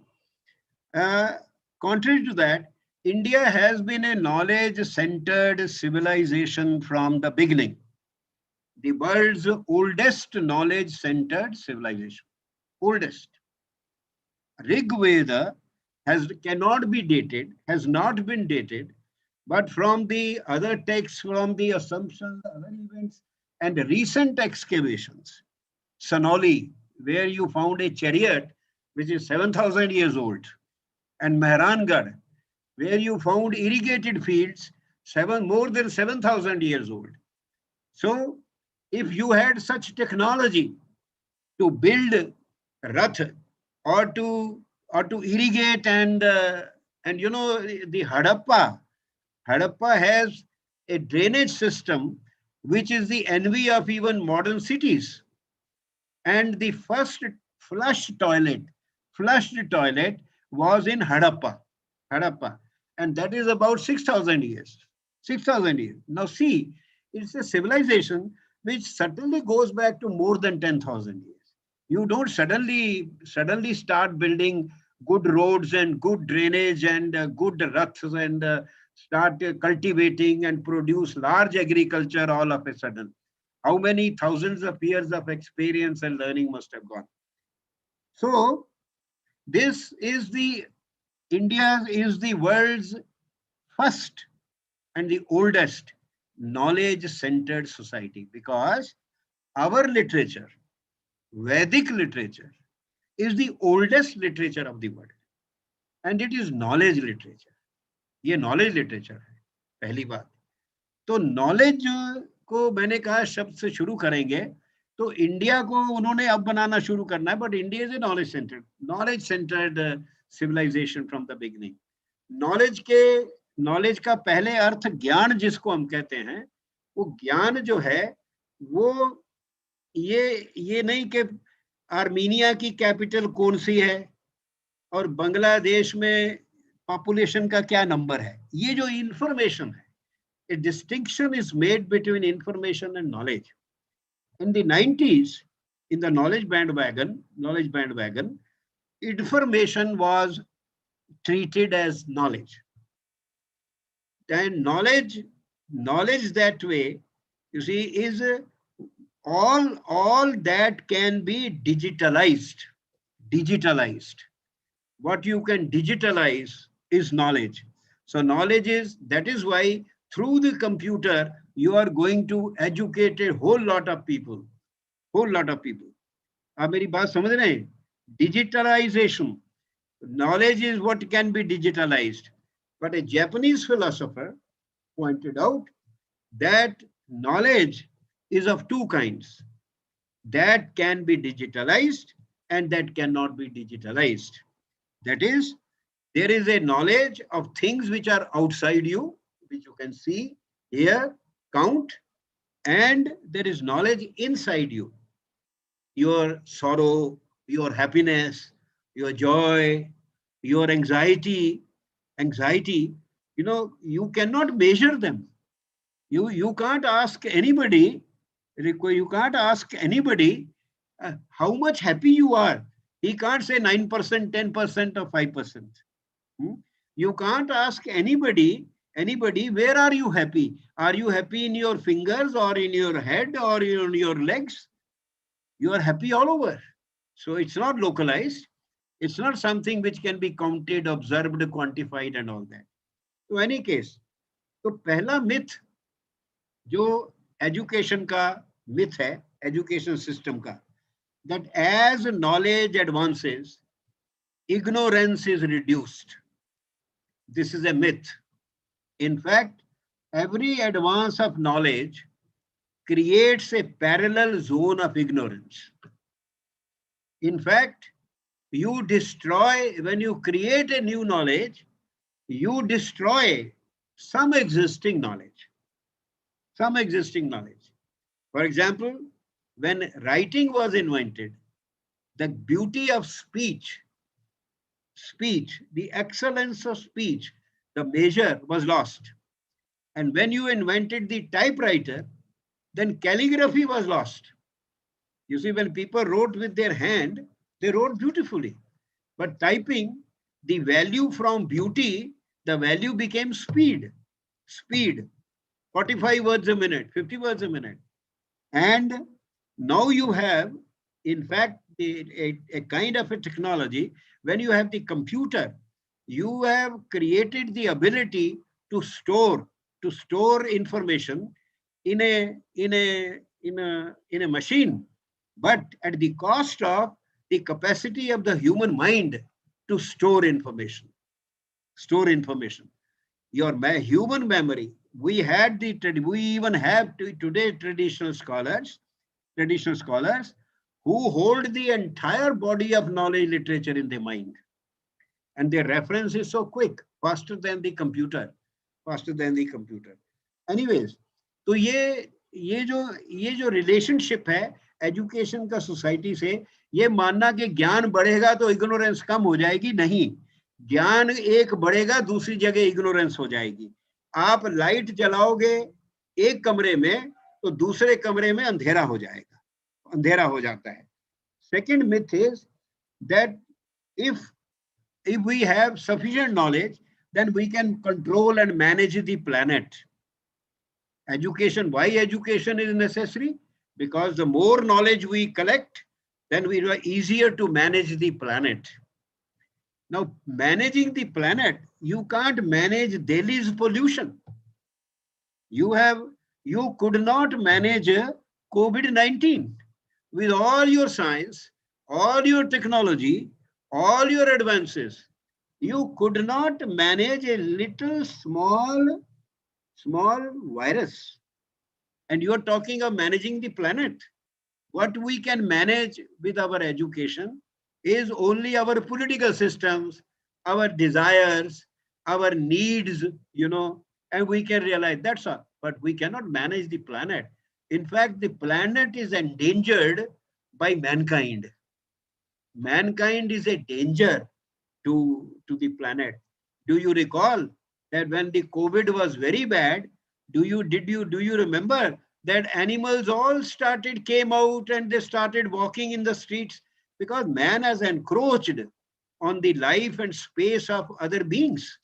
And the other beings, they do not destroy the planet.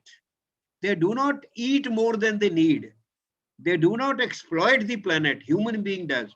So the idea that with all the science you can manage the planet, I think it has been exploded by COVID-19. And third, that knowledge, because knowledge is increasing, so human goodness is increasing. हम क्यों पढ़ाते हैं? हम इसलिए पढ़ाते हैं कि लोग अच्छे बने, पढ़े लिखे आदमी. What is a पढ़ा लिखा आदमी? ए पढ़ा लिखा आदमी मतलब है वो अच्छा आदमी है, ठीक सोचता है, ठीक काम करता है. But is it true? Tell me, is it true? जितना पढ़ा लिखा है उतना ही शैतान होता है. जितना ज्यादा हम उसको पढ़ाते लिखाते हैं उतना ही वो क्लेवर और कनिंग हो जाता है. He is able to tell lies in a convincing manner. Human goodness does not increase with the increase in information. In fact, human goodness decreases. I think somewhere I quoted Yevgeny Yevtushenko, the Russian poet, who said, education makes us better scoundrels because we do a wrong and then we are able to justify it, find an explanation, Jesse, what I call explanatory psychology. These days, when suppose a young child, 13, 12-year-old, he kills his own mother, and then the court says he's a juvenile. Or in the case of that great rape that took place in Delhi, the boy who committed such a heinous crime, so we have explanatory psychology. He is a juvenile, so he is sent to a juvenile home.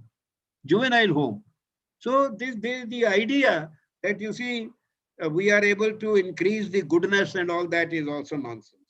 Then the next myth is that what we lose, we can restore with our knowledge. No. If you lose a certain knowledge, you will not be able to regain it. The pillar in Delhi, iron pillar, rust-proof iron pillar, single piece of hundreds of tons, which no European foundry could have manufactured even in the middle of the 19th century. That pillar is dated 4th century AD, 4th century. The technology is lost. We cannot today replicate that pillar. Ashtadhatu, जिसकी हमारी मूर्तियां बनती थी, we cannot do that. Anyways. And the fifth one is that our culture will be more. Our culture will be enriched with knowledge. In fact, what is happening is that with more and more education, our folk culture, our folk arts, our folk songs, they are getting lost. and we are creating special institutions to preserve. जो चीज खो जाती है उसके लिए हम फिर museum बनाते हैं, उसके लिए प्रिजर्व करने के लिए कुछ करते हैं. तो इसलिए पहला भाग दिमाग से निकाल दीजिए कि एजुकेशन बहुत अच्छी चीज है, जैसे डेमोक्रेसी बहुत अच्छी चीज है. ये रोमांटिक नोशंस है, romantic notions हैं.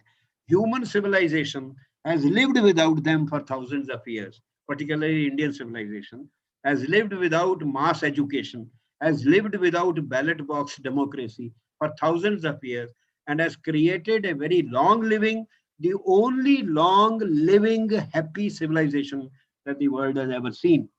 You see? So iske baad, now keeping this in mind, I will now take you to, I was in a rural girls' university from 2010 to 2014. I think I was 70 years and 70 to 74. I was in the rural girls' university, BPS Women University. Just tell me that everybody can read this thing which is being shown. Richa ji, people can read? I think so, sir. Just a moment. Is it okay with everyone? Are you able to see the slides clearly? If you can just put it a thumbs up or something. Yes. Yes, sir. It is fine. देख रहे हैं साबी जी जी. देखिए BPS women university, ये जो abbreviations है ना, ये भी हमारी आजकल की फॉली है. हम अपना नाम तो बड़े ध्यान से बताते हैं, दूसरे का नाम हम छोटा कर देते हैं. ये बीपीएस क्या है? Bhagat Phool Singh women university. Who was Bhagat Phool Singh? Bhagat Phool Singh was a Jat in 1936. In 1936, he set up a school for girls in the village of Kanpur. 1936. This was the 6th school of India for girls. And he set up a school for girls.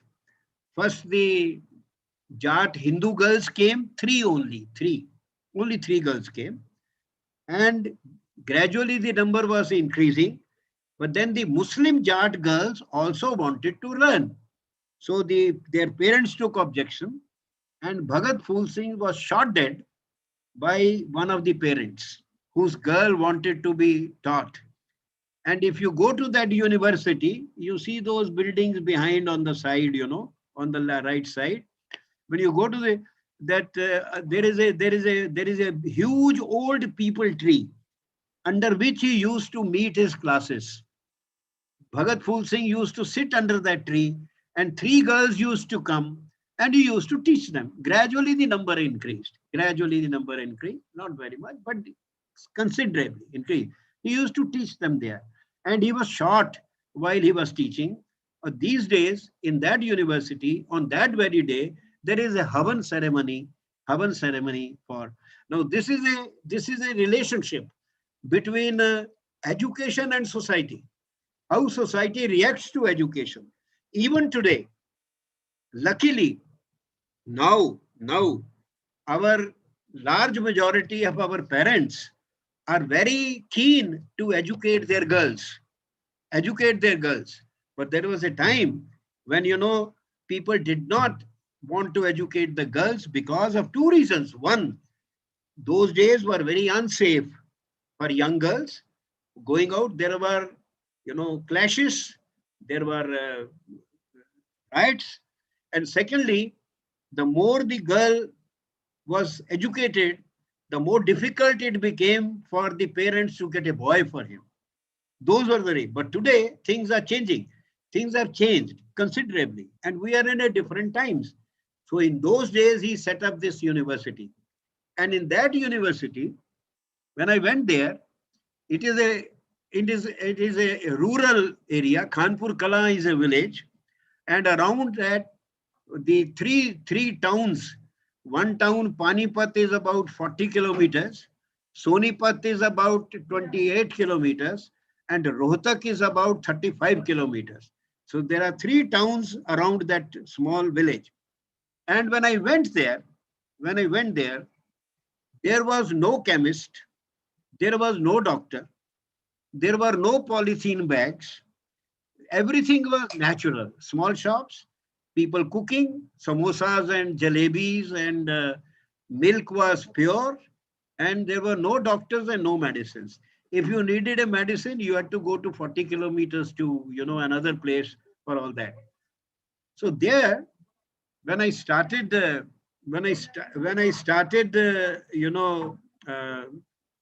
because it was a beginning, and Dr. Pankaj Mittal ji, who now is the additional secretary of Association of Indian Universities, she was the vice chancellor, and she let me do a lot. You will allow me to another room because some work is going on and it will be disturbing here. So give me 1 minute, I will just shift to the other room. Okay.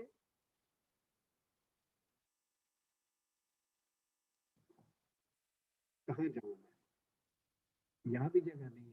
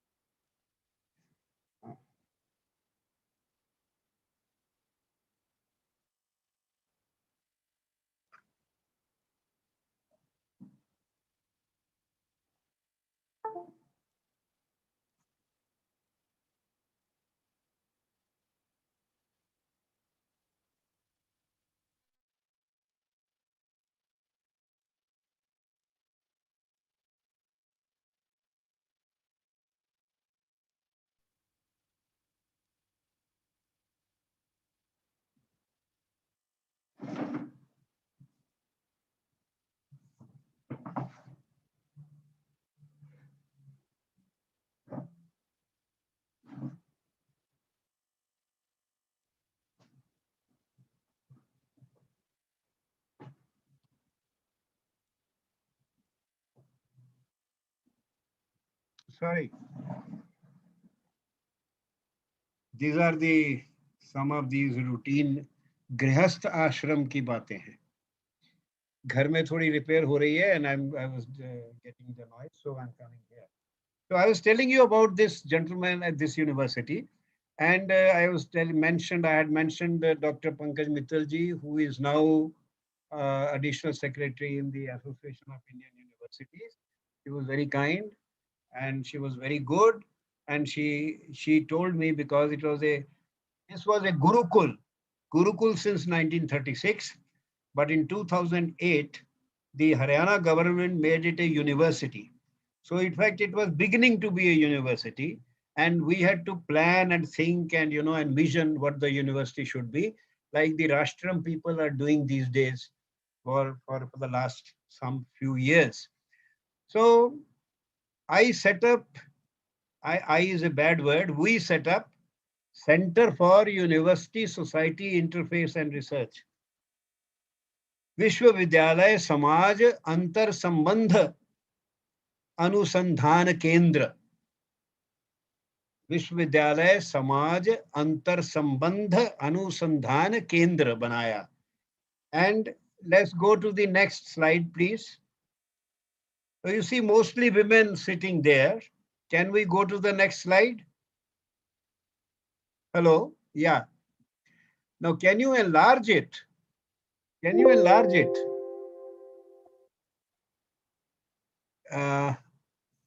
Zoom karke, yeah, so that, sorry. You see, we set up this center, and if you read some of the things there, why did we set up this center? CSUIR, Center for Society University Interface Research.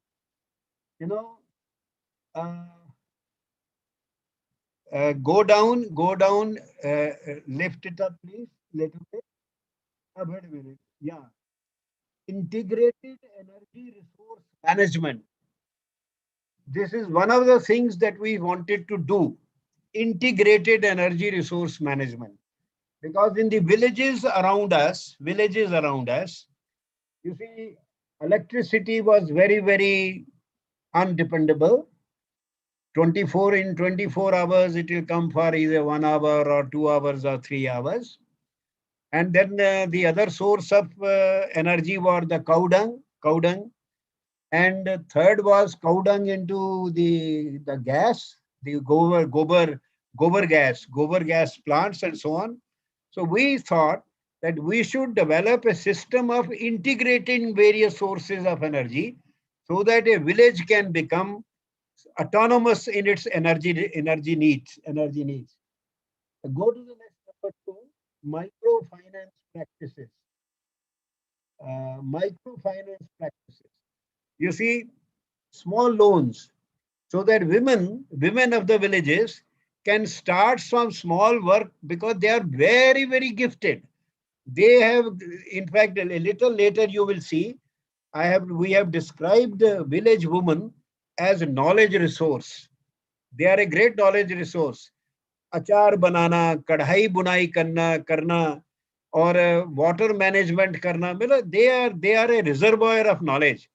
So if we could give them small savings scheme, they could, start little bit, for example, mushroom plantation, mushroom growth, and so on. So this we wanted to do this in this center. Then go down again. Third one, where is the third one, please? Third, dekhiye. Third is folk medicine. Folk medicine. The rural women, rural mothers and grandmothers, they are doctors. They are very good doctors. बहुत जबरदस्त वे आयुर्वेदिक ज्ञान है उनको, medicine का. And 90%, 95%, there was no doctor and no chemist in the village because he was not needed. The mother in the house was the doctor and she folk medicine. But this knowledge was getting lost. I just told you that one of the myths of modern education is that as your knowledge increases, then your everything is fine and nothing is lost. If something is lost, we can restore it. We cannot restore it. जैसे All India Institute of Medical Sciences बनी, जैसे ये allopathy medicine आई, हमारे वैद्य हकीम जो थे, they were marginalized. I don't know whether I should be going into these stories, but in this BPS university itself, when it was established as a Gurukul, then Gurukul, and Ayurveda Shala was also created there. So Ayurveda Shala, and it was now Ayurveda College, is a part of the university. I myself once went there because I had a little cough and cold, and I made a parchi of 2 rupees. 2 rupees. And in 2 rupees, the doctor, the Ved, जो उनके थे आयुर्वेद वाले, he spent half an hour with me asking me what I have been eating, what I have been doing, and then he gave me a prescription, and the medicine was given free. Given free. Now, after 3 years, 4 years, in the same university, a modern college of medicine was established. A modern college, and it is still there. It's a BPS College of Medicine, College and Hospital, College of Medicine and Hospital. So what happened in the Ayurveda college? Every day, about 150 patients used to come. But when this allopathy college hospital was opened, the number fell to 10. Everybody started going to allopathy because it is the buzzword. नया है sir, बड़ी जबरदस्त building देखिए और देखिए क्या कमरे हैं और कितनी चाकू छुरियां और कितनी दवाइयां और पेटेंट दवाइयां. And suddenly 5-7 chemists also came up on the roadside, and patients went there. But 1 year later, again, the Ayurveda college had 100 people again. So 90 people of the under 20 who went to allopathy, they came back. Why did they come back? They said that we go there, we sit in a long line, we are called in, the doctor takes a slip of paper and a pen and asks us, what is your problem? He doesn't even look at us. And as we are speaking, he keeps on writing the medicine. And then after 5 minutes says, okay, you go and you buy this medicine across and you go there. And my dear sir, boys and girls, ladies and gentlemen, हमारी allopathy medicine के ऊपर अंग्रेजी में लिखा रहता है सब कुछ, इंग्लिश में पॉइजन भी लिखा होता है कई बार, poison to be taken only under doctor's advice. पर गांव वाले लोगों को तो अंग्रेजी आती नहीं. गांव वाले लोगों को ये भी नहीं पता कि ये सिप्ला है कि CIPLA है कि SIPLA वाला सिप्ला है, कि दवाई असली है कि नकली है. तो वो जाके दवाई खरीदते हैं और कहते वो डॉक्टर कहता है कि ये दवाई 5 दिन खाना, आ जाओ वापस. So they say, we go back after 5 days. Again he takes a slip, looks down and says, हाँ, how is your cough? जी अभी तो है थोड़ी, अच्छा ये डोज कम कर दो. अभी सर थोड़ी ठंड लगने लग गई है. अच्छा ठंड लगती है तो ये एक गोली और जोड़ लो. So they decided to come back to Ayurveda, where the Ved will hold their hand, their pulse for 5 minutes. For 5 minutes he will hold the hand. He will look at your eyes. He will test your, other things. He will talk to you about your food, about your habits, and then give you the medicine. So, my dear sirs, education, the education, modern education, has it done good, unqualified good, or you think it is to be qualified? So, what the argument I am building is through this, that education is not necessarily good. If it has to be good, you have to design it very carefully. Only certain kind of education is good for the society and culture. Not all kinds, not all kinds. Then see, beta, whoever is managing this, can you go down to 4? This was herbal medicine. Is there anything wastewater treatment, wastewater treatment process? ऊपर है बेटा, ऊपर जाइएगा. Wastewater treatment project. This one, wastewater treatment project. Wastewater जो निकलता है, you see every village generally has at least two ponds around the village, in which the used water which is used by the village, dirty water, it goes into those ponds. And a little away, there is the third pond, which is a rain-fed pond. A pond which is, जिसको हम पोखर कहते हैं, पुष्कर से, पुष्कर, पोखर. तालाब होता है बहुत बड़ा, वो ज्यादा रेन वाटर का होता है, and the villagers take care not to put any filth into that. In that big pokhar, you see the animal, buffaloes and cows, they bathe, human beings bathe, and on the bank of that pond, there is a water pump dug 20 feet, and the drinking water is also taken from there. Now, those ponds, outside where the dirty water goes, they are generally left like that. And उसमें web, there is web of their जाला बन जाता है, web बन जाता है, and all that. So we started, thinking about how to handle that water, how to use it as a compost for certain plants, and also how to replace those ponds by what are called, the suction ponds. That is, you dig the hole 20 feet, 30 feet, and put stones and grass and other things in that, and the water goes into that and gets absorbed and is lost, and then there is no nothing, dirty water, no web, nothing and all that. So this, and then next, can we see next if there is anything more? Down, can you go down? Go down, please. these were the young people who were with me, who were with me in this exercise. And then now move to the third column top. Third column top, please. Third column top. This is Bhagat Singh Mehla, and this is Bhagat Phool Singh ji. This is the picture of Bhagat Phool Singh ji. I used to say that because this man has walked in this area, so this area has vibrations.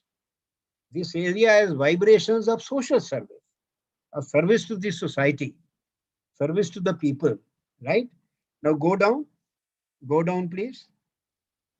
Now this is women fetching drinking water.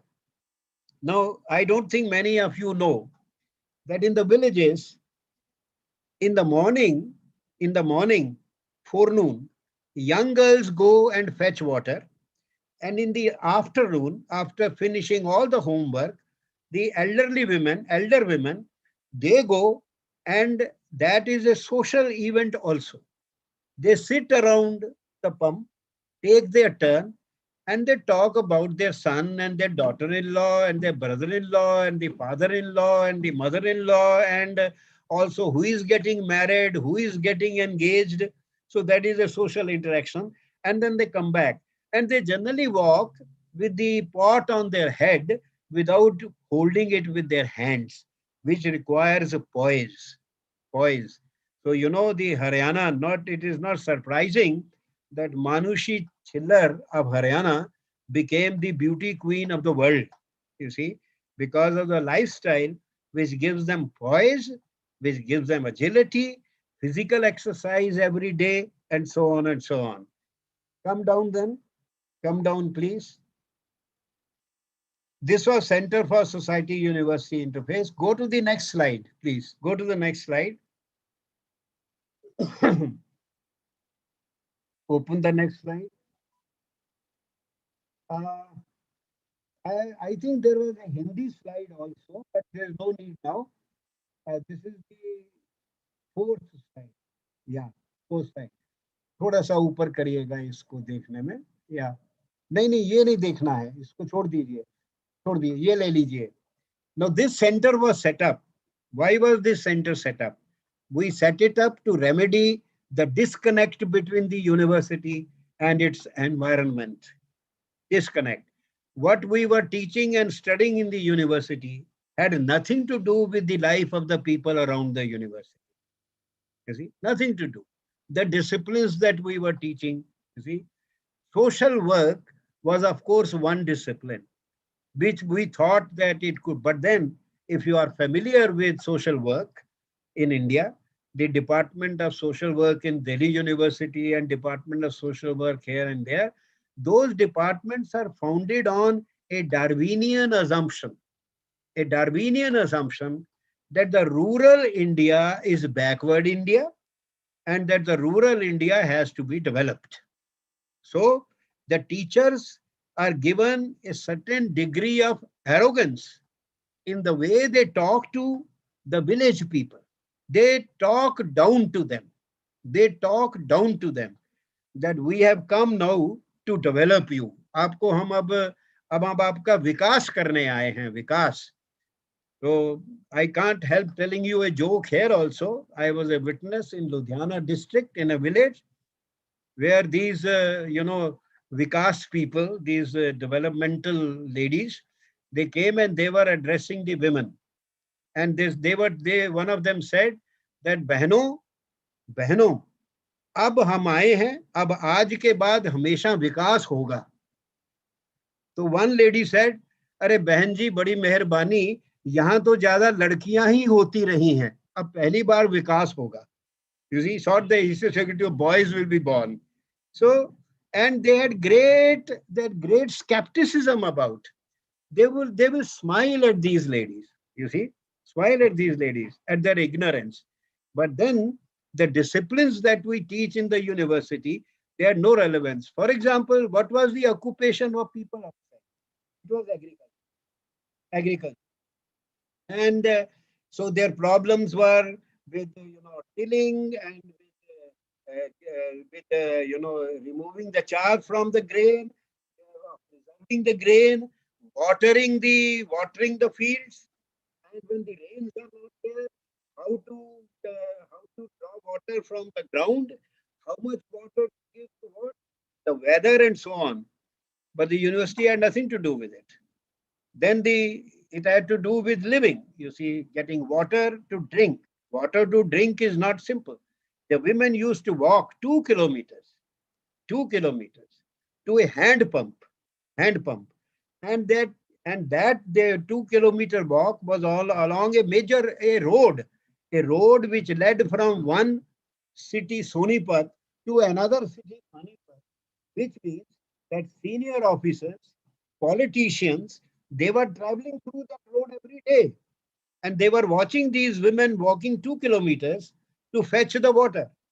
None of them ever thought of doing something, So the university had nothing to do with the environment, disciplines, indisciplines, and language. The university worked in English language.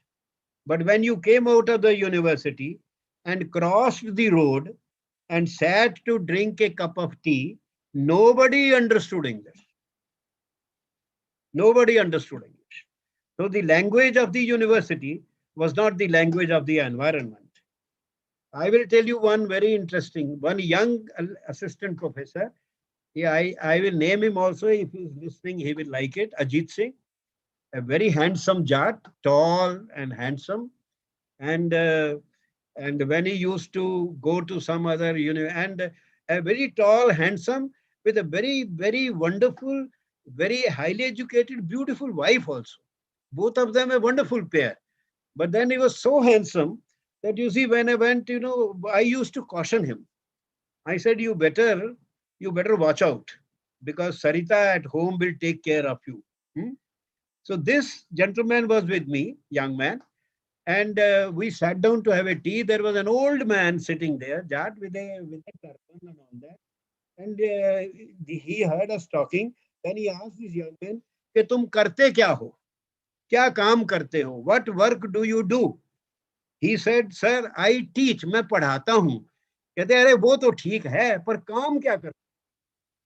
पढ़ाना उनके लिए कोई काम नहीं है. कि आप काम क्या करते हो? इंग्लिश बोलते हैं, जो बस इंग्लिश बोलते हैं, पर अंग्रेजी बोलते हो, कोई और भाषा आती है? हमारी भाषा आती है. Third is vocabulary. How is it that the universities are in disconnect with the environment? Vocabulary का मतलब ये है, what is the vocabulary of our interaction with our students? Our vocabulary is of scientific excellence, of precision, of exactness, of one truth, of competition, of success, of rights, our rights, what rights we have. All this vocabulary, all these things that we teach, they, when you cross the road and go in the village, they are out of sync with the village. In the village, nobody talks of rights. You only talk of duties.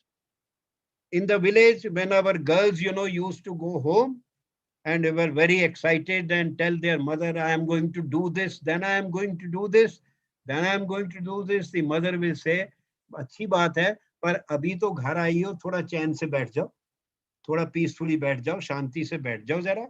तो vocabulary. Fourth, values. What values do we teach? We teach the value of succeeding at all cost, at the cost of our health, at the cost of our peace of mind. And what are the values? The value of success. It is not the value of happiness. It's not the value of contentment. We teach package philosophy. Package. उसके लड़के को 10 लाख का package मिला है, तुम्हें 8 लाख का क्यों मिला है? Package. Universities have become employment bureaus with package philosophy. Is this education? Tell me, is this education? Is this education going to do any good to the people? Next slide, please. Next slide. Universities are islands. the absent give and take relationship. ना वो अपनी environment को कुछ देते हैं, ना उससे कुछ लेते हैं. So what did we do? You know, we had a department of social work, and the two girls who were teaching there, they happened to be my daughter's classmates from Delhi School of Social Work. And I told them that I am going to send you to the villages, but I am not going to send you to the village to talk down to the women. I am going to send you down to the villages to learn from the women, to learn from the old women, home medicine, to learn, you know, preservation of fruit, achar jisko kehte hain, to learn how embroidery is made, to learn how do you manage water. आपको एक pot 4 litre water मिलता है पीने का, तो water management कैसे करते हो? How do you do that? Because I said it will come a little later. Our rural women are wonderful knowledge resource.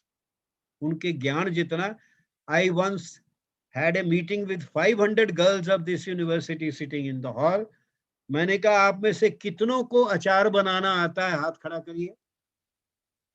पढ़ने लग गए हैं, अब यूनिवर्सिटी में आ गए हैं, तो अब हम अचार नहीं बनाएंगे, अब हम जैम बनाएंगे. जैम है ना, जैम्स बनाएंगे.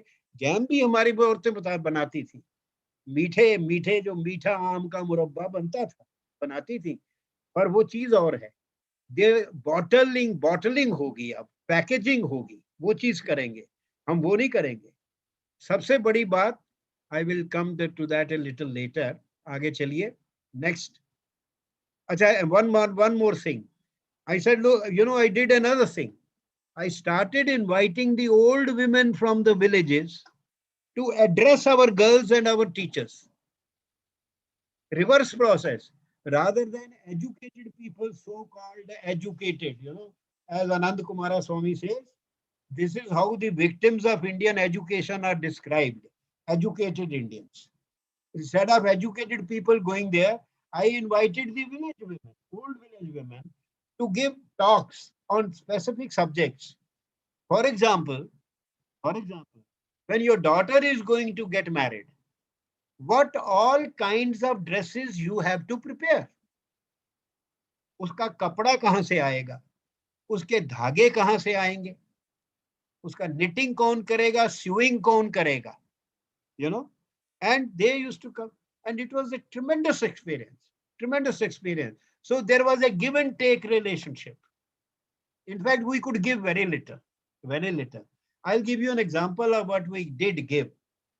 You know, we asked one mother in the village that the pot of water you bring, one pot, you don't use it for 3 days, that water. So we measured the toxics in that water and had them examined from the laboratory in the city 33 kilometers away, and we got a report on what it contains. Now this is a clay pot.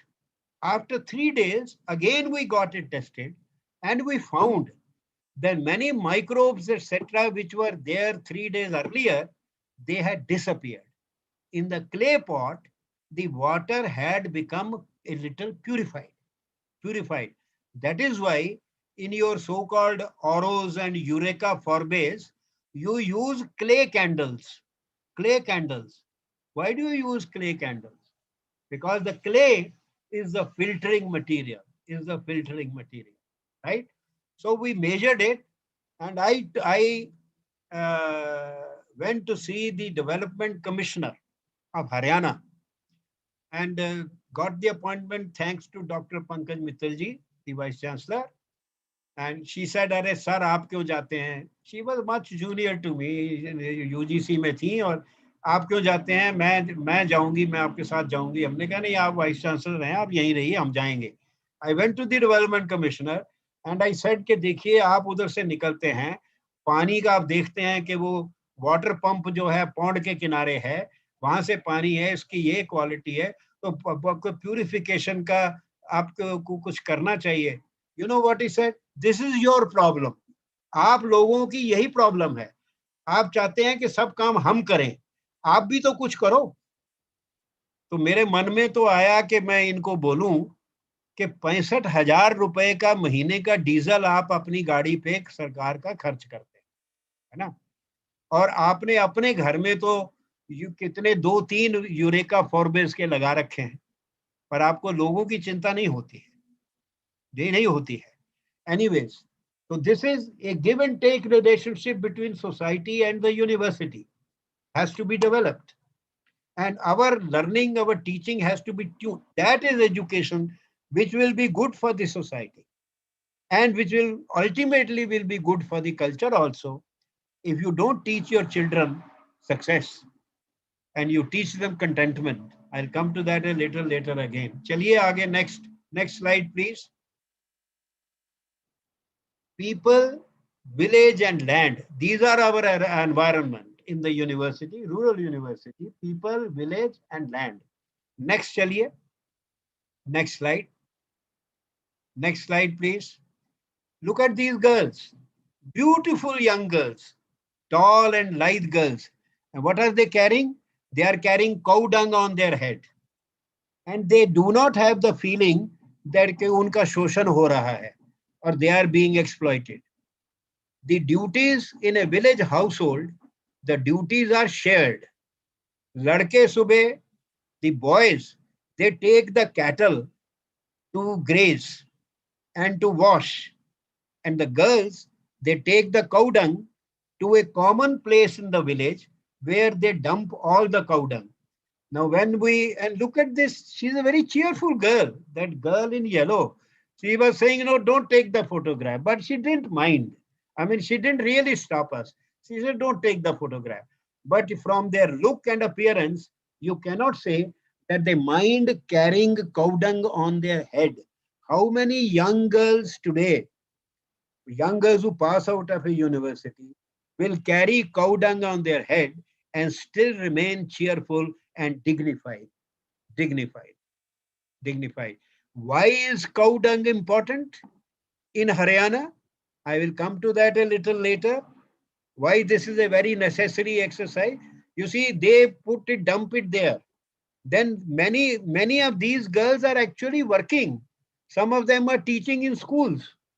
They go and teach. And their mothers, in the afternoon, after lunch, they go to the common spot and then they make cow dung cakes. And of course, the little girls who are not working, the little girls, they also make the cow dung cakes. Now, why making cow dung cakes is important? In a state like Haryana, I'll give you one example, one very small idea. In the Commonwealth Games that were held in Delhi, some 5-7 years back, Commonwealth Games, India won 54 gold medals, 54 medals. Out of that, 52 medals were won by Haryana people, Haryana boys and girls. If Haryana was an independent country, it would have won more medals than India.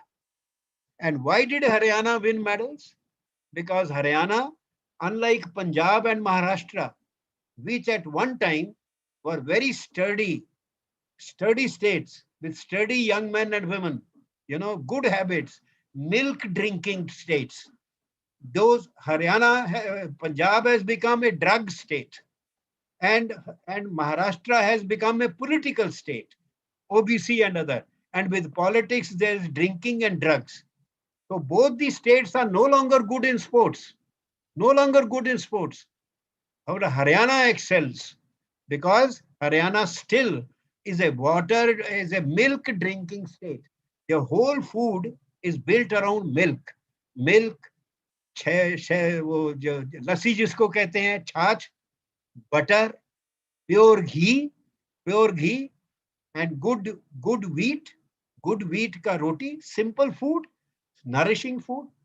Vijender Singh, a boxer of Haryana, he knocked out 54 world-renowned boxers and did not lose a single boxing title. He was asked by a correspondent in London what is your food? What do you eat? He said, I only drink milk and butter. And they say, you don't eat eggs or meat? He said, no, we don't eat. Because in the Kanpur Kala is an area where, non-vegetarian food is varjit. You won't get even eggs in that whole area. So the whole state, gradually the city is catching on them. We are developing them by giving them the habits, our habits. But till then, Haryana is a state, and Haryana whose boys, and if you have watched the World Wrestling Championships, World Boxing Championships, World Champions, you will find that Haryana girls have been winning the international competitions in wrestling and boxing also. And they have also won in the World Beauty Contest. You see, this is culture. And these are girls who are so humble. When the Indian girl, a Haryana girl, wins a gold medal in anything, or a silver medal or a bronze medal, when she goes to the podium, you see the difference how she stands. She stands in a different way from the Western ladies. She doesn't stand like this. She stands सिमटी हुई, सिमट के खड़ी होती है. And before they enter the wrestling, when they walk to the wrestling field, वो सिमट के walk करती है. In the wrestling arena, they are like lionesses, like tigresses. But otherwise, they are सिमटी हुई. And when they stand for victory, they are सिमटी. This is culture. And this culture comes from the sanskar, that what has come to us as a heritage for generations of our people, Come to the next one. Next one, please. Look at this old woman. She's her slippers are down. She's sitting in a traditional cot. वो बीच में धसी हुई. She is a toothless 80-year-old woman. We asked her age. She's an 80-year-old woman, and she is very happy.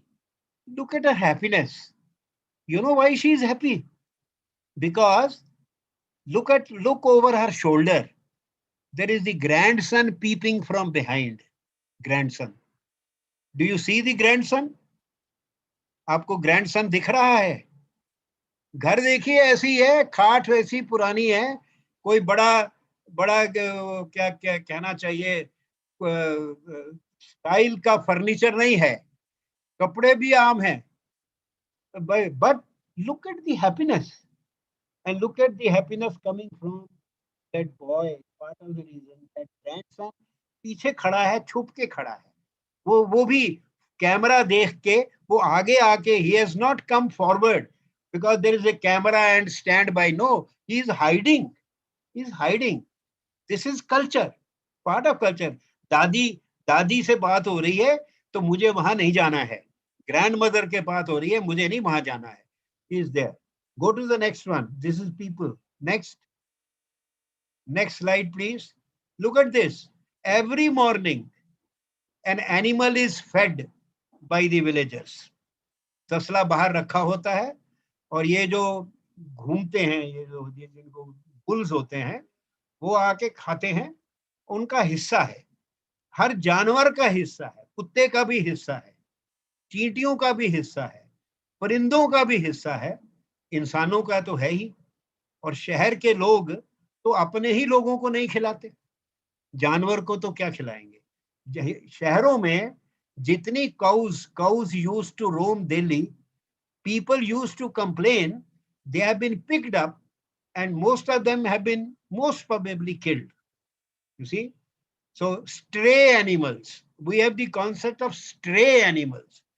I think there are more stray human beings than stray animals in a city like Delhi. Go next. Coexistence and sharing. Next. These are old parents. See, look at the house. Very ordinary. Not very rich people. Look at the clean clothes that the old people are wearing.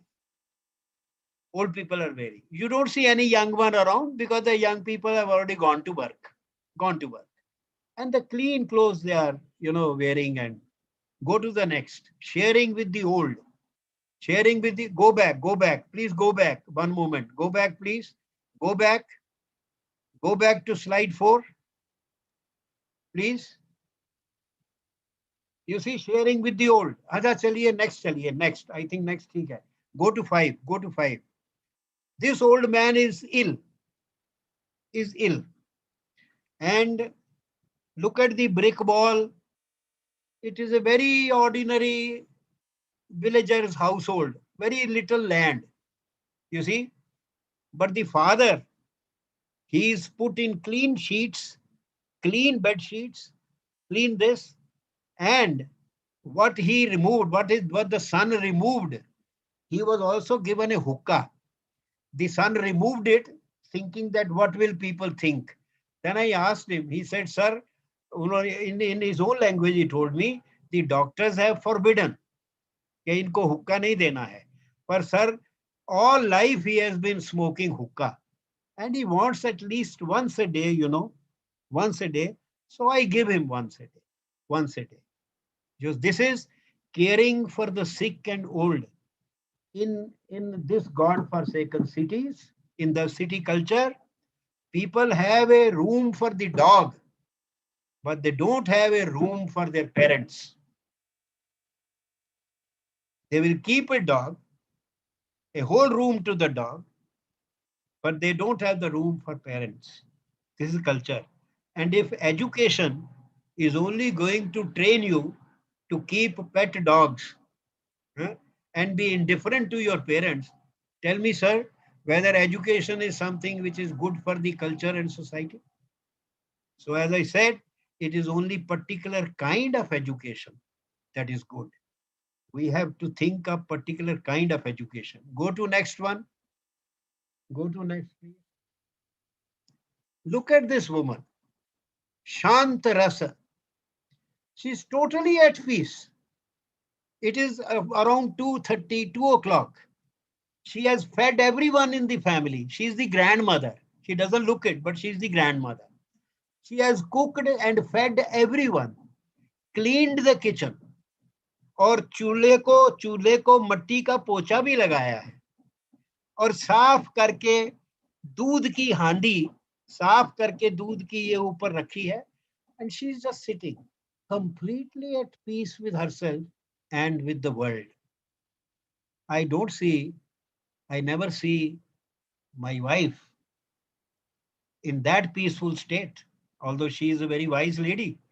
But peace, peace comes from a total environment, value system.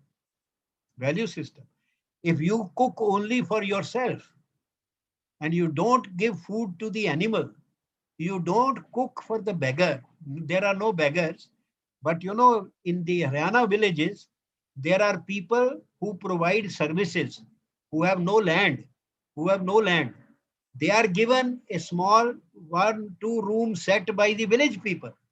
And because they have no land, all the food, grain, grain, milk, and other things are given to them as their share by the villagers. You don't need money in a Haryana village to eat. You don't need money. You will be fed. Taken care of.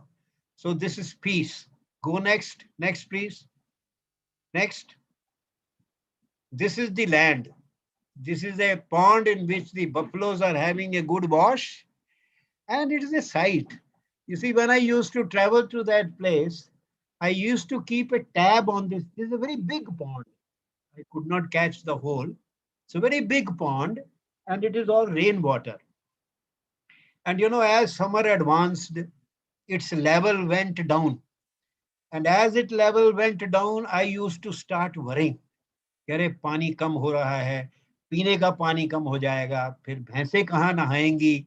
And a time will come in the first or second week of June when the water will be really near the bottom of the pond. But then the rains come. And gradually it fills up. And then there is a huge downpour or two and there is a bubbling of water. Not only the water is full, even the water birds come. The water birds come and they float on this pond. You see, the cycles of nature you witness. You see, from the cycles of nature, you learn the lesson that life is a constant change. There is a dynamics to life and a constant change is there. Next, please. But this life is under siege of an education that is the mouthpiece of urban-centered, big development and population unfriendly industrial technology civilization. इसमें बहुत बातें कही गई हैं. ये जो life है जो आपने देखी, ये इसको खतरा है. This life is endangered. Endangered by what? By education, by our education system. Because this education is urban centered. गांव वाले हैं, ये तो गंवार है, ये तो गंवार है. Do you think those girls are gawar that you saw? Do you think that old lady who is smiling and happy, she is a gawar? Are you capable of that much happiness? Or do you think that lady who has cooked for everybody, fed everybody, and is now just at peace with herself, is she a gawar? But urban-centered education, big development-oriented. Development is a, you see, is a Darwinian world. Darwinian. In a concept of time which is linear. Linear time में चीजें बदलती हैं और अच्छाई के लिए बदलती हैं. आप डेवलप कर रहे हैं. अगर डेवलप करने का मतलब ये है कि आप अपने पेरेंट्स के साथ बात नहीं करेंगे. अगर पेरेंट्स फर्स्ट फ्लोर पे हैं तो आप उनके साथ मोबाइल पे बात करेंगे. आप सुबह जाके उनसे मिलेंगे नहीं. If this is development, then I think it is better that we don't have that development. Don't have that development. And population unfriendly. There are many other things I won't, because I think I've taken a lot of time already. Population unfriendly industrial technology civilization. The technology that we talk about, that everybody talks about in India, is an industrial technology. It was invented by European countries, which were cold countries, permafrost, which had very little food. And to get the food, they had to produce, manufacture things which they could sell and get food. So they set up big industries, industrial revolution, industry. And industry is for industrial civilization is an urban civilization. If you know what it did, you have to read Dickens novels. You read Dickens, Hard Times, and you find what this industrial civilization did to human happiness, how much displacement it caused. But that our education, I was invited by IIT Roorkee for their special, they have a institute lecture. And I put these things there. I say, you see, Europe had to have, what India needs is not industrial technology. What India needs is agricultural technology. Agricultural technology. You have fields which are being watered, and the channels which carry the water in the month of June, they are open. There is so much evaporation, loss of water. Have our IITs ever thought how to conserve that water, precious water, which is given in the fields? Our bullock cart, which is a 10,000-year-old contraption, our IITs have not been able to build a better wheel for them. You see? So our country is an agricultural country. And our technology had to be agricultural technology. But our education is teaching. That's why our people who pass out from IIT, they go to Europe, they go to America. We spend lakhs of rupees on them. And then they go and become cheap labor in those countries. Next, please. Next slide. Insanity, cities are the focus, but in the villages, the consequence, insanitary conditions and filth, poor basics of drinking water. This is, I must tell everybody, this was done by us in 2011, 3 years before Modi ji started talking of these things. See, poor basics of drinking water, energy to cook, warm and light up, loss of rural livelihoods, increasing unemployment, and drudgery. Drudgery. Go to the next slide. I have some photographs to show.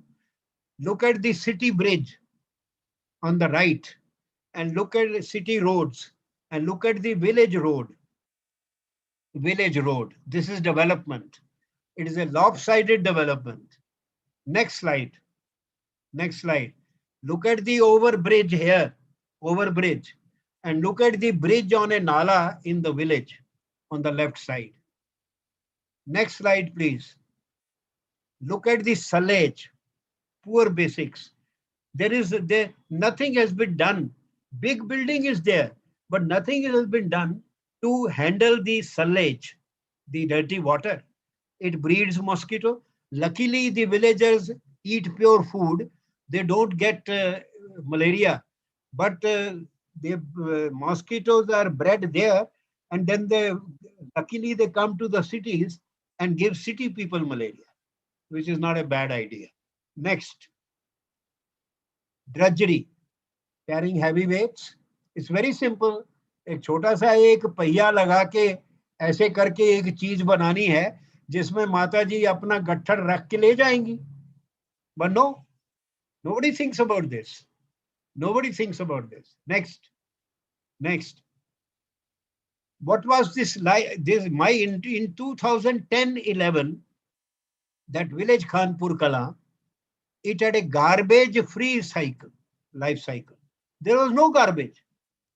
क्योंकि वहां कोई polythene का ये खट्टा मीठा और कुरकुरे कुछ नहीं बिकते थे.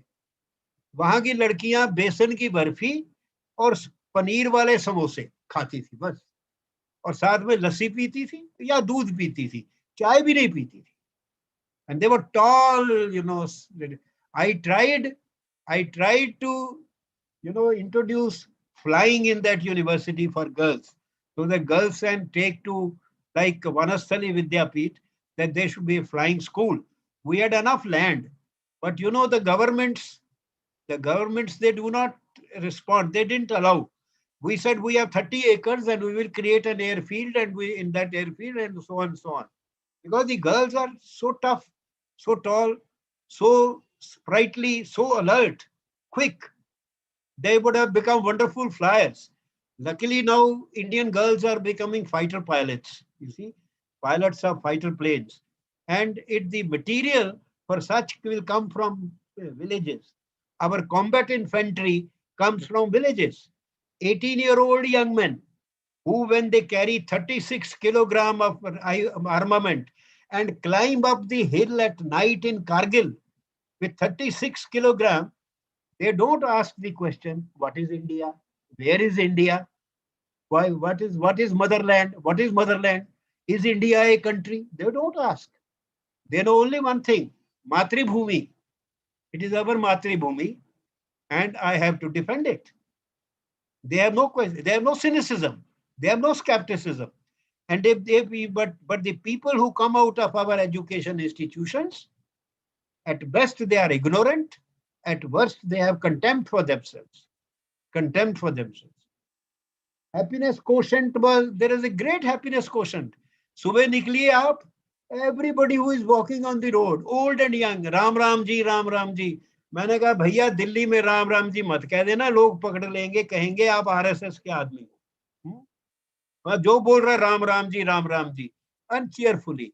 And people are so helpful, so good.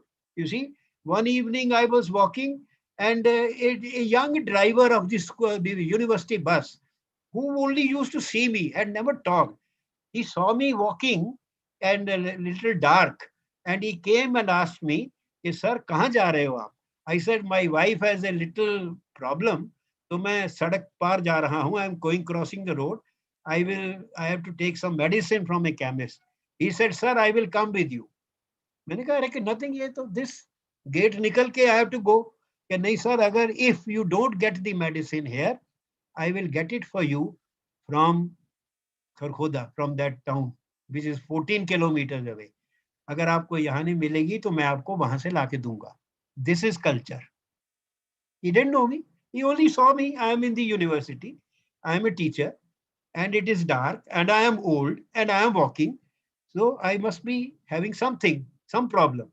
So the happiness comes from this. Happiness doesn't come from searching for it for yourself. Happiness comes if you make other people happy. And that you learn through your culture, through your sanskar, being beneficiaries of a bountiful mother nature. The happiness also comes from the fact there is a regular cycle. वर्षा आती है, खेती लगती है, खेती पकती है, अनाज निकलता है, उसके बाद फिर आप उसको बोते हो, काटते हो, पलाते हो, फिर बारिश आती है, फिर पौंड भरता है. You know, a nature, bountiful nature. India is blessed by all the seasons, all the climates. We have the world's largest continuous arable land. Largest continuous arable level arable land. You see, and that's why it is a mother. The river which waters the plains is also a mother. Like mother, they nourish us. They nourish us. A consequent, enduring worldview. Because of this happiness, because of this bountiful nature, we have an enduring worldview with an ancient pedigree. What is that ensuring worldview? नीचे मैंने कुछ शब्द लिखे हैं. ये हमारा India का world view है. कंटेंटमेंट, गौधन, गजधन, बाजधन और रतन धन खान, जब आवे संतोष धन, सब धन धूरी समान. सब धन धूरी समान. कहाँ चढ़ावे मेड़ियां, लंबी भीती उसार, घर तो 3.5 हाथ, घना तो 4.25. 4.25. You see, to be contented with what you have got, what has come to you, what you have earned by your labor. And contentment comes from what?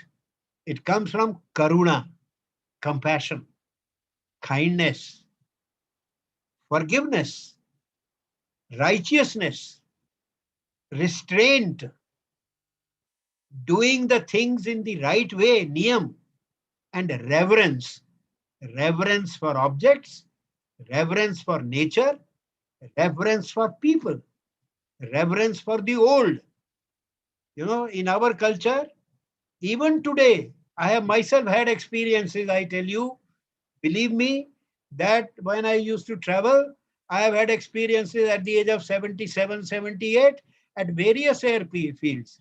I found young girls and boys, you know, in the airlines, working airlines, who would go out of the way to help me. They will promote my ticket from economy to the business. कि sir आप आराम से late के जाएंगे और आप आराम से, and sir I am putting a high priority slip on your bag. You won't have to stand in Delhi. You will get your bag first of all. Very kind. Christians, Muslims, Hindus, religion make no difference. So karuna, daya, kshama, dharma, संयम, नियम और श्रद्धा, reverence, श्रद्धा हमारे लिए objects. अगर किसी ने, if you have bought a motorbike and it has served you for years, my motorbike, if you can't be here, if you go down, my motorbike which I bought in 1966 is still standing because you know it has served me. It is like my father and mother who were with me. You see, I had an old ambassador, and when I bought a Maruti, and my daughter was very ashamed when she was a child of our old ambassador, and she used to say, drop me a little away from the school so that my friends don't see what car has brought me here. But then when I wanted to sell it, she won't let me sell it. She said, no, because her grandfather and grandmother, she said, used to travel in it. So they are not to be sold. Only finally, when we gave it to a small child, a children's school, she agreed. So, you know, reverence for objects. Haryana में 4 generations की गाय बंधी रहती हैं, दूध नहीं देती हैं, बंधी रहती हैं, क्योंकि वो बुजुर्गों की तरह है. उन्होंने आपके फादर को दूध पिलाया है, तो उनको रहना है. They are looked after. So you see, this culture today, हम कहते तो बहुत है, गौ हत्या बंद होनी चाहिए, गौ हत्या बंद होनी चाहिए, हथवाड़े बंद होने चाहिए, पर बूढ़ी गाय को बेचता कौन है? गाय जो दूध नहीं देती उसको छोड़ता कौन है? हिंदू, हिंदू ही छोड़ते हैं। हमारा धर्म ही संकट में है, धर्म ही संकट में है। जब हमने अपना ध्यान करना शुरू कर दिया और उसको कहा ये तो जानवर है, उसको जानवर समझ लिया, तो संकट हो गया। नेक्स्ट। अच्छा Richa ji, should I stop? It's 3:30. Richa ji, जी sir. should I stop now? I think we can continue this lecture some other time then, later. Sir I think schedule time 1:30 तक, 3:30 तक, और next session हमारा 4 बजे है. हाँ जी. There is a break time now actually, sir, but I leave it to the participants if sir could continue for another 5 minutes, 5-10 minutes. Is it okay with the faculty members? उनको चाय पीने दीजिए, चाय chat में डाल देंगे क्या? Is the chat enabled? चाय पीजिए, चाय पीजिए, कोई बात नहीं, चाय पीने दीजिए. Can you please Enough put for, it on? enough for today. Chat is enabled. Chat enabled hai, sir. I would just request the participants, can we continue for another 10 minutes or so? And don't put me a direct chat, please put it to everybody. Sabko dal dijiye so that we know. Sir, yes, we can, I think maybe we can continue till 3:45. All right, all right. Is it okay with everyone? Okay, okay. Okay, Sanjeev Kakkar ji कह रहे sir questions पूछने हैं. They want to ask questions. Questions बाद में पूछ लेंगे. Questions 2 minute पूछ लेंगे. इस बार नेक्स्ट स्लाइड देखिए. कंटेंटमेंट का बड़ा इंपॉर्टेंट है कि हम देखिए, our education philosophy is the philosophy of success. Long time back, when my daughter got only 71% marks in metric, 10th class, she said, what should I say? You have got 71, I got only 65%. So don't worry. She says, I don't want to read mathematics. I said, don't. Physics, I don't. I said, don't. What do you want to, should I study? Whatever you want to study. And she had a strange combination, home science and biology. Home science and biology, you see. And then she did her 12th again, sir. I said, what do you want to do? I want to do psychology honors. She did that. When I told her, you give up mathematics if it causes you tension. She said, Papa, you are very strange. Other parents, they insist that you have to do science and this and that. Then I told her one thing. And now she uses it, quotes it to her daughter. I said, Beta, pursue happiness in life, not success. The world is full of successful people, but the world lacks good people. Good people are generally happy people, see? And happy people are generally good. If you read Jean Valjean's, that novel, Les Miserables, there is a contradiction to this. Jean Valjean comes out of the jail. He is hungry. He is wearing the jail clothes. Nobody gives him food. Then as he is walking, it is evening now, houses are lighted up. He sees in the window that a young couple, they are playing with their baby and they are laughing. And he thought, where there is so much happiness, there must be goodness. He went inside, but they threw him out. Because he was in a wrong country. He was in a wrong culture. He should have been in India. Then it would not have happened to him. So come to the next one now. What CSUR seeks to do. What do you think? We set up this department. UGC has no such discipline. It is not a recognized discipline. But this department is still running. It is flourishing. It is earning 2 lakh rupees for the university every year. You see, reconnect the university and its environments in language, vocabulary, establish students' interface with the community through add-on innovative courses, promote small, this is important, nature-friendly, society-friendly technology. Nature-friendly. ये जो massive water pumps हैं, which draw so much water from the ground that the water does not get replenished in one rainy season. They are bad. They are not nature-friendly. In Punjab, which is a land of 5 rivers. Now it is a land of 2.5 rivers in our side. But even then, big rivers, you know, the water level has fallen from what it was. At 5 feet, you used to get water when I was a child. Now you get water at 150 feet. And through the chemicals, the land has become polluted. There is a train which runs from Gurdaspur to Chandigarh. The train is called Cancer Express. Cancer Express. Farmers have begun to suffer from cancer. Why? Because green revolution was a greed revolution. It was not just a green revolution. It was a greed revolution to produce as much from the land as you could. Earlier, the farmer used to keep the land fallow for one season. See, one crop, then no crop, then crop.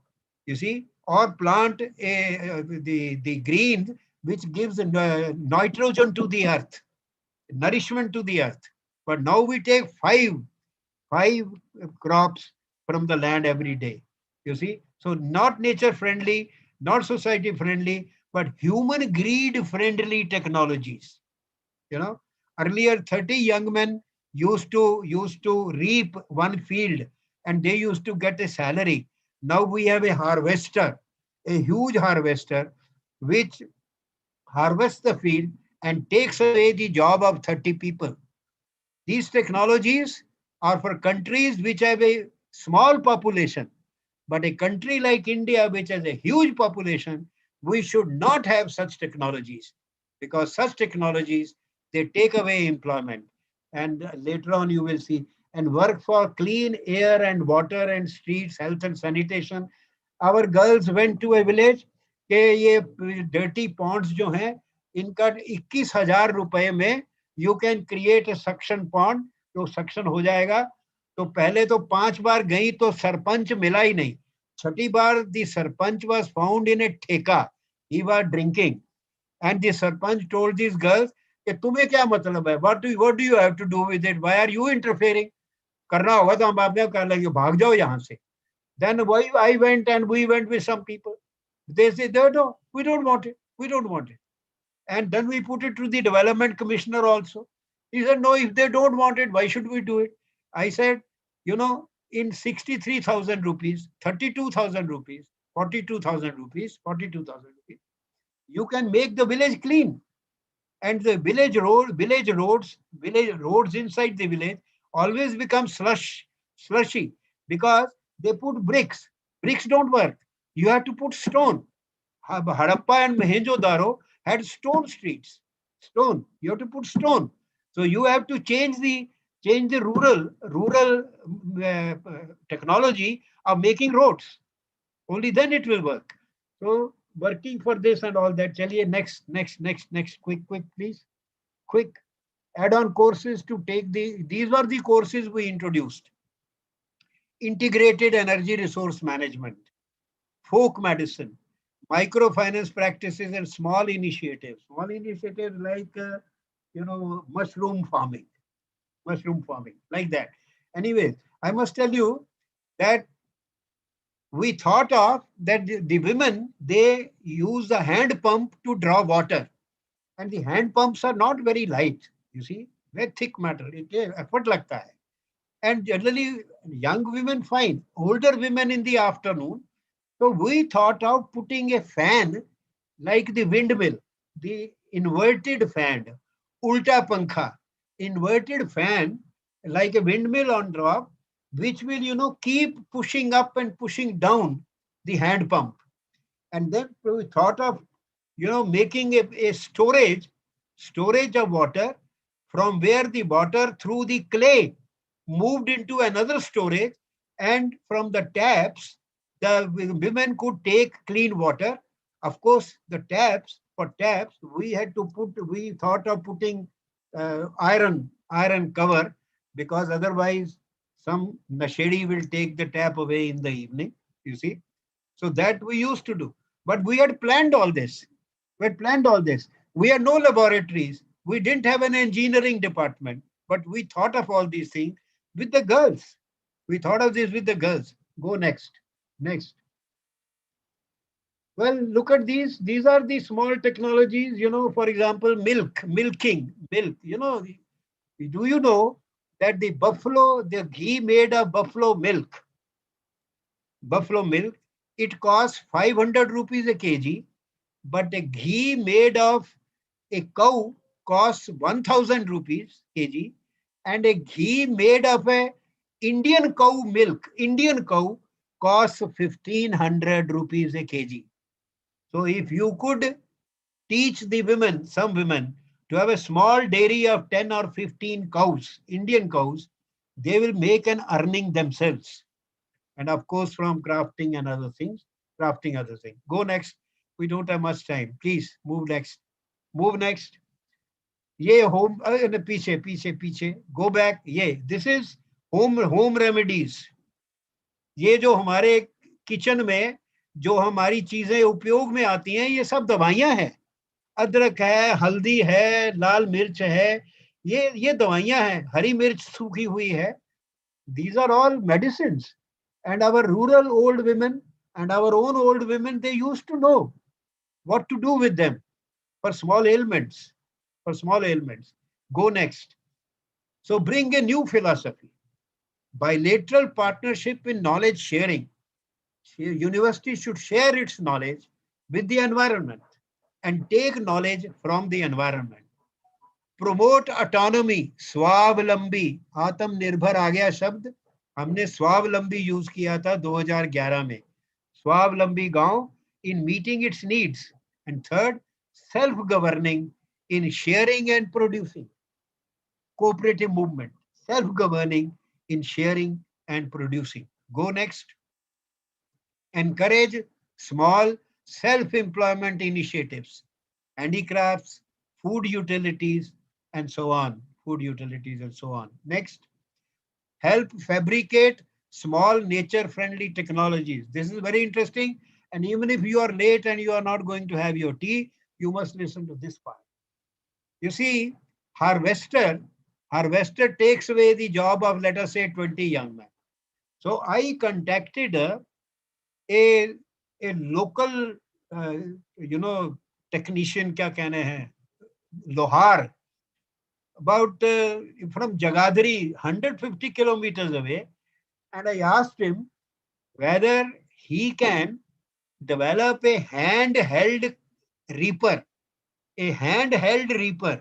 You see, the problem with reaping is that you have to sit down and use the sickle.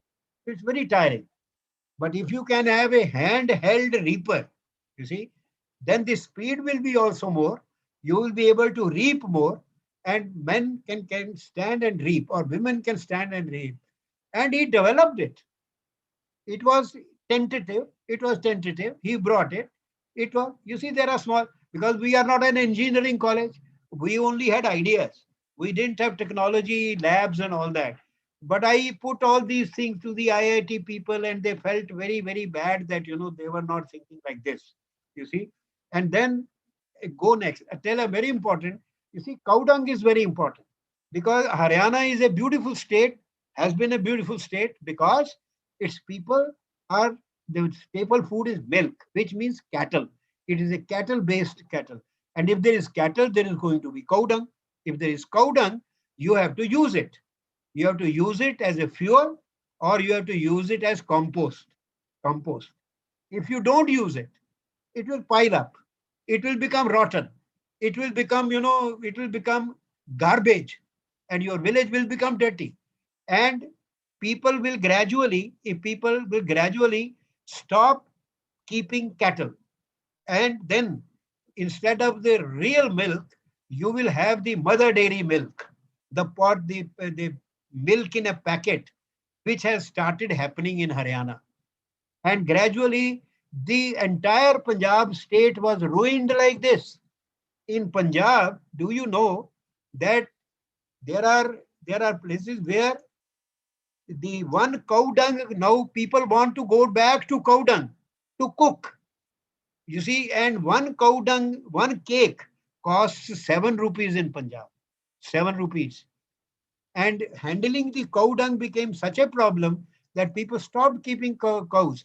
So the gaushalas, they have, huge amount of cow dung. What do you do with them? How do you do with them? They are gaushalas, no agricultural land, kuch nahi hai. So they imported a machine from China costing 7.5 lakh rupees, which changed 1 kilo of cow dung into compost in 1.5 hours. It doesn't work. It doesn't work. So it is a civilizational choice. Mechanization or health, you see. And therefore, go next. I'll show you what we did. Promote in revision interior architecture. The village homes are, very dark and old times, when there were invaders and robbers and thieves and all that. Now, if you tell them to rebuild the home, they don't want to tinker with it because their grandfather lived in this room. How can I remove this room? My father was in this room. So you cannot change their homes. You cannot break them and build again. But what you need is revision architecture. This phrase I used, and Nottingham University delegation had come. They took it. They were very happy, and they have started using it in their own literature now. What is called revision architecture.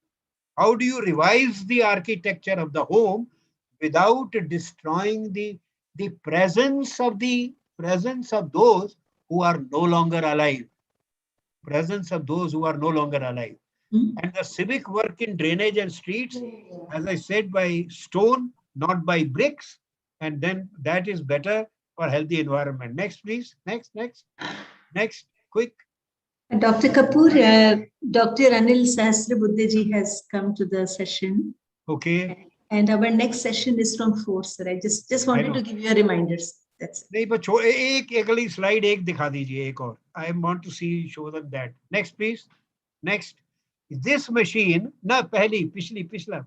This one. This is a cow dung making machine. Because now the educated girls don't want to make cow dungs with their hand. So this machine was fabricated by the village Lohar. And it cost only 12,000 rupees. It could be operated by hand or by electricity, because electricity is not always available. And it has no SIM and it has no chip. So it can be repaired locally in the village. Of course, the cow dungs which came out, they were not completely dry. No, it was a little small problem, technological, which we could handle. IIT people told me, Roorkee people, this is a very small thing. It can be done very easily. And now go to the next one. This was a village. This is a single family biogas cylinder and gas. Single family. The problem with villages is there is a common storage of the cow dung. So the common and the biogas. Then biogas is distributed in the. Everybody wants the biogas first, but nobody wants to clean the well in which the biomaterial is stored. So they have all gone out of use. So we thought we should have a single family biogas cylinder. उन्हीं की 5-4 भैंसे हैं, उसी की biogas, छोटा सा वहीं पे अपना स्टोरेज और बायोगैस, ये भी बड़ा बढ़िया था. इससे भी गैस जलती है. प्रॉब्लम क्या है कि pressure we cannot control. But then this is a small problem. We were not an engineering college. We could not control the pressure. The IIT people said we could, but then I left the university. I don't know what has happened after that. But I hope, sir, you have got an idea that an education which has a relationship with culture and society, values, and what the society needs is the education that we should promote, and not an education that we have borrowed from abroad and which is thrown down from the heavens on the heads of people. Thank you very much. Thank you, sir. Sanjeev ji, we will have more sessions of Professor Kapoor, about 6 to 7 sessions. I understand that we all have been wanting to ask questions, but we can take up the questions with Dr. Kapoor in the next session. Will that be okay? Yeah, because all his sessions are connected. So we'll take it another time. But we wanted him to cover what he has to cover. Is that okay? Yes. Yes. That is also important to first hear, and then we can just go to the questions. Thank you, Dr. Kapoor, so much. Are You you want there? me to go now, obviously. No, sir. Thank you very Please. much. Pranam, sir. We'll have you for the next session. I'll coordinate. Maybe we could just take a quick 3 to 4 minute break. I see Dr. Anil Sahasrabuddhaji is already here. And we can take a quick break and come back. Yes. Maybe, or you can have your green tea or whatever tea next to you and come back in 3 to 4 minutes. We'll start the session at dot 4. Namaste.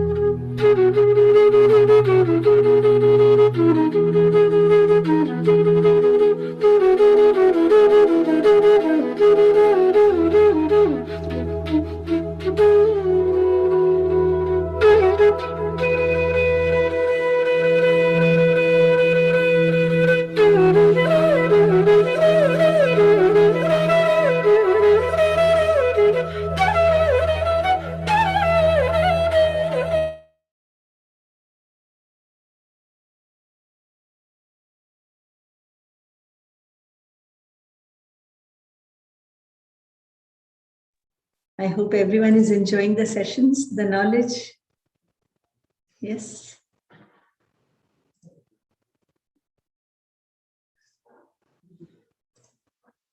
So we are ready for the 4th session of the FTP. Of course, we in the true sense, it's the 5th session of the day. But the morning session was on the UGC HRDC guidelines. Though we have all received it, we wanted you to go through it because every word that is mentioned there is what is going to be followed at our ends in terms of the certification. But yes, that is also needed, no? So please make sure that your videos are on. It helps the teacher to connect with you, and also it helps us. So please allow us not to remind you again and again. And it's very important that we keep our videos on. Is Dr. Sahasra Buddheji there? I have seen him, but is he? I'm there. I'm there. Okay, sir. Namaskar, sir, and welcome so much. Welcome to the show, to this first day of the FTP. And we are extremely thankful. Many of us were there at the inaugural ceremony via the online mode. We have crossed 1.6 thousand views also on the inaugural YouTube link. And we have received great amount of appreciation to the efforts that AICT has put in under your leadership and mission. So thank you for your trust and giving us all the possible support to really take this endeavor to really great heights. So we have Dr. Sahasra Buddheji's session on, and a little bit about Dr. Sahasra Buddheji. Professor Anil Sahasra Buddheji, Professor of Mechanical Engineering at Indian Institute of Technology, IIT Guwahati, is currently serving as the chairman of AICTE. That is also our partners for this FTP IKS.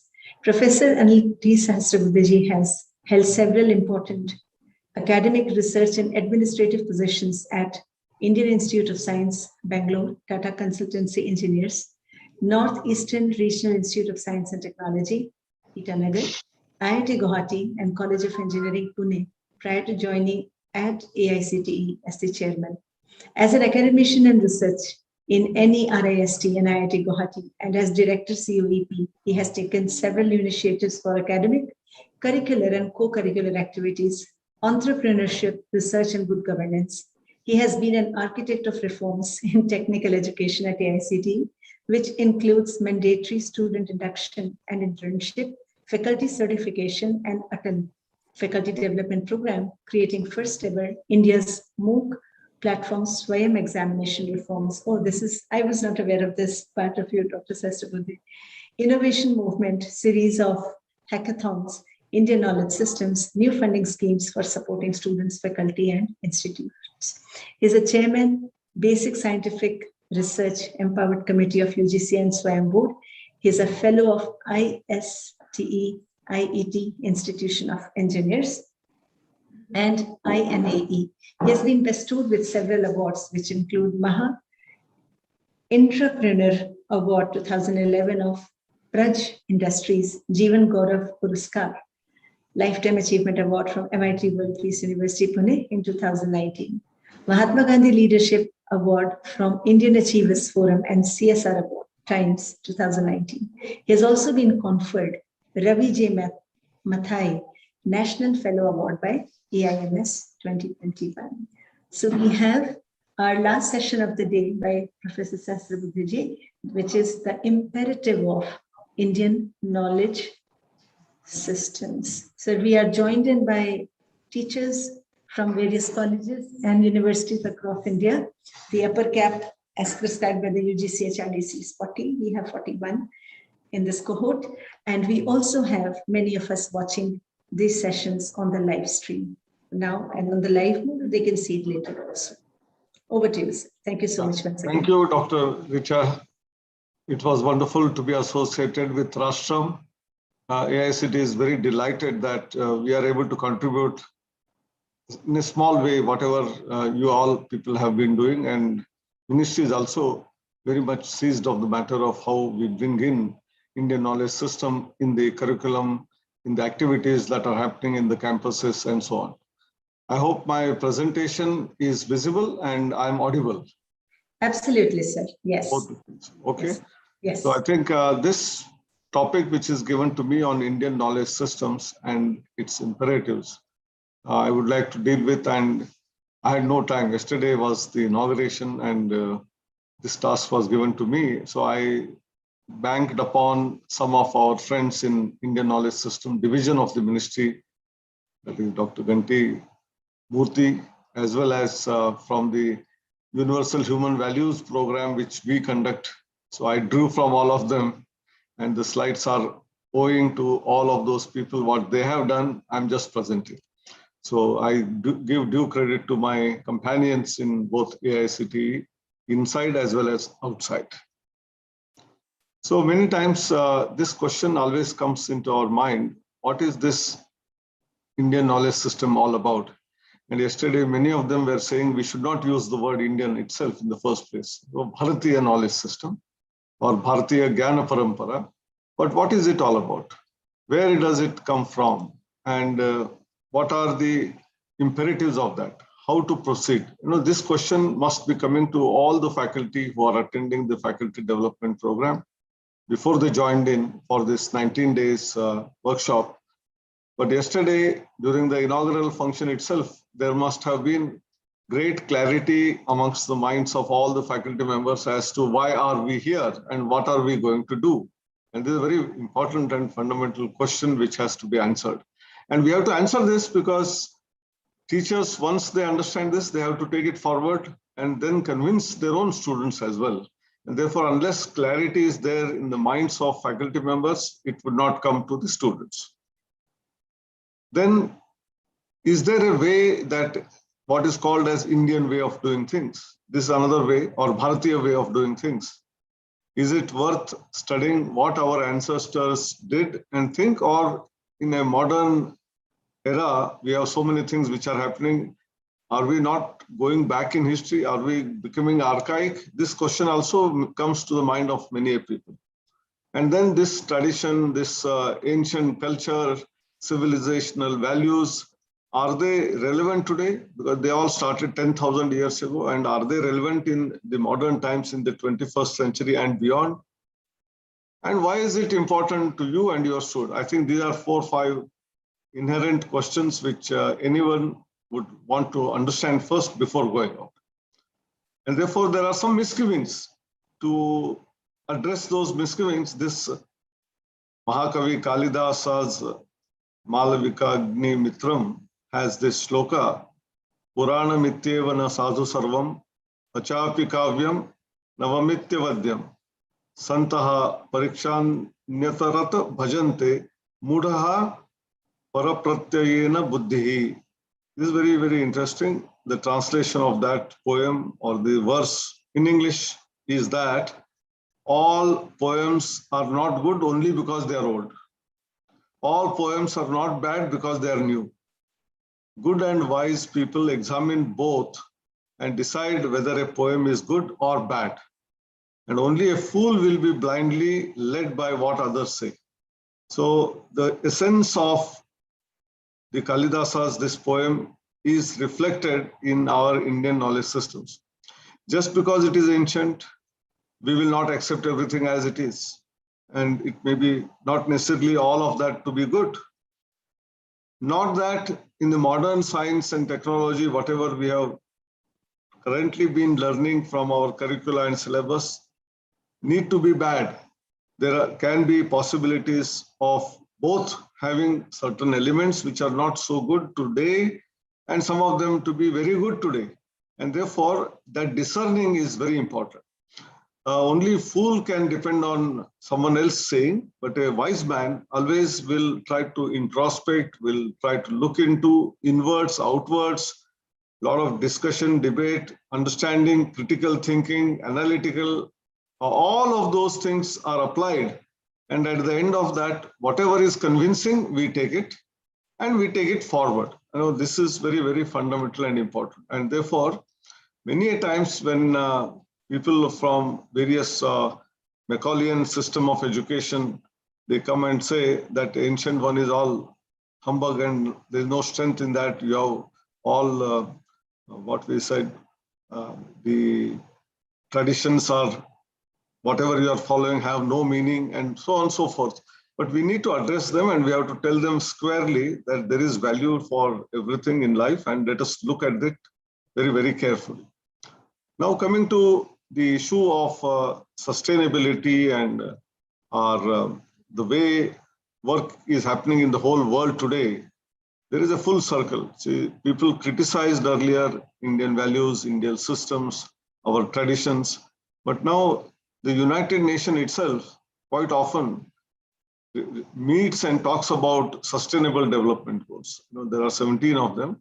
Education is one of them, but environment is there and education is there. How do we take care of equity? How do we have food for everyone? There's 17 of them, very, very important goals, which are called sustainable development goals.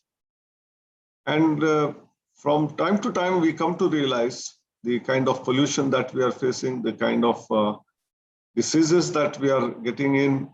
That means the whole world, the way it went forward from the 16th, 17th century onwards till now, is certainly looking at that is unsustainable. We have temperature rise of the planet by 1.5 degrees, and it is said that if it crosses 2 degrees, it is irreversible.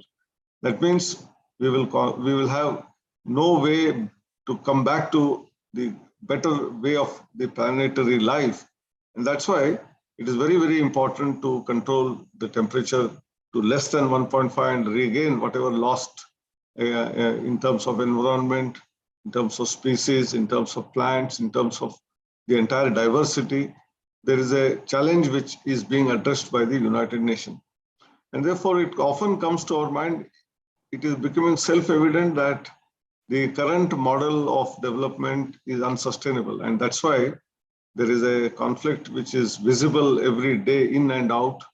And therefore, a thing will come in whether there is any alternative route and what is to be done. And governments as well as the scientists and educational institutions are all talking about new way of looking at the entire development which has taken place. In fact, the very fact that GDP and the development index, etc., these numbers are also under question by many people. And there is a new index which is coming in, which is called happiness index. With all of what is happening, are the people happy with all the development, modernity that has come in? And that's why the question of sustainability is often asked about. These rising inequalities are found in all variety of systems. People thought earlier that the capitalist system, where monopoly is there of the industry, will take care of all the problems of the nations, but it failed. Then similarly, socialist pattern, where distribution of wealth, communist governments all said that whatever is produced is to be just distributed amongst all and we should not worry. Then there was no work culture, ethics, and therefore that system also failed. So both versions having failed, the question of a new paradigm for development is talked about as a dire need. But many people have said that why are you trying to look at new system? There is already a system in existence. Why are we not adopting it? Maybe we have to reinvent some of the characteristics of that, may have to be tweaked a little bit, but that is an Indian way, Bharatiya way, which is both sustainable and which strives for welfare of all. When we say welfare of all, this welfare is not just of that of Homo sapiens, the human beings, but all animal world, all plant world, that means botanical, zoological systems. Not only that, including the environment and the nature, that means climate. All of that is taken care of under one umbrella, and that is the Indian way of looking at every aspect of it. And if we want to become the true knowledge power of this century and also be Vishwaguru, which is what new education policy which came in last year after 34 long years has been continuously talking about, that India has a role to play in the global arena, that is in terms of providing wealth of information that is hidden in our literature, in our system, and then make it relevant to today's requirements and needs and present it to the world. And that's how we can become truly Vishwaguru. And that is the imperative, that we understand our heritage and teach the world that Indian way of doing things is possible, and it has been observed, practiced for thousands of years, and we can, even now today, we can follow it, and we can certainly get back to that. Now, this is very interesting that if you look at any civilization long back, maybe 5,000 years ago, there were only two major things which used to happen. One is agriculture and the other is trade. There are two important foundations of any society. Before that, man was nomadic. He used to go hunting in the forest, whatever one person could get out of the tools that he had, either animals or the fruits or the vegetables which are already there in the nature, they were using it. But when man started settling down and civilization started growing, the two fundamental aspects are agriculture and trade. And agriculture, naturally, it has its own consequences of dependence on rainfall. How do you grow the crops and so on and so forth. And the trade is you make use of the agricultural produce to share with others in the form of a barter system, maybe in the earlier one when there were no currencies, and subsequently even currencies came into being. And we had trade which used to take place between places. And this one shows that amongst all the continents of the world, the agriculture was practiced much earlier than any other place in India, and that was sustainable agriculture, one which is environment-friendly agriculture. And the sea routes through which there was a travel which was taking place from one end of the earth to the other end of the earth, both on the eastern side, on the western side, that was meant for trade. And therefore, huge shipping industry also existed. Large sized ships, they used to travel from Bharat to rest of the world. And then the trading used to take place. And many of these goods were collected from there also, and exchange used to take place. So these are two fundamental things which used to happen. But for agriculture, which is dated back to about 8,000 BC, that means 10,000 years ago, the importance of rain and the weather was very important. How water is significantly necessary, as well as how weather will give us rains, was known to Indians 10,000 years ago. And that's why the simple shloka, which is there in Saptaha Brahmana Shukla Yajurveda, which says Agnairve Dhumo Jayate. That means fire creates vapors. That is how sea water gets evaporated. Dhumat Abramaha, these vapors will create clouds. What water vapor goes up, it forms clouds. Abrata Vrishti, and these clouds give rain, and this rain falls on our land. It gives water for the crops, and excess water will again go through the streams to rivers to finally the ocean, and again the cycle continues. This cycle we study in our school book right from 2nd, 3rd standard as a knowledge which has been gained as though it was not known to the human beings earlier, but the slokas very clearly depict how important it is and how agriculture depends on this. And therefore, rainfall was considered a Purvachitti, prior wisdom right from the Vedic times. And that is how the agriculture got evolved.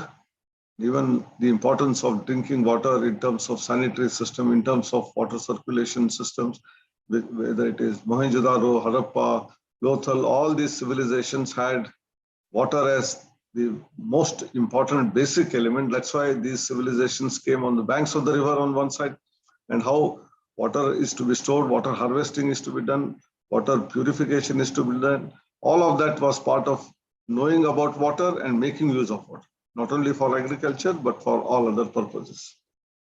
Now, as far as the forecasting about when rain is likely to take place, or how much rain this year we are likely to get, today we have weather forecasting software, and depending on the pressure in the upper atmosphere, there are a lot of intense calculations using supercomputers, and then finally it is declared that it is likely that in the next week there are going to be thunderstorms, there's going to be rainfall, and many times it is accurate. Sometimes we are off the mark by sometimes half a day, 1 day, or few hours, something like this. but our rishis like Kashyapa, Parashara, Gautama, and Vatsa, they are all well known for creating their own rainfall prediction methods. So it is not new that rainfall or weather forecasting is happening in the modern world, but there used to be similar predictions. We need to study them in detail and adopt them so that our calculations using modern scientific methods and those of the past, they can be mingled, corroborated, and we will have much better accuracy in terms of results of the prediction. So the prediction of maybe climate or the weather 6 to 7 months in advance. Even today, it is not possible to predict it so early. No. We normally do it 1 week in advance or fortnight in advance, and then 1 day in advance, few hours in advance. These are all fine. But some of the forecasts which can be done even more than 10 days earlier, up to 6 months, is not a matter of a joke, and which was possible long ago using the methods of, these are called traditional methods for understanding of the nature and intense observation. And many times people feel that these are all someone has given in writing and people are following it blindly. These are not blind faith. Unfortunately, people do not understand scientific thinking has also evolved from ourselves. That's why the first slide itself, we said, whatever is acceptable, we accept it, others we reject it and move ahead. And therefore, all of these models which were developed were time tested. It's not one generation, but several generations must have evolved based on the experiments that were conducted. So it's highly experimental science. And that is what our civilization had followed its traditions. And we all know our culture and civilization is one of the oldest. There are very few civilizations in the world which are as old as this. And therefore, we have to be proud of our civilization, a civilization which has stood the test of time and with all its interactions with other civilizations and their people, including cooperative and invasive. There were both varieties. We must understand the dynamics of that. And our civilization is the one which has always been a living civilization, a dynamic civilization. We never had any dogmas, dogma-less civilization. I think this is very important because other civilizations had their death. None of them continued. They had prospered, no doubt, to a great height and then collapsed. The reason being they were dogmatic. They need not change as per the changing times, whereas Indian culture, Indian civilization is still living, dynamic, though it may have been wounded by foreign invasions, as well as several internal disruptions, all variety of problems we are able to withstand. But the maximum damage happened between 17th to 20th century, subjugation from the invasions which had happened, both from the perspective of religion and the customs, as well as in terms of the foreign rule, the British Empire which was established. They spoilt our entire education system so that our new generation is not even aware of the glorious traditions of knowledge that we had developed over several hundreds and thousands of years. And that was subjugation which happened. And because of this subjugation of the Macaulay education system and its continuation, unfortunately, even after independence, this has created a generation which is left devoid of the knowledge of our own civilization. So most of us, including me in our times, in our school, we had hardly anything to talk about Bharatiya civilization in our textbooks. So very little we know is only through from some senior people who gave us some stories, lessons, or once in a while we came across a book by reading that. Otherwise, formal education is devoid of all the ancient knowledge that existed, and it has been totally destroyed. And that's why our young generation many times question the authenticity of all of that, what is being talked about under Indian knowledge systems. And that is why this particular seminar or workshop is very, very significant and important. How do we reach out to those people, young generation, make them enthusiastic about our ancient past, make it relevant to today and take it forward. So it is time we need to rejuvenate. There's no question about it. And luckily, happily, our new education policy has talked about Indian knowledge system in greater depth. And as a society, as a people, we have to take charge with responsibility. We can't say that, let the government do it. Government can't say that, we cannot do, only you should do it. It is a collaborative effort. Both the government's role is in terms of facilitation, providing the possibilities of engaging, and the people, the universities, the colleges, the faculty members, they have to take charge with full responsibility. And unless we do that, there is no way out. And in some way, even before the policy, I'm very happy to announce that AICT decided in one of our executive committee meetings that the nation's pride does not come without understanding our own knowledge system, our own ethos, our own values, our own science and technology which was developed, our own philosophy which was developed. Without knowing this, we cannot go any forward. And that is how this Indian knowledge system as a non-credit course was introduced. Because many times when we introduce something, there will be hue and cry as to why this has been put into. And in the beginning, all these 7-8 slides, I was explaining the genesis of why it is necessary, why it is required. One is the whole world is today talking about environment, is talking about sustainability, and that can only emerge from out of Indian knowledge system. And that is one area. The second one is, many a times we often say that science has come from the West because Nobel Prizes are all awarded to people who have done excellent research in terms of physics or mathematics or medicine or chemistry and all that. And then we honor them, and one or two of them, once in a while when Indians get it, we get elated. But some of our people who did research even better than most of these Nobel laureates is unnoticed, not in the ancient era, but even in the modern era. This is the travesty of truth.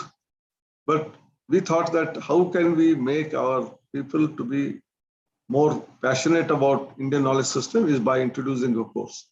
But when you see few aspects of that, you get interested, then you start doing research, you start delving into that knowledge. You look for books, you look for literature, you look for wherever it is available, you will go. This is like creating the thirst. We all know that in the advertising world for products, huge hoardings and television ads will create need for that. Although you may not need them, but the kind of advertising that happens, you start feeling that you need it. And I think in Indian knowledge system, I'm using probably a wrong analogy, but it is necessary. So unless you get the taste of what is Indian knowledge system, the importance of that, how deep it is, how useful it is, I don't think our younger generation is ever going to learn Indian knowledge system. And all of that is embedded in the ancient languages like Sanskrit and Pali and Tamil and all that. So we are losing our languages also. All our education has been happening in English, and we read books which are in English. Even if some of the ancient texts are translated from Sanskrit into English, we go through those English books, but not the original texts of Sanskrit. And that's why whatever translation has happened has its own limitations. Unless we start learning the language of Sanskrit or Tamil or Prakrit or Pali and then go into the literature and learn it, we are never going to learn it properly. And that is why this is very important to have Indian knowledge system also being part of the curriculum, along with provision for learning Sanskrit as one of the possible electives. We may not force. When you force, there is always a reaction. So AICT took a very cautious decision that we will say that this is a non-credit course. So when students will not have to depend on the grade of that course to get the CGPA to be lifted or something like that, they will not have so much botheration. They have to only learn it. And when they are learning, if there are passionate teachers, like all of you who have joined this particular workshop for about 3 weeks duration, each one of them, when they understand the nuances and when they create interest amongst students, students will become researchers in this area. I think we have long way to go, but the starting point is making a non-credit course available.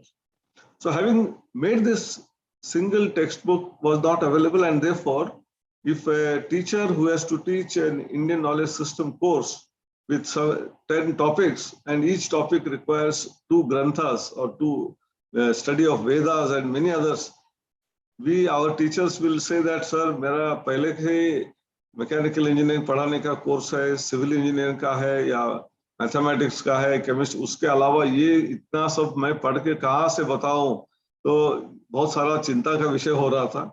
So then we found out a very inspiring person, Dr. Mahadevan, who is a professor of Indian Institute of Management, Bangalore, who was also former founder, vice chancellor, and now back in IIM Bangalore, of course. He teaches a course on Bhagavad Gita and management.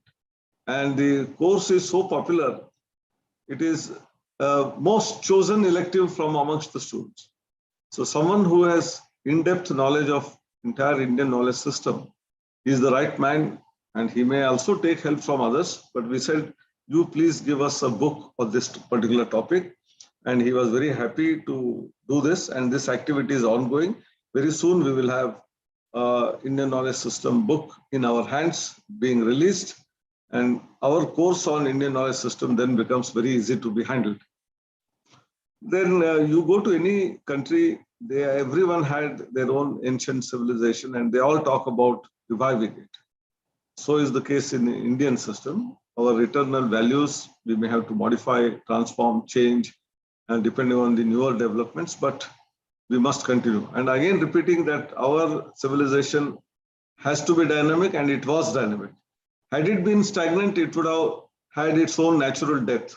But the very fact that despite all invasions, everything, it still continues to thrive, that means it is dynamic. The ability to question is always there. And that is how we have this onus or responsibility to understand, formulate, and give to the entire world the civilizational values. And that is the role which we have to play. And as I said, the best thoughts we have to receive from all sides.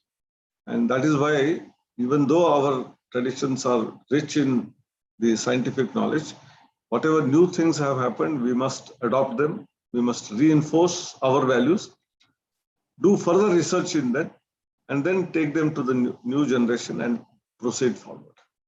This was all in the thought, much before the education policy. We have been talking about it last 70, 75 years, that India, its rich ancient past, and how do we go ahead. But concrete steps were never taken. People were working in silos in remote places in different institutions. And therefore, it was desired that a meeting should be called of all like-minded people. And the meeting was held on March 18, 2020. Unfortunately, pandemic started a little later, and our continuation of meetings did not happen.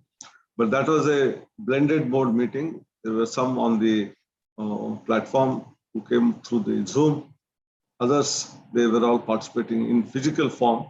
And a lot of deliberation happened for about 5.5 hours, churning action, brainstorming, which led to that we must have a division of IKS.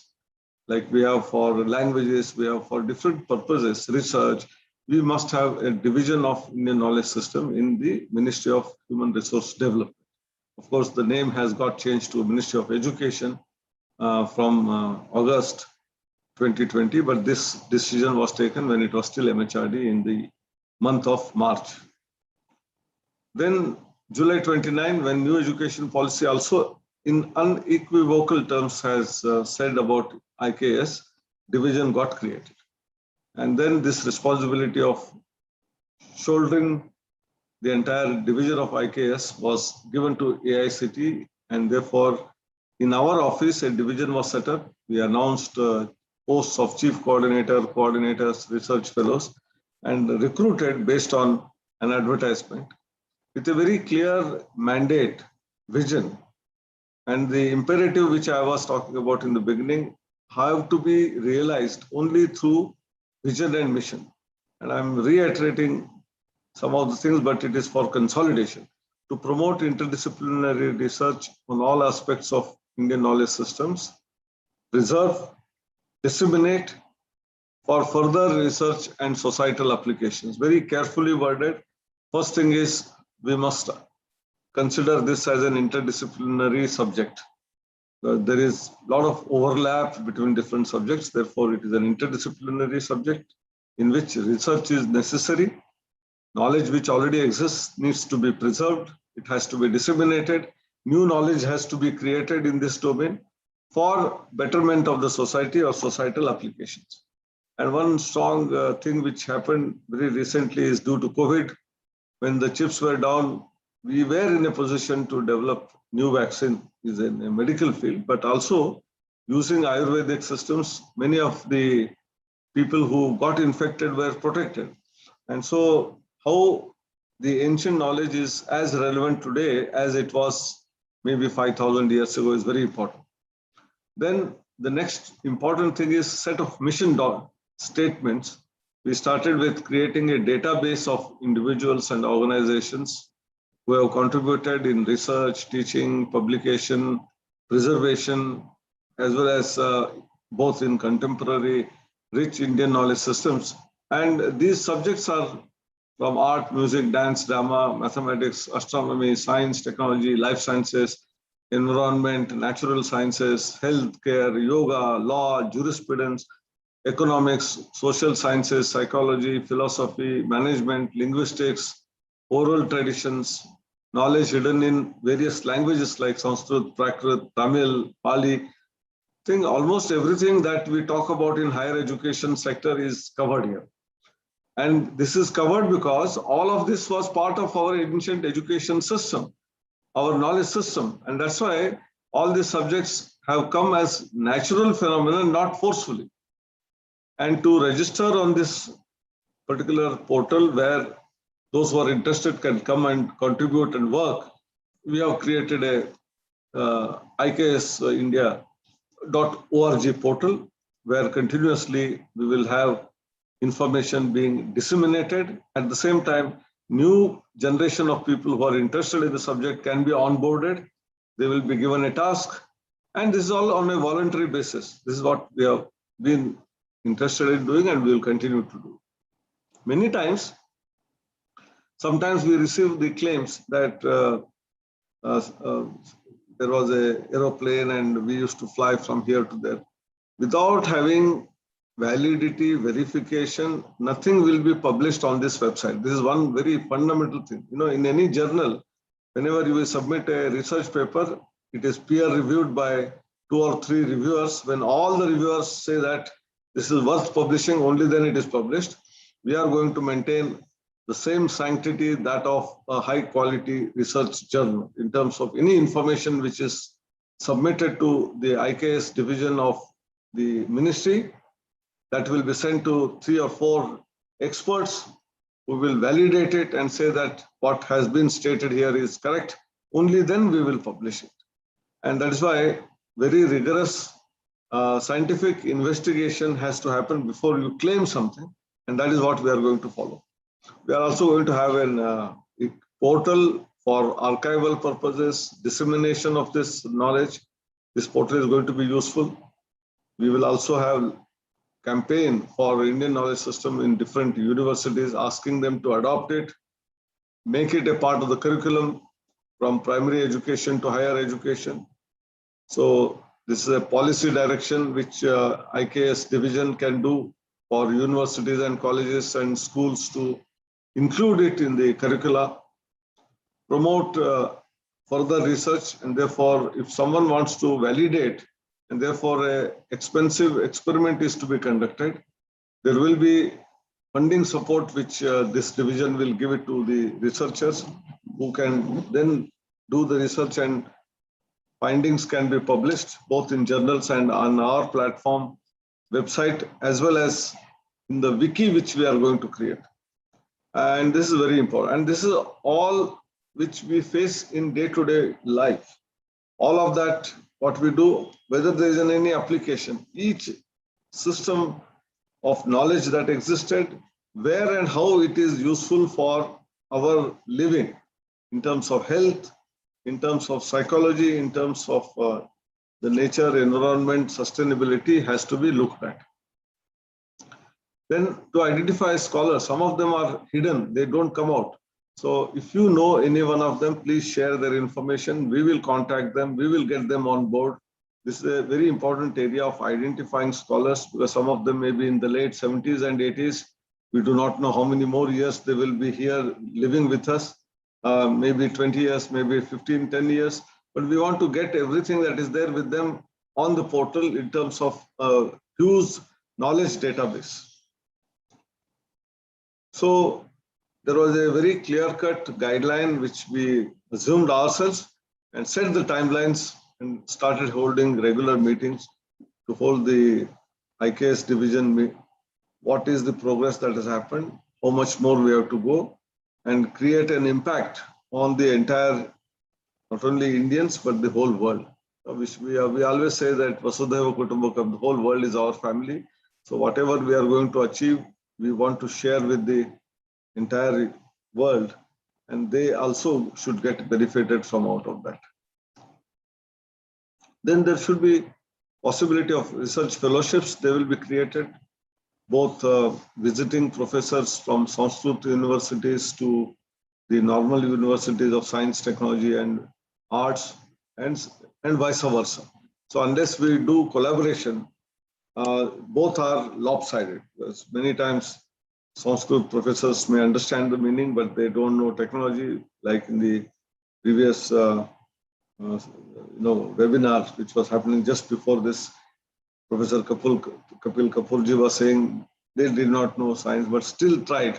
But if we have science, technology faculty also on board, along with the Sanskrit professors, I'm sure the meaning will be unearthed, and the experiments conducted will give rise to validity of all that what is stated in those papers and those books.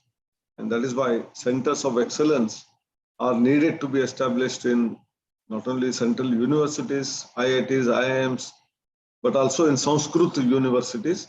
And they must have a mutually collaborating agreement of meeting together at regular intervals and decide on further area of research. And this is very, very important.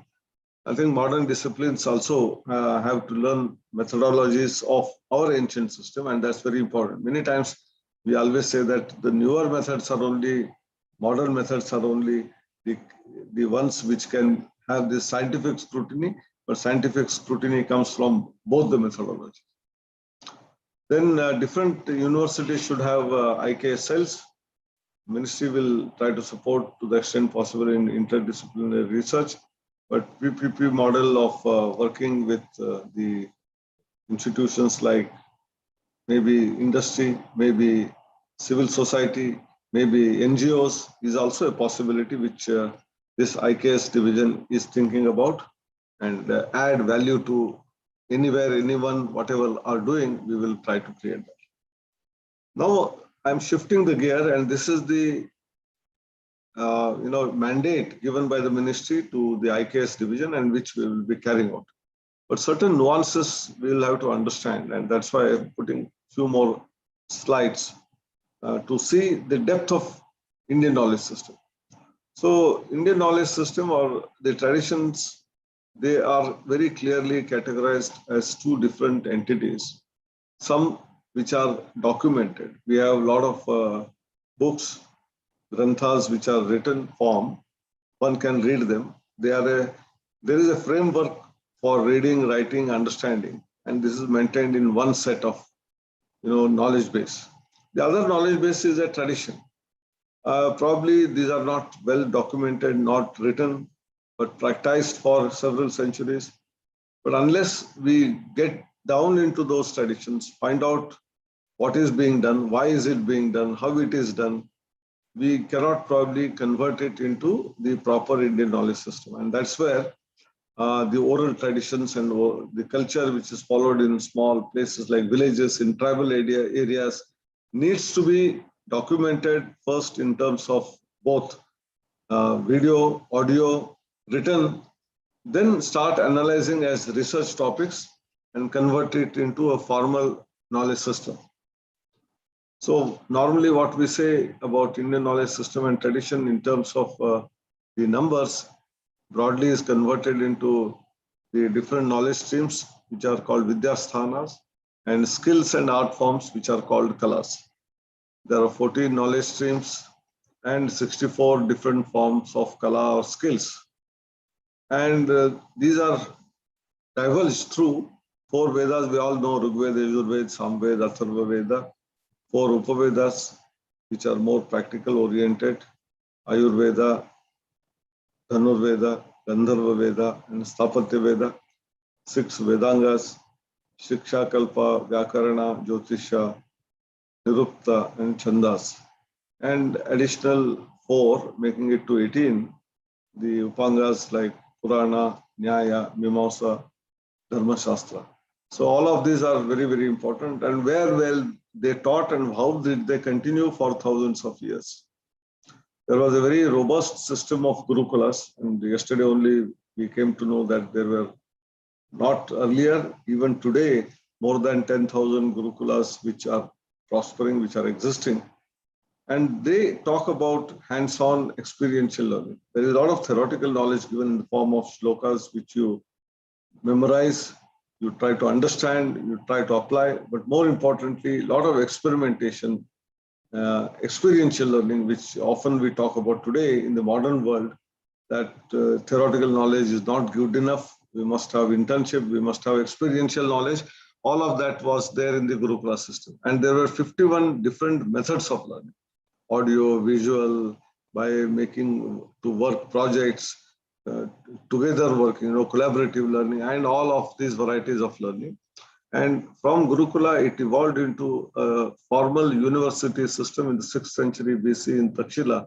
The oldest of the universities of the world come from India. Of course, they are not living today, but Takshila University and Nalanda University between 6th century BC to 12th century, that means 1800 years, 2 things were significant. One is education. If it was there only in India and nowhere else.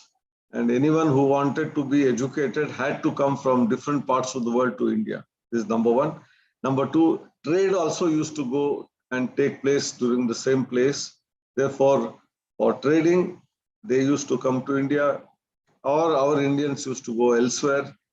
Therefore, our gross domestic product, which we define today often, was also of the highest order, more than 30%. And there were several other universities as well, which were teaching all these subjects in the form of a knowledge base.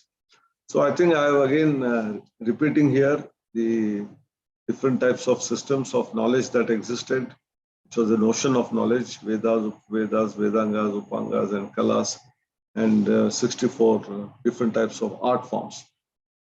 And the skills, actually skills are very important. Now, skills, today also we talk about different types of skills. One we talk about is soft skills, the hard skills. We say technical skills, artisan skills. We say cognitive skills. We also say design skills. All these words have become very common and popular in the last 10, 15 years. Cognitive skills, design thinking, design skills, innovative thinking.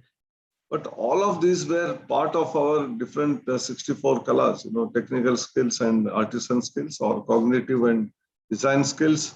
There were also visual and performing arts, or whether it is singing, nrutya, whether it is vadya, whether it is in terms of our performing arts. All of them had their own place in terms of kalas, and which added value to the normal education. Beauty and hospitality skills, where we always treated our guests as gods, and therefore beauty and hospitality go hand in hand. They were also having different types of skill sets, which were there part of the 64 skills. Miscellaneous skills, these were also codified. So all the types of skills which modern world today talks about were existing. So I'm just again listing them one by one. Vastu Vidya, Yantra Matrika, Takshana, Dhatuvada, means art of metallurgy, carpentry, mechanics, engineering. So who says that engineering is coming from the West? It all started here, including mineralogy. how do we mine and then make use of them, polish them, creating utensils of silver, the gold, different types of building of shrines, practicing medicine, medical plants being recognized and then made use of them in terms of both for healthcare, preventive as well as post diseases, art of applying, preparing for cleaning your not only teeth, clothes, painting the body, no, you name it, and all those activities existed in the form of 64 different variety of arts. So I'm not going to go through each one of them. This is listed and anyone can make use of them at any point in time as and when they are required. Otherwise, it's almost 1 hour is getting over, so I don't want to go into each one of them in detail. So these are 64 kalas which are very, very important. Then comes darshanas, yoga, vaisheshika, then Purva Mimamsa, Uttar Mimamsa in Vedanta. And I'm not repeating, Vedas are there. But more important subjects which are covered. I talked about agriculture in the beginning, which is also related with hydrology, water. But there are yagnas and offerings. There is a reason behind that. That also has to be looked at: sociological subject, cosmology, and philosophy. All of these are part of the Vedas. In Upavedas, these four are the most prominent ones: Ayurveda for medicine and life sciences, Sthapatya Veda for architecture and engineering, and all our temple architecture or the townships which were developed were all part of this. Dhanurveda deals with the armory, archery, weaponry, etc., which is for modern day warfare. Then Gandharva Veda, which deals with fine arts, music, dance. So these are all subjects which are available for several thousands of years. But how do we make them relevant to today is the question which Indian OS System Division today is talking about constantly, and we would like to bring it to the fore. Now I will come to slightly to a different field now, to mathematics, and how it is related with both the Sanskrit as a subject, grammar, as well as in terms of the new computer skills or the cyber security. These are all very important codification, which is important.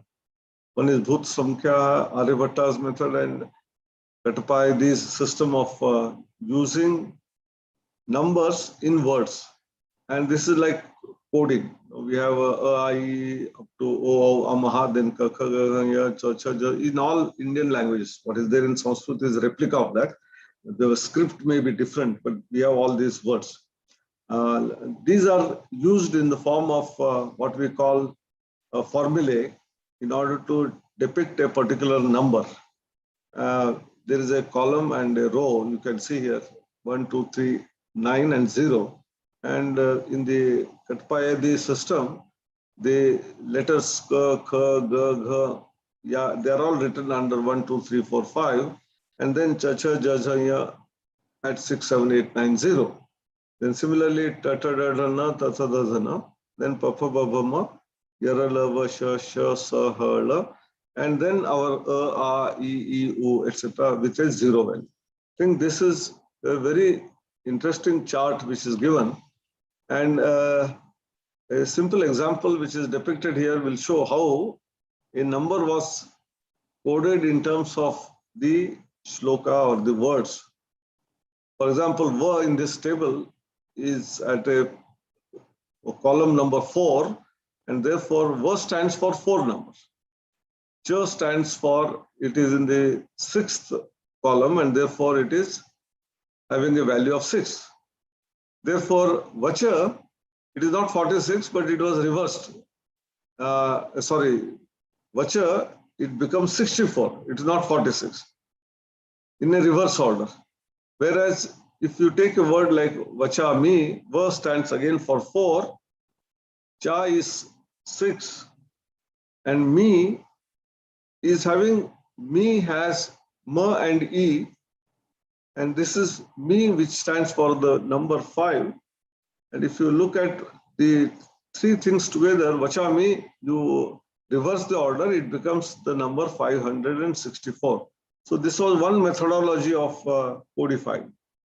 Whereas Aryabhatta's system had just the other way around. K, K, G, G here was 1, 2, 3, 4, 5, 6, 7, 8, 9 is fine. But if you look at V and Ch, V stands for, now look at the entire table, V stands for 60 here. And Ch stands for 6. The Vacha is 60 plus 6 becomes 66. And the Vachami stands for 60 plus 6 plus 25 into 10 raised to 2. That me has Ma and E. So E is 10 raised to 2 and M is Ma is 25. And therefore it is 25 into 10 raised to 2, which becomes 2,500. And added to that 60 and 6 will become 2,566. So the same word here, Vachami was 564 and it becomes here 2,566. Two different ways of how you codify the number system using the letters, alphabets. Similarly, in the music system, the Sa Re Ga Ma Pa Da Ni Sa is again coded in terms of the combination of the values which are used here, and ragas come out of this, swaras come out of this. And the complicated figure, I have not able to understand this still, a system in Carnatic music. You can see how much detailed analysis must have been done about each and every small raga or shloka, whatever is coming out, has to be made use of. And I'm just given sample of, one is agriculture, one is mathematics, but we are all aware of the contribution that was made by Kannada in physics, Nagarjuna in chemistry, Aryabhatta, Bhaskara, Brahmagupta, Ramanujan, as late as last century itself in mathematics, civil and construction technology, mechanical engineering, material science, weather forecasting, I referred earlier, water harvesting, architecture, all of these subjects, and it goes on. So at this juncture, being part of the Indian knowledge system, which has been established by the ministry in AICT, the challenge before us is, this is an opportunity. The opportunity for going back to the roots, understanding, studying, developing ancient Indian wisdom to be recapitulated and bring it into the new education system. That is what the policy talks about. So everyone and anyone who is interested must now come forward. This is the time. This is the opportune time. If you miss the bus, we will miss it permanently, because those knowledgeable people who can guide us are very limited in number, and they are also, many of them, above 50, 60, 70 age.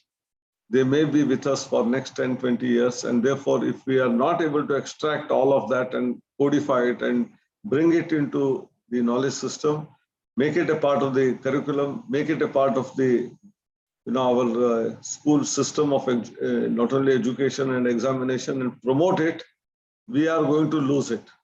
In 12th century AD, when the Nalanda library was burnt, which was an 8-story building, it is said that lakhs of documents were there. They all are lost. Now, whatever are remaining in scattered places, unless we bring them back in one place, and today, fortunately, it need not be stored in a physical form. If we have got that, we can scan it, we can convert it into the digital material and can store it on our servers. And it is easily accessible. That is another advantage of the modern technology. Earlier, it has to be in one place. You have to go and read that grantha or the book. Today, you don't have to store it in a physical library. It is possible to be stored on a cloud computing environment. Anyone, anywhere in the world can access it, read it, understand it, continue further research on that.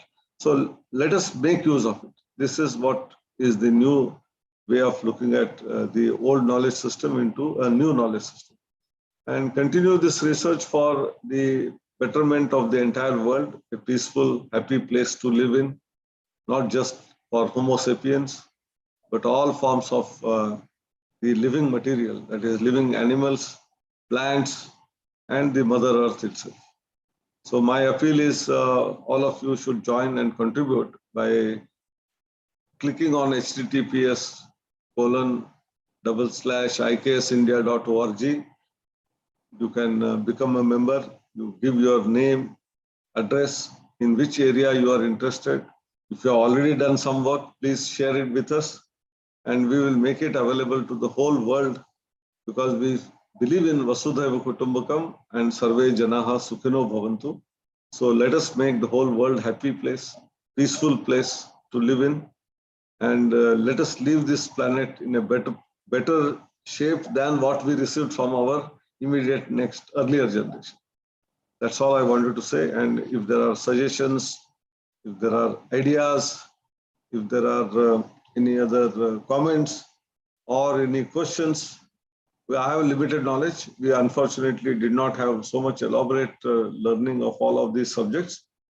Today, at least, the government is keen. There are many knowledgeable people who are keen. So let us make it as a big movement, Indian knowledge system movement, and move ahead and create a world which we are all envisaging to be created. Thank you very much. Thank you, Dr. Sahasrabudheji. That was extremely insightful for us and for all our participants here and those who are watching via the live stream. We could enable the chats, and I'm sure we have a lot of questions, Dr. Sahasrabudheji. If we can take it for the next 30 minutes or so. Or we could also request the participants to unmute their mic, and we could have one participant ask their question, and the participants could be spotlighted. Bhumika ji says, very informative session. And there is a question that I see here. Dear Professor Anil, how do you see the role of transdisciplinary approach in making India's knowledge systems an integral part of education systems, and how the upcoming bachelor's in liberal arts and sciences program be designed? No, I think to make this endeavor a more sustainable one, and this is being asked by Dr. Rajiv. We could spotlight Dr. Rajiv and Dr. Sahasrabudheji together. Yes. Yes. Yeah, Rajivji, dhanyavad. This is a very important question. The new education policy also talks about multidisciplinary and transdisciplinary research universities, and therefore this is absolutely in line with that, and therefore there is nothing wrong in continuing to address this issue from two different angles. Number one, how in a university which is supposed to be universal, the word university also has universal. So all variety of subjects and courses must be available for a student to learn. There should be no hesitation in saying that you are a student of arts college, therefore you cannot learn computer programming is not correct. So therefore, there is always multidisciplinary approach to every subject, every knowledge base, every knowledge system. And therefore, transdisciplinary is the order of the day. And it was followed in the ancient times. Nothing was seen in isolation. Unfortunately, we started segregating in terms of going deeper into the subject. We started specializing. Specializing was necessary. I'm not saying that specializations are wrong, but in the hurry for getting into specializations, we forgot that the knowledge is continuum. It is a continuum. There is no hard-walled boundary between this knowledge and that knowledge. And therefore, whether it is music or mathematics or music and computer science, both are having complementary nature. And unless we understand that, we will not be able to proceed forward. And therefore, while revising the curricula of the universities, it is the onus of the university senate, syndicate, or professors who deal with that to give as much explanation as possible in terms of how they are connected. No, we lose our connections. In fact, forget about different subjects. Within the subject also, I have found many of the textbooks, many of the courses, we start as though they are completely different from each other. Each body of knowledge is connected with the other body of knowledge, and how this connection is there has to be told in the first chapter, in the first class of that topic, only then students will get excited. And I have observed in KSA, again, I'm coming to mathematics example. Many students distaste mathematics because they feel it has no value in life unless you make it connected. Or even for that matter, some students are not interested in history. They think, what is the use of history? It's not going to have any purpose. So unless you connect the subject with how it is attached with the day-to-day life, where it is useful, how it is useful, students will not get interested into that. And therefore, the curriculum revision must be in such a manner that even if you are giving a degree in one domain, there must be core courses of one discipline. There must be few further electives in that domain. There must be open electives, which we call as across the board. As I gave example, a mathematics student can learn psychology, or a student of history can learn computer programming. I think these are completely poles apart outwardly, but inwardly there can be enough connection between them. And if you create that connection, students will understand it better, and it also serves their interest. The most important thing in our country is students are admitted into a particular program not out of the attributes that a student has, not because of the attitude of the student, not because of the quality of inner, whatever you say, quality that student has, but because parents and friends and relatives will say you have to become this, and he lands up there. And having landed in that particular program, if that student is actually not so much interested in that domain, he will be underperforming.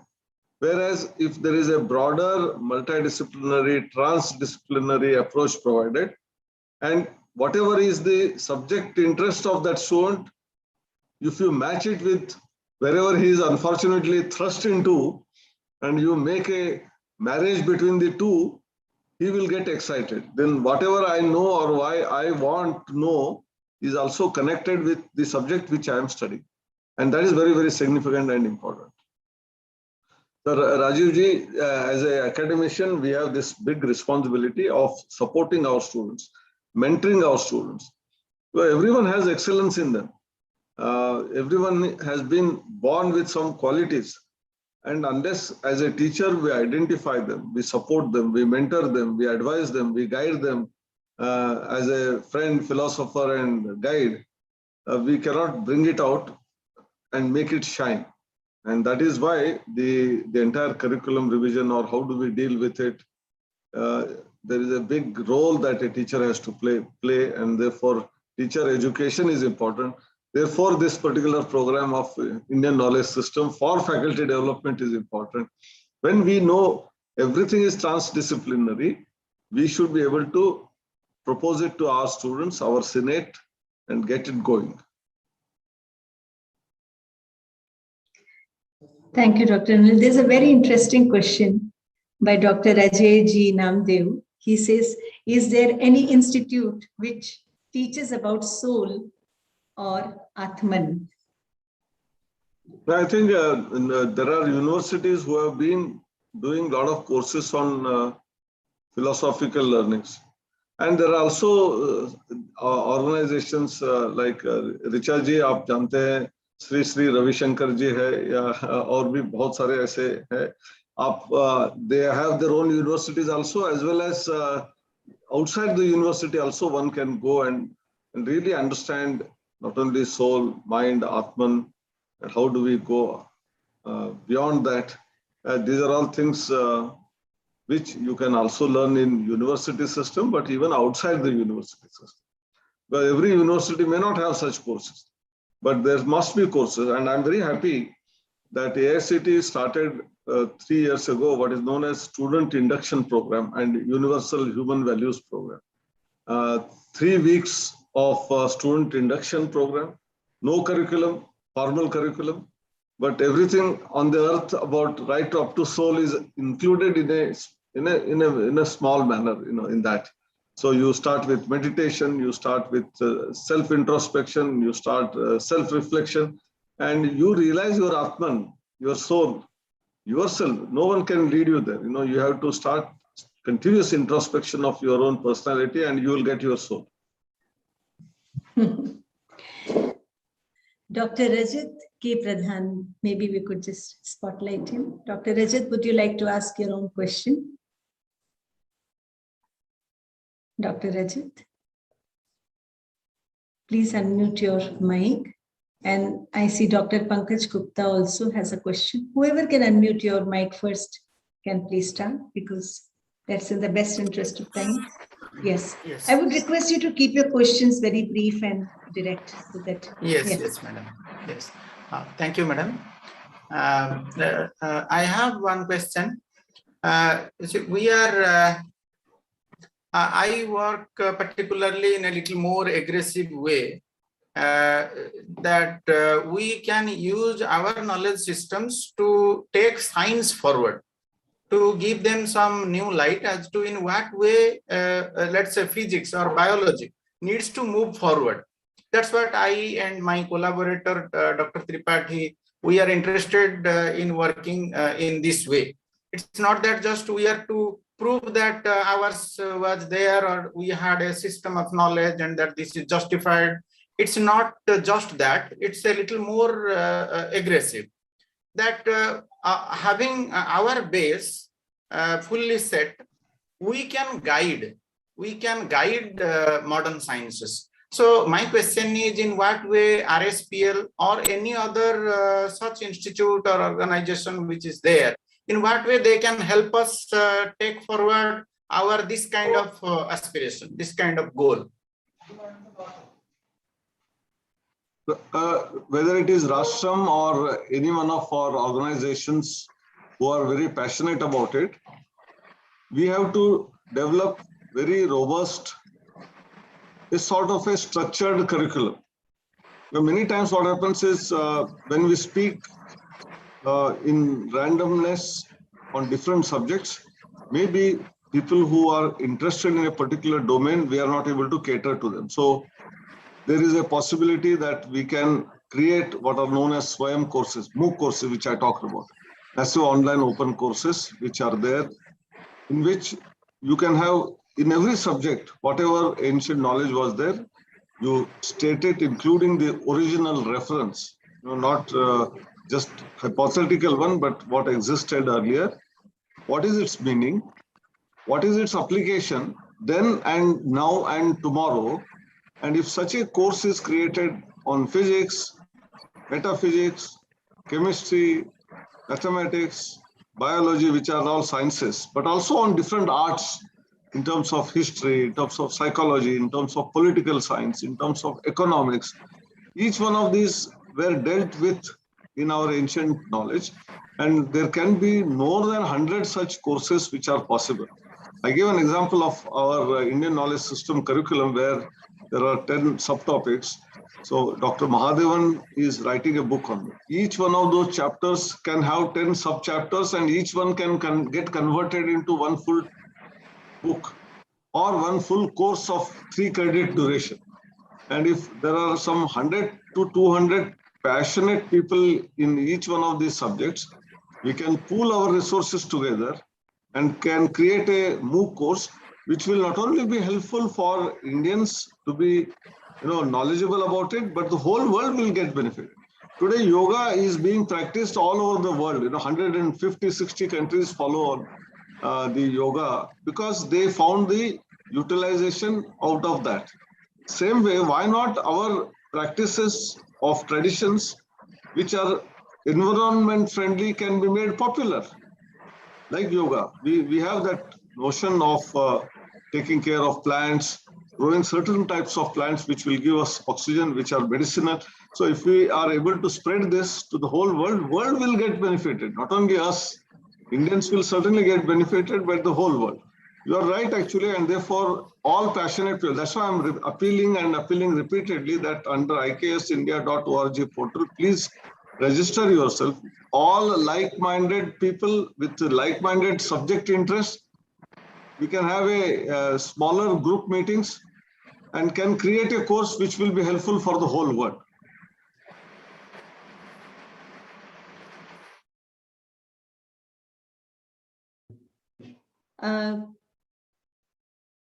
We have a question from Dr. Bhumika ji. I am trying to invite who have not spoken in the earlier session so that everybody gets a chance somewhere. Yes, Dr. Bhumika, maybe you could unmute your mic and we could also spotlight you. Please ask. Namaste, madam. Am I audible, madam? Yes, yes, you are. Okay. मुझे just share करना है. I don't have any question. अभी एक participant ने question पूछा था कि is there any university or institute who is teaching about the soul? So I am from Army University, Rajpur, from Gujarat, and from 2014, faculties and students are trained by different resource persons like Somdev Tyagiji regarding the human values.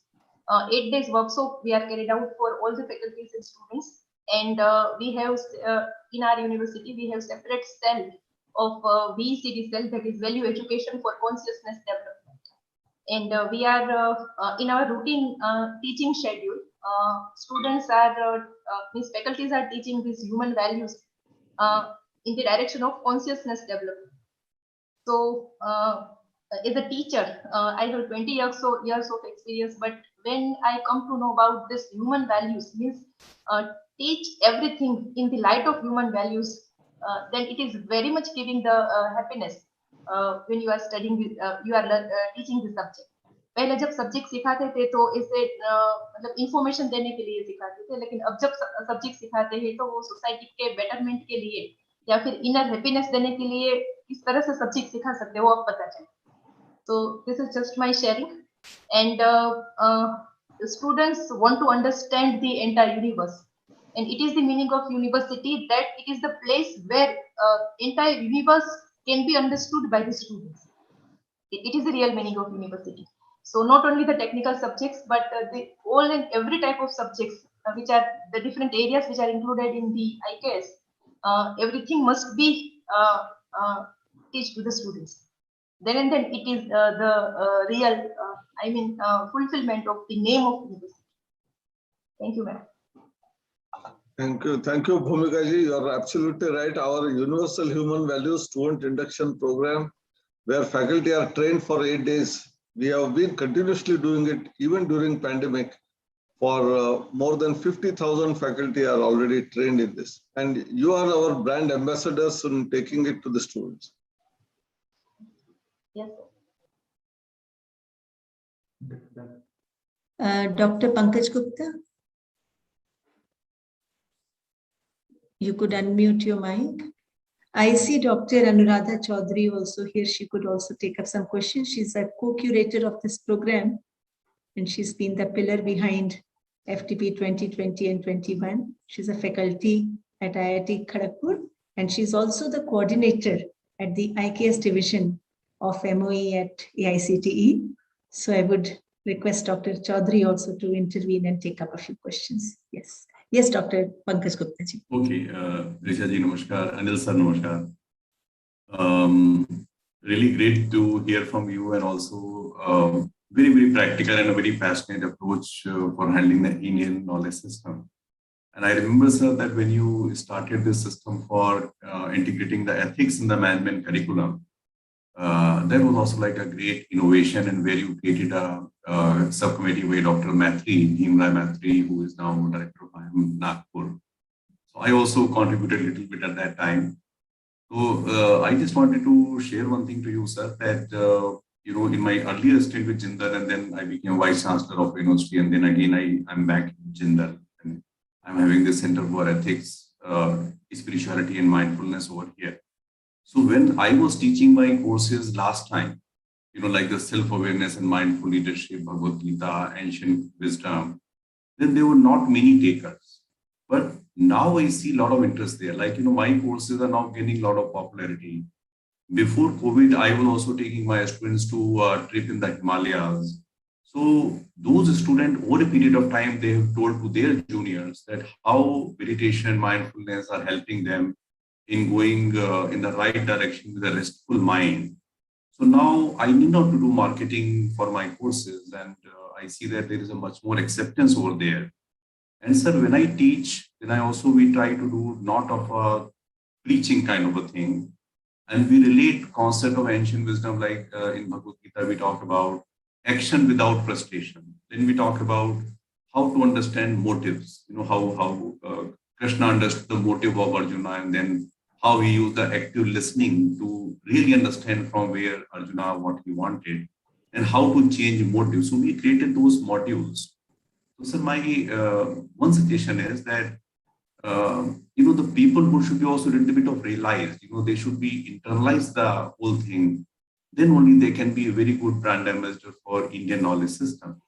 So I think there is a need for a lot of creating a core group, as you are already sharing, and training the faculty. Otherwise, sir, it will also become like a course which will not have a soul over there. So I just thought to share this, and also you have already mentioned that you plan to have some fellowship and some people you want to relate in the network. So my heartiest compliments to you. And sir, if you can do something for the teacher development in this area, that can be very meaningful. My heartiest thanks and namaskar. Thank you, Professor Pankaj Gupta ji. This is the need of the hour, and it is our responsibility, as well as those who are interested may have to give up 1 year of their life for this purpose. Those who can take sabbatical leave from their professions and who are passionate can create a set of teachers who will become intern passionate, and that's how एक दिए से दूसरा दिया जलाते जाएंगे तो पूरे दुनिया में हम जागृति निर्माण कर सकते हैं. वैसे ही ये कार्य है, इसमें आप भी योगदान कीजिए, हम भी योगदान. Thank you.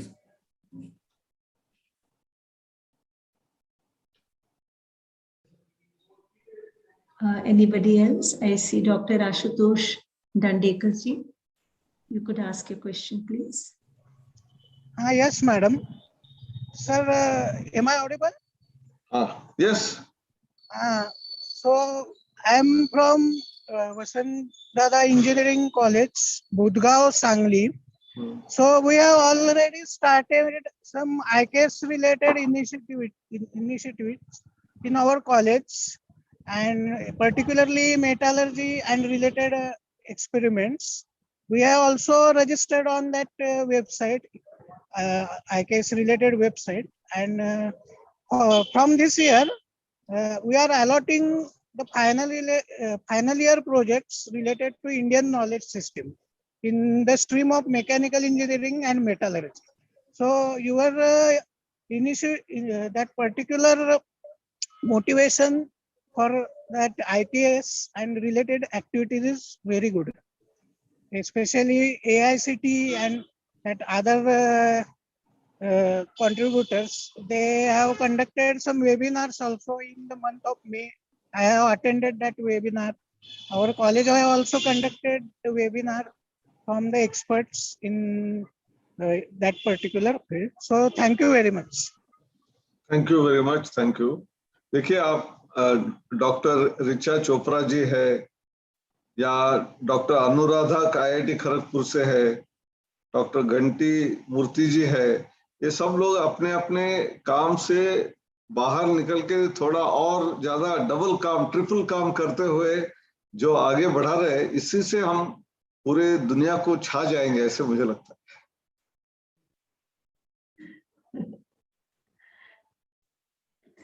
Yes. Anybody else? Anybody want to ask any question? Dr. Sanjeev Kakkarji, yes. Please, you could unmute yourself. I have.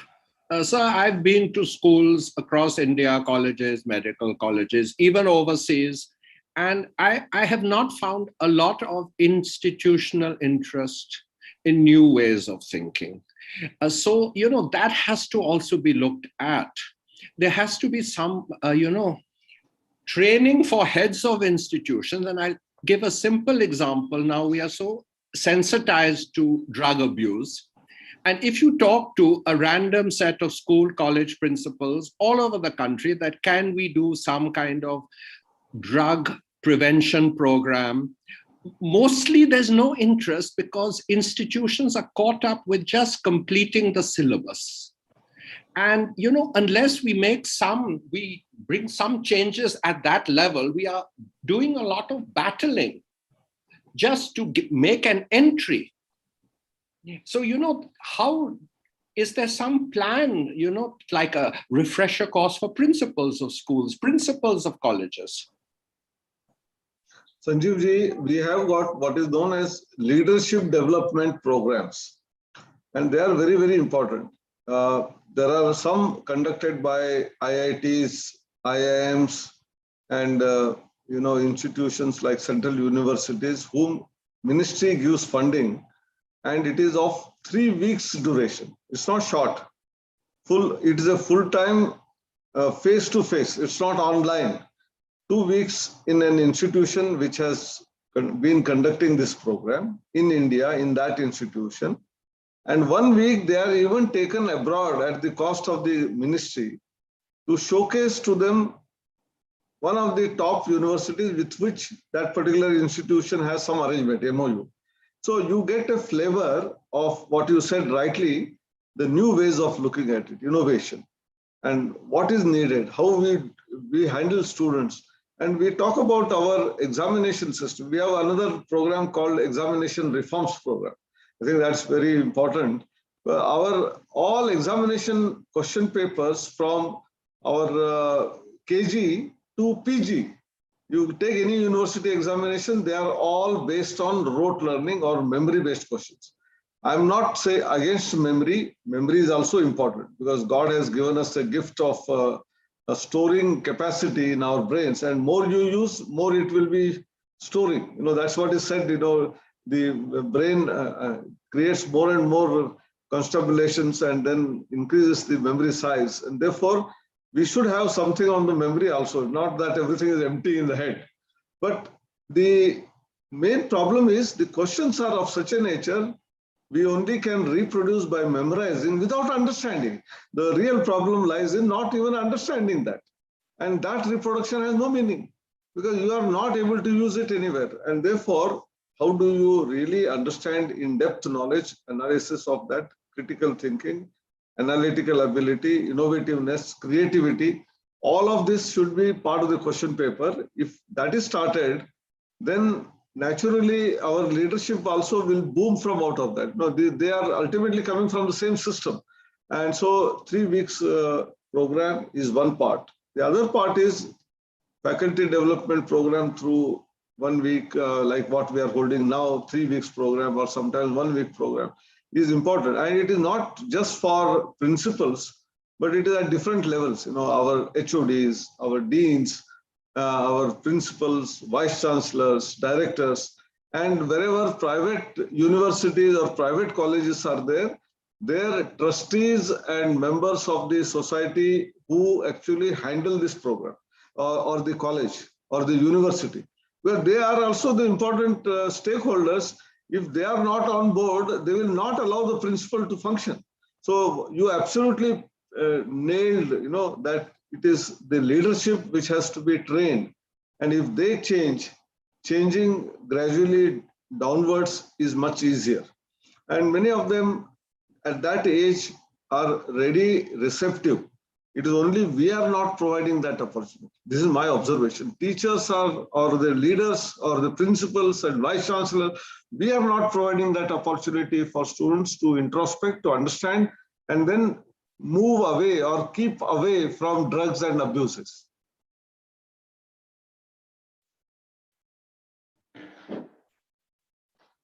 There are a lot of comments. Dr. Sanjeev, your mic is muted. And we have one last question if we could take. Fine.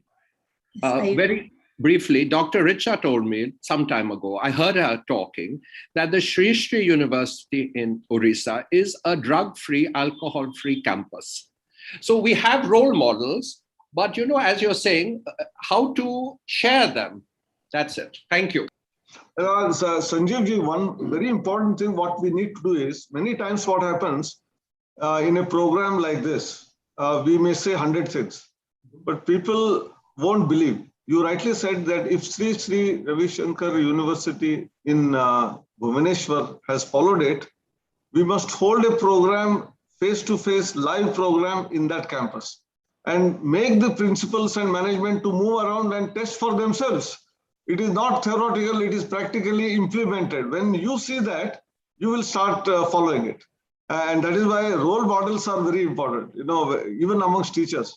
A teacher will give a long lecture, but unless he or she is found to be following what he or she preaches, students will not respect you and will not follow you. And if you are a very simple man, doesn't matter your language capabilities, but your heart is clean and clear and what you say is what you are following, students will gravitate towards you. This is what it is. That's beautifully said. I was thinking about this point just some time back. I had a conversation with one of my colleagues about how even a deficiency of the articulation, but a clean heart can really inspire so much. We have one question from Dr. Mansi. Perhaps that could be the last. If Dr. Anil Sahasrabudhe, that is okay with you. Dr. Mansi, you can ask your question, please. Good evening, everyone. Mansi ji, we don't see you. We only see a blank screen since morning. I don't know why, but we are not seeing you. But yes, please post your question. Please ask your question. Good evening, Anil sir. Good evening, Richa ma'am. Sir, I'm Dr. Mansi Chaudhary from Department of Chemistry, Rajdhani College, University of Delhi. Sir, my question goes to a very basic level. I have seen these days that many people are teaching Vedic mathematics, out of school. To the children who are like, 7, 8, 9, 10 years of age. When this knowledge is so important, why isn't it a part of the school curriculum? Why do we teach 1 + 1 is 2 always? Why isn't there a method of inculcating Vedic mathematics to the school level, which I think is more important as compared to others? And since this is the part of our basic Indian knowledge system, so why is this so? Madam, unfortunately, I'd said for 75 long years, even after independence, we have not changed the curriculum in the manner that we had to do or we should have done it. And finally, as we often say, better late than never. We have risen now from the great slumber of 75 years. And in fact, it is about 165 years since the Macaulayan system came in. We have been put into deep slumber by some kind of an injection, and probably we are waking up now. And this wake-up call is very important. You rightly pointed out. Now the new syllabus, which is going to come from the school education or in the higher education, but you see sometimes there are voices of people who oppose this also. Unfortunately, they don't realize. In fact, I feel pity about them that they have not realized the value and strength of this. Yes. And that is because, again, they are in this slumber because of the British colonial education system. So unless we wake up ourselves, try to wake up others, we will not be able to solve this problem. So you are absolutely right, and it is happening. Let us do it as fast as possible. And no one can stop you from teaching something extra till it comes in the curriculum. Let us teach it as an extra course. Doesn't matter. No, we should not worry about it. But meanwhile, all universities are asked to implement this, and hopefully very soon we will have all of this. Thank you very much, sir. Thank you.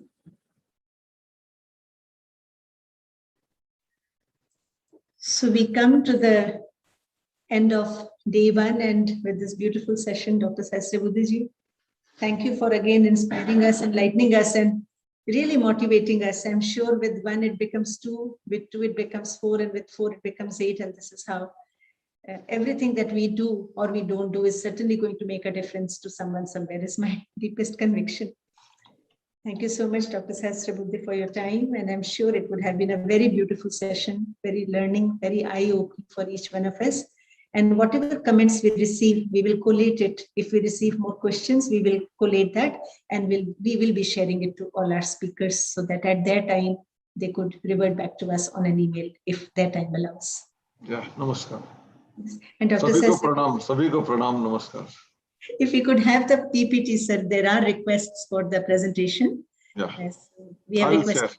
I will share.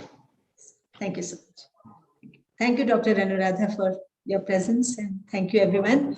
We will be sending to you right now the feedback form, the summary form, which we need to fill up by the end of the day today or tomorrow. And we have also made a Google Drive wherein all the presentations are coming in on a day-to-day basis. You can refer to those. And we know how the assessment will be. It is there in the guidelines of the document that we have shared. There will be extempore assessments also, midterm, full term, and also there is going to be a research paper at the end of the thing. So let us take all this very seriously, because it will really help us, not just for ourselves or our advancement in career, but by virtue of us, we will be able to make very, very significant changes in our colleges and universities. So let us really take this learning to our highest spirit and sincerity. With this, we end the session. Tomorrow, first session is at 8 a.m. by Professor Michel Danino. The schedule is there with everyone. I would request everybody to log in at time. And we'll end it with the Shanti Mantra by Sri Harivataji. Let us just close our eyes for a minute or so. Om Purnamada Purnamidam Purnat Purnamudachyate Purnasya Purnamataya Purnameva Vasishyate. Om Shanti Shanti Shanti.